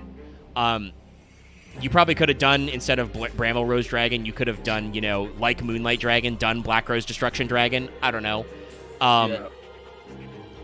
The art's okay. This is just another alt mode. Yeah. I think this is Yeah. probably my least favorite of the Black Rose Dragons. Not because it's bad, but just because I like Actually, the Black I think Rose I know why it's Dragon is more- Bramble Rose Dragon, because remember, this is not actually a dragon. This is a plant. That's the sole reason why this card exists. This is just Black Rose Dragon, but it's a plant now, in case you're plant locked. Yeah. Which is okay. It is. Well, no, actually, it's also a very good card. Yeah, I know. It's It's also good. a good card. Like, let me be clear. It's an interesting case where they decided to go back to plant because that was, I think, the theme of all this Black Rose support was return to plant. Turn to plant. But it's same stats as Embrace normal Black photosynthesis. Rose. Return to It plant. is Thank technically you, Dallas. less generic than Black Rose. It requires one plant tuner or one or more non-tuner monsters. Each time your opponent activates a monster effect, inflicts 600 damage to your opponent. If you do, all monsters your opponent controls loses 600 attack. That's right, baby! This is Attack Dragon. It's not just Attack Dragon. It's Attack Dragon plus Black Rose Garden. Yeah, But also not true. giving your opponents tokens. Yes. Yeah, And spoiler. then you can only use... Link Era made Black Rose Garden absolutely unplayable. Mm-hmm. Yeah, like, if you did it, you were only doing it to FTK because the ideas was like, Sugi no turn janai. There will not be another turn. But they fixed that later. Bramble Rose also says you can use each flying effects once per turn. During the main phase quick effect, tribute this card, special summon a Black Rose from your extra deck. This is treated as a Synchro summon, so it immediately...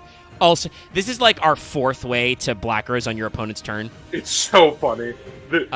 You can banish this card from your graveyard, special summon a level 4 or lower plant tuner from your graveyard. That's it. Just, like, recur it. Yep. Ideally, recur a 3, so you can then take your Black Rose that you summoned and like, Ready Rose it. Or don't. Just fucking blow it up. Who cares? Blow it all up. But yeah, let's do the non Rose Dragon one after this, just because we should probably end with an in archetype synchro. that's fair. That is actually alphabetical how it works. So we have next Licorice Lily Reaper. Oh right, this exists. And a this name. did come out in Doom of Dimensions. So it is like from the appropriate block. Oh, Also, damn. I'm thinking about it because it's in the Master Duel pack right now with like Draconian stuff. It's pretty cool. Like the vibes. Yeah. It's got spooky skulls inside the licorice thing they got going on there. Sufficiently evil plant monster. So Licorice Lily Reaper is a dark plant synchro 5. 800 attack, 2400 defense. Kind of a theme with some of the other 5s in this. It is completely generic. If a monster is sent from the field to your opponent's graveyard while this card's in the monster zone, even in the damage step, gain LP equal to one of those monsters' attack in the graveyard. If your opponent takes effect damage while this card's in your graveyard, you can banish this card, send one monster on the field with to the graveyard with attack less than or equal to the difference between your LP and your opponent's LP. Use each effect once per turn. It's not a very powerful card, but it's a very funny level 5 to run through in your combo, especially because this was released in the same set with that Bramble Rose, where you now do effect damage. So, like, this just becomes something you can combo through in your plant combo to put in your graveyard and then just be like, Bramble Rose. What's that? You've summoned a guy on the field that I don't like, And you activate an effect, you take effect damage. Also, my Licorice Lily Reaper is going to kill you. Perish. But also, again, the monster send effect can also be pretty funny to, like, increase your differences. Like, it's a tech card. It may work better than some of your other 5s, but it's firmly all right. But like I said, I saw this included in the Master Duel packs with the other ones, so I think it's, a neat combo. Let's talk about the last of the Rose stuff. Yes. At least for monsters. Yeah. And also so far. Yes. This is Rage Rose Witch, whose name was I don't know if that was their intention, by the way, but all of the retrains are like, I feel like we're doing like just like how we had those Adignisters that were like, what if Playmaker and Ignister actually fused, This feels like, what if Akiza was evil? Because they all have names like, Violence Witch. And the original OCG name of this is Hate Rose Witch. You know who this reminds me of? The subtitle, by the way, is much better. Witch of Black Roses and Thorns. Okay, yeah, that one fits. This reminds me of that chick from Hyrule Warriors. Yes. The horniest design Zelda has ever done, which is saying something. Yeah. God, Impa from that game. Sorry. But, one-handing a great sword. Also, chat, semi-unrelated, but can I just say I'm so glad, class pans pray to the sky. I'm so glad that for Tears of the Kingdom they let Purah grow back up. Oh my god, thank you, yeah. Fucking weird. Because I mean, I get the idea, because then you have, Impa the younger sister is old, Purah the older sister is young, but then I'm like, okay, you played out the gag. She's still like, what the fuck? You played out the gag, she's hot now, that's fine. We worked it out. Anyway, Rage Rose Witch, yes, no, definitely I see what you mean, especially with the mask. Yeah. Like, so this is probably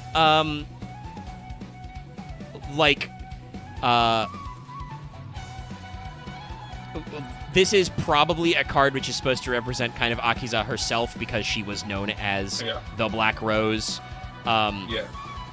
She is also like an angry woman. Yeah, there's a lot of psychological stuff, for good reasons. Let's be fair, but. Well, yeah, but it's interesting. The name also is probably Black Rose Dragon's attack when it was equipped with Thorn of Malice was Hate Rose Whip, so Hate Rose Witch. You get it? Japanese. Anyway, this is a Sync 6. Dark Plant Synchro, 1600 attack, 2400 defense. A lot of 2400 defense in this. But it's completely generic, and it says, plants you control can't be destroyed by card effects. That's right, if you make this and then summon a Black Rose, you don't die. You can use each of the following effects of Rage Rose Witch once per turn. If this card is Synchro summoned, send up to 1 plant monsters each from your deck and extra deck to the graveyard. You can't special summon the turns like Synchros. If a card on the field is destroyed by card effectless cards in your graveyard, you can special summon it. Great card.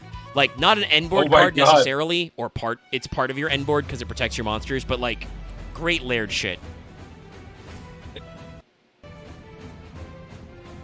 Sorry, what did you realize, Dallas? No, I realized they made more after we did that fucking 5-hour special on the Zark Dragons. They made more. Oh yeah, no, I think all of our boys have the overframe retrains. Oh, okay, the overframes, that's what it was. Yeah. Blah blah blah of the 4 heavenly dragons. Some of which are rolling out in Master Duel right now. I've pulled like 2 of Clearwing Dragon of the Heavenly Dragons. Don't pull me back in there, Omega. No, don't worry, Loth. Not all 4 of them are in yet. They just added some of the Speedroid stuff because Master Duel occasionally just doesn't know how the fuck to make secret packs, or selection packs. This one is like the Predap stuff, so they might actually have also the Venom one. So they added. That means they added this new Speedroid stuff because it has the Starving Venom Clear Wing. But also they added Fairy Tail. I'm trying to work that deck, but unfortunately, yeah. The Fairy Tail stuff is hard because they didn't really in Master Duel. They didn't really build that deck to be a deck, so there's a lot of extra URs in it. That's a dick move. That's a dick move. They put X-Saber Fall Troll in the selection pack as an SR. Yeah, no, I've pulled several Fall Troll SRs, and they have gone straight to SR dust. No, like, honestly, this selection pack actually kind of sucks ass. I've gone to straight up crafting the secret pack that actually, because they just added the new Fairy Tales to it already. Because the Fairy Tale secret pack also sucked ass because it's Ancient Warriors, Castle Stromberg, and Fairy Tale, which is just like. Not to be too down on the Ancient Warriors. Yeah. They're not a great archetype, but they are not a high-power archetype. Not a low-power... Sorry. They're not an awful archetype, but they're not a very high-power archetype either. The problem is just that, like, that's 3 different archetypes with rarities all over the fucking place that do not synergize at all.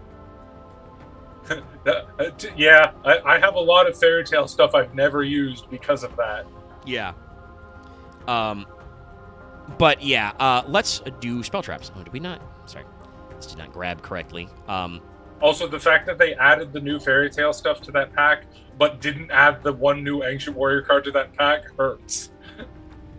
Yeah, that shows you where Konami's brain is at, unfortunately. They're at least getting better about secret packs, like, they completely removed the Gate Guardian stuff from the Kashtira pack and just released a standalone Gate Guardian pack that I think has a couple of other things in it. And they finally gave Gate Guardians combined in animation.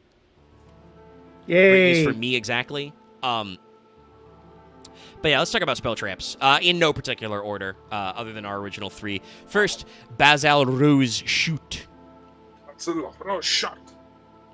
Which is the name of Black Rose's, the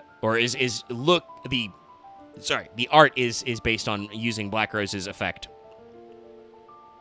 Or technically Ready Rose. It looks pretty pink. Cool. Yeah, it is Ready Rose. I'm sorry. It's probably because I love Yu Yu Hakusho. Every time I hear Rose Whip, I just think of fuck-ass Kurama. Yeah. I mean, that's a good one to think of. But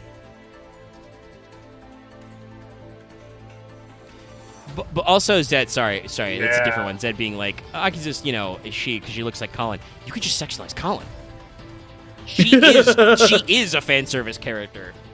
Not that, like, most people, it's a clamp design. Most people in Code Geass are hot. Yeah, I will say that. I don't consider her a fan service character because everyone in that fucking show is a fan service character. Like, everybody in Code Geass is pretty hot, but the especially in some of the later seasons, the team would storyboard Colin doing some wild stuff. I think the Bunny Girl costume was completely unnecessary. Colin and Suzaku definitely got it the worst. Suzaku did lose his shirt a couple of times. There are some frames of that show that are like, you know your audience, Clem. I know who you are. Basal Rose Shoot is a quick play spell card that says, special summon a Rose Dragon from your hand or graveyard in defense position.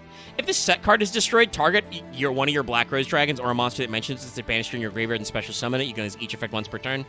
Decent-ass card. Just a Rose Dragon extender. It mentions Black Rose Dragon, so it's searchable in this deck now.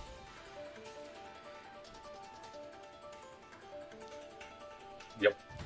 No, it's a great card and good art. Like I said, though, my favorite is another. Yeah. First, because I'm actually not running these. It's hot. It belongs to another. Yeah. I'm not quite running these in alphabetical order, but I am kind of. Black Rose Garden. This is the retrain of that's Garden. another good one. It's just it's Black Garden, but with the statue is now of Black Rose Dragon. Yeah. So I actually forgot this. This is really look how interesting. cool it looks. No, it looks really sick. I like this. This is a continuous spell card. I thought it was a second field spell, but they already did the second field spell with White Cloister. So yeah. I think they did actually do a smart thing and not doubling up because you already have a replacement for Black Garden. Can I be very real? Don't want to do that. I do not run a single field spell in the Black Rose deck. No, you don't actually Like- need to, because Black Garden, Like- if you're not FTKing, is risky. And But also, if White I remember Rose rightly, Cloister- White Rose Cloister is a weird card. It's good, but like, so it's, if you control no monsters, you can special summon a rose or plant monster, and then you can like do this weird fuck ass thing. We'll talk about it a little bit. Where you boost your monster's attack Because it is it's weird. searchable. But yeah. Yeah.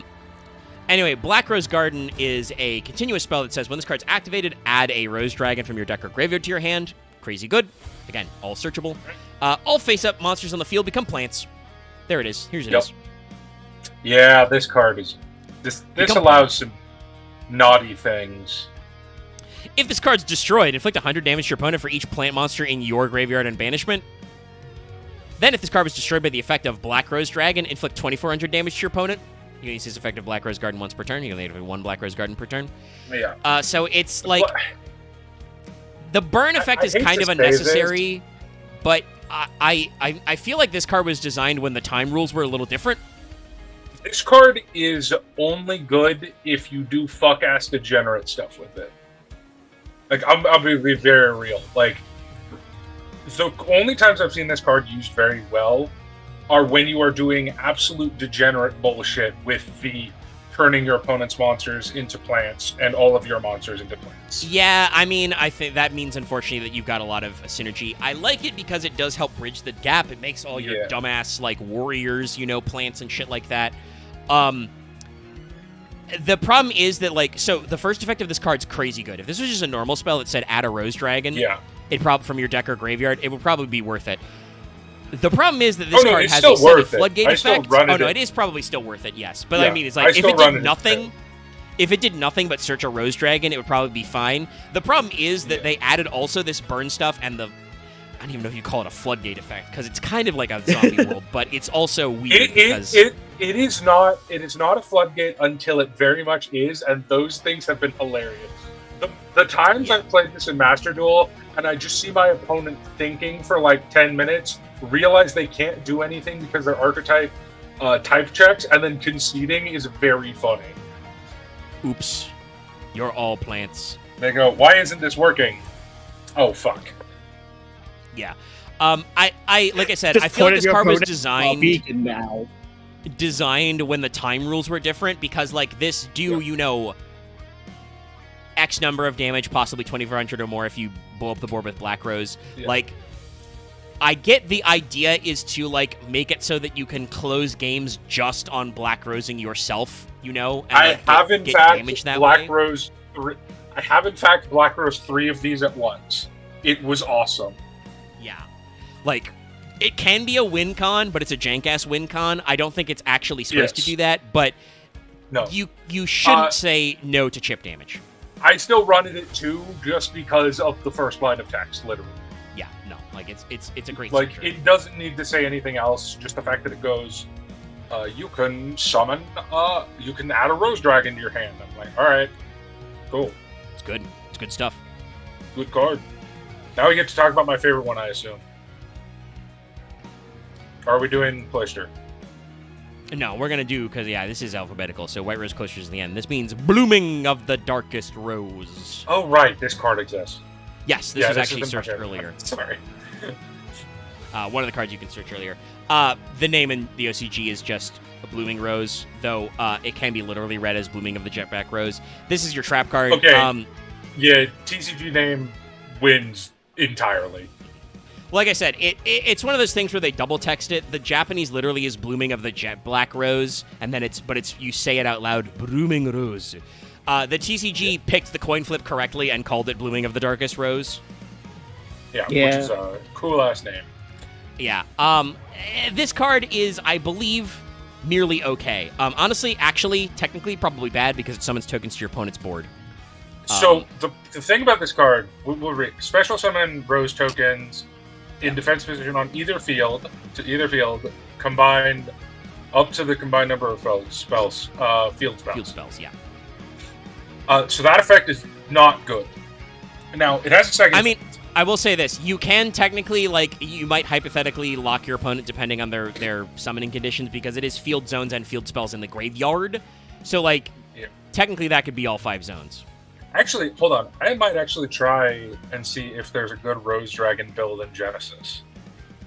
Because this might finally be... Because, yeah, I lose Cross Rose Dragon, but that's not, like... They have added, like, a million other ways to quick sync yeah. Black Rose. But the actual good effect is... if this card is in your graveyard, you can target one Black Rose Dragon or plant monster in your monster zone, banish it, and if you do, place this card on the bottom of the deck. During the standby phase, return the banished monster to the field. So it's a protection effect. Yeah, it lets you dodge, basically. This card is good, but it's bad because you don't really have a way to toss it into your graveyard. And it's You have a trap card, couple so- ways to bin it, but not many. You have a lot good of ways to search It's funny. it. You have so many ways to bin monsters in this deck. Like, it's so easy to bin monsters, but you don't really have that many ways. Yeah, to you don't bin have stuff. a lot of foolishing spell traps like that. That's why this isn't like the one of they picked in like the Rose Dragon combo decks. Yeah, and to be real, I don't really associate Rose Dragons with trap cards. No, Like, well, I think they only have they're one. only official. Yeah. Well, I mean, you could argue Wall of Thorns because Akiza that was her signature card. Yeah, they had some generic plant traps back in the day. One of which would be Sorry, Omega. You know what? This gives me the vibes of who the fuck pinged me. You're right. This is Black Rose Dragon saying, "Who the fuck pinged me? Who did it? Oh, we're gonna blow you up." Frozen Rose. Yeah, Frozen Rose. No, this is spoiler. This is my favorite card art because it is Black Rose Dragon. You're like, who the fuck dares? I also gotta say this is another interesting one. They combined the two names in the TCG as Frozen Rose. The OCG name can be either read as Frozen Roars, not Rozu, Roarzu, or Enveloping Aroma of the Cold Rose, which is a little awkward to say. So Frozen Rose, I think, is actually a decent way to combine the two names. But yeah, no, this is a card art that's just like, this who art the is fuck? so good. Bitch, who dares? You can also technically kind of read it as like hell has frozen over. So it's like that kind of like scary kind of thing. Like, oh, you fucked up. Yeah, I always read this as Frozen in the sense of like fucking D&D style. Make a fear check when you see the dragon. Yeah. No. Because the face on Rose Dragon here is literally, I'ma kill him.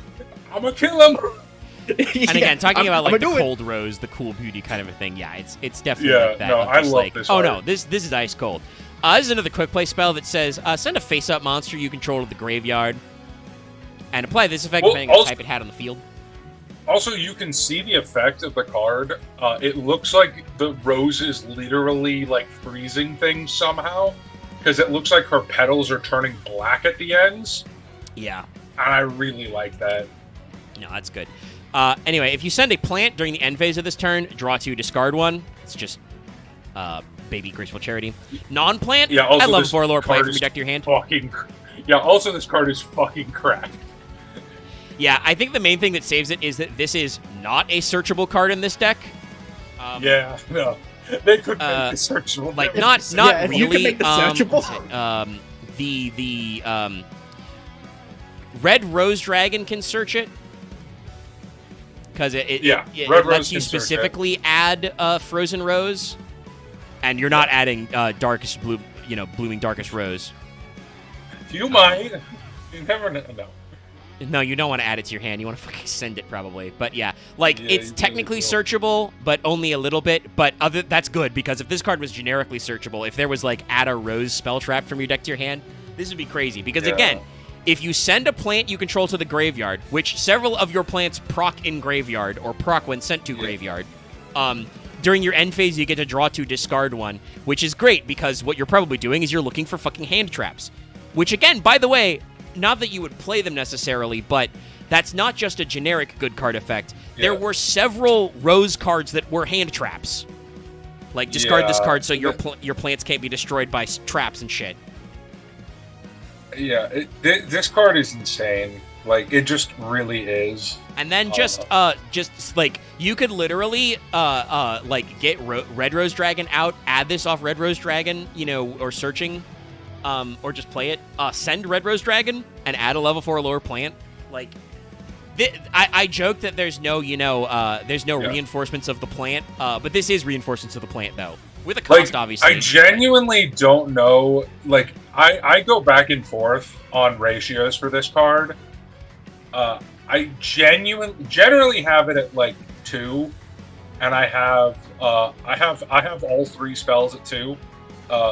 Rose Garden, Frozen Soul, Basil Rose Shoot, just to be safe, because I need the deck space. Yeah. But I've gone 3 Frozen, 1 Basil, 3 Basil, 1 Frozen, 1 Garden. This is very much a lobster too buttery, steak too juicy. Like, our spells are cracked. Don't look at our trap cards, please. Don't have them even. And honestly, like, this is the thing Axe was mentioning earlier, but especially in something like Master Duel, you know, where you're just going best of 1 anyway, you don't necessarily have to cleave to 40 cards exactly. You can go like 42, you can go 45 sometimes. I don't like to go above 45 usually, just because that does get a little clingy. But sometimes I also actually want to spread out my cards. In Master Duel, I have been playing 40 card decks and way too many times drawn 3 Ash Blossom, 2 Imperm, and just gone, yeah, I guess I'll die. Yeah, shit. Yeah. This is not what I need right now. I mean, if I'm going second, that's a very annoying hand. My opponent might just quit, but you never know. Anyway, this is Rosebell of Revelation. This is not literally in archetype, but it is kind of supposed to work in it because it is a rose and it does synergize. I don't think you'd play it, but it is a rose spell. No, this card's not for Rose Dragon. As opposed to some of the other stuff we've seen, it's not the greatest. No, this card is really good in what's the fucking archetype? Rika. I'm talking about this would just be the very good for art. Rika. Oh no, I mean, the art style is is it's a bell that's a rose. It's not quite the same, but it's not off either. Yeah. This card's effect is it's a normal spell. Add a plant with 2,400 or more attack from your deck to your hand. Banish this card from your grave. You can banish this card from your graveyard. Special summon a plant with 2,400 or more attack from your hand. You can only use 1 effect per turn, only once that turn. Yeah, it was printed in Duel Overload and reprinted in Legendary Duelist Season 2 with all the Rose Dragon support, but this is good in exactly two archetypes, and neither of them are fucking Rose Dragon. Because I think the highest attack we have on a plant monster that we run is I want to say it's like, what's Twilight Rose Knight guy? It's Vengeful Witch at 1100 is the highest. Yeah, this is a really low attack like deck. Like you don't play a lot of the big plants anymore. Spoiler, we talked about, like, Rose Dragon earlier. It doesn't run a lot of Lone Fires anymore for a similar reason. I think I cut down to 1 Lone Fire because it's very weird. How should I say this? The extra deck has gotten good enough. Like, there are enough good stuff, generic synchro monsters and in archetype synchros you can play that you no longer need big ass plants in main. Yeah.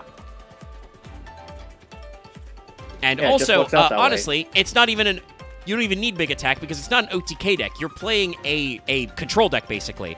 And I'd much rather, honestly, with nowadays, I'd much rather run Rose Dragon as like a hybrid with another good plant archetype, because there are like several of those. My go-to is Predaplant because I'm an evil dickhead and I love Predaplants. I mean, as much as I find Predaplants annoying sometimes, they are a pseudo control archetype, but they also have push for game potential, and like they interact. And I'm sure there's some dumb stuff you can do. The archetype is like plants, but also Lovecraft horror. But also, now that they have their synchro monster and their tuner, there is overlap. Like, there's room to set up. Or Ragnarok is another one I run with it. You're never gonna hear me say there's no Ragnarok. Literally, I'll do Ragnarok next week. I don't care. But the other archetype this card works well with, or Revelation works well with, is Therion, because it searches what's her fucking name? The Rose Lady, yeah. Yeah. Who technically is like a generic plant card, but you know, you could do stuff with her. I don't know if I don't think you can run it just to search her in a plant deck though. No, steak too buttery, too juicy. Plants have. There are other Therion archetypes that run their Therions more because they have less good stuff. Sorry, it sounded like you were about to say plants have had it too good for too long. I mean, kind of. Like, I wouldn't say too good because I like plants, but like, they have had it for a main character archetype like dragons or spellcasters or stuff. They have had an astronomical amount of support. I mean, I will say at least that I think some of that is because of the thing we did talk about, which is, like, the fact that while she wasn't, like, ultimately the best handled character, like, she did get some duels in the anime Akiza and did play, like, a plant deck, so, like, there was a little bit of that anime juice, a little of that anime sauce on it. I think there were a couple of other, like, tangential plant stuff we talked about. So, like, you get a little bit of the anime sauce, but yeah, Plant is one of those decks that has, I won't say strong identity, but does have an identity that does come up fairly often. Like, you know, they have their tips and their tricks, and they have on and off been pretty good, especially Plant Synchro. Yeah. Oh, honestly, this has been a pretty big episode, but we're wrapping up. We're at about 4 hours. It hasn't felt too bad. White's Dragon Cloister, I believe, is the last. Yes, plants? White Rose Cloister is our last card. Plants are good. Another I definitely very think good next one. week I'll take a look at. I'll add up how many Ragnarykas there are, and if there's not enough of them, we can probably do So, the funny thing V2 is, of sorry, Iron the funny Mage. thing is about this. Yeah. What's happening in this card art? It looks like it's all pristine and serene, but I feel like this is the lead up to one of those fucking Rose statues. No, I think that this is kind either, of the idea. This is either the happiest moment of a TV show or literally a funeral. Like, I can't Yeah, tell I don't- what the vibe is. It's a ruin. It's weird. Like this is the card that, like I said, this is out of our spell traps, one of the older ones. But this is the card that was like meant in, yeah, it's King's Court. It's kind of in the middle of the curve. But like, this feels like a card that was definitely meant to like. Sorry, I'm rubbing my eyes. The fictional pollen is getting to me, but like, definitely meant to like Dallas said, when we actually got to the Link era, you could only use Black Garden for degenerate FTK stuff. Because of Links, it became too easy for your opponent to abuse taking tokens. Yeah. Kind of like how like the Ojama lock stopped being a problem for every deck. But so White Rose Cloister is your backup field spell. It's definitely got some vibes to kind of like replace the garden. If you control no monsters, you can special summon a Rose Dragon or Plant from your hand. I think Dallas mentioned that earlier. You can only use this effect once per turn. During your draw phase, before you draw, you can declare a card type, monster, spell, or trap. Reveal the top card if it's the declared type. Apply this effect to the rest of this turn, even if it leaves the field. Level 7 or higher Synchros, you control, gain 1,000 attack. That's kind of a nothing burger effect. I think the idea is it's supposed to be related to the fact of, like, the ESP shit. Yeah. And, like, honestly, just declare anything but trap, and you're probably fine.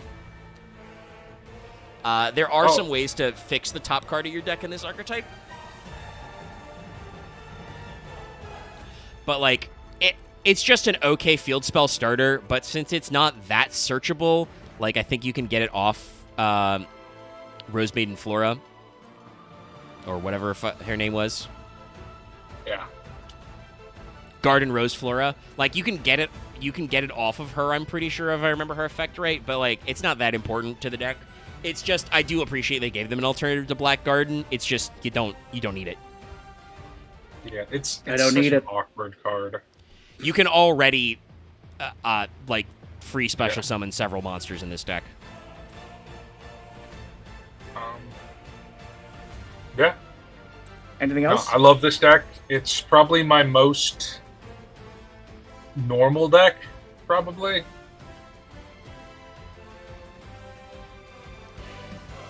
Probably. I appreciate it. Like I said, I think we'll take a look at Ragnarok next week because I fucking love those guys. Maybe we'll look at the Arrow Mage support, because like I said, I think we need to... We've done Arrow Mage before, I'm pretty sure, but I also don't think we've talked about their new shit. We also did promise to do Lord of the Rings eventually. Yeah, we'll lock that in sometime, too. We'll figure it out. Yeah, at some point. My next other big anime archetype is to do tunes, but, like, that's going to be a fucking bajillion million years. Cool. I mean, this one was already 420 420 just plays. A little longer than I thought, because we did get in some tangents. Sorry, Loth. Had to do it to him. But, like, tunes would be... I know going in that I'd be long, so I'd have to frame it carefully. So we're going to wrap up. Make sure you're liking and commenting and subscribing. And stay tuned very shortly for the new Wanted, because the FGO Summer event starts soon. Yeah. By the way, just finished my my fucking oh, what the fuck? Starts with a P. The quests, the limited Pavilion quests. missions? Yeah, Pavilion. That's the bitch. Good work. Yeah, I did that earlier today as well. Yeah, I finished it right now. Good job, guys. Had those done weeks Kept ago. being like, We're on the ball here. okay, in my Don't forget to defense, exchange it took for me your an hour. CEs. It took me 3 hours to finish one of those missions. Which one? The paper drop. Oh, really? Luck hates me sometimes. That is true. That one, I did see some people talk about that. Like it can be very inefficient to do those missions. But all right, we have around still 420. have Make sure you're like and We still have a week to exchange the CEs, right? Bye! I think so. Anyway, right. we're going now. Thanks for tuning in. We'll see you later. Bye bye.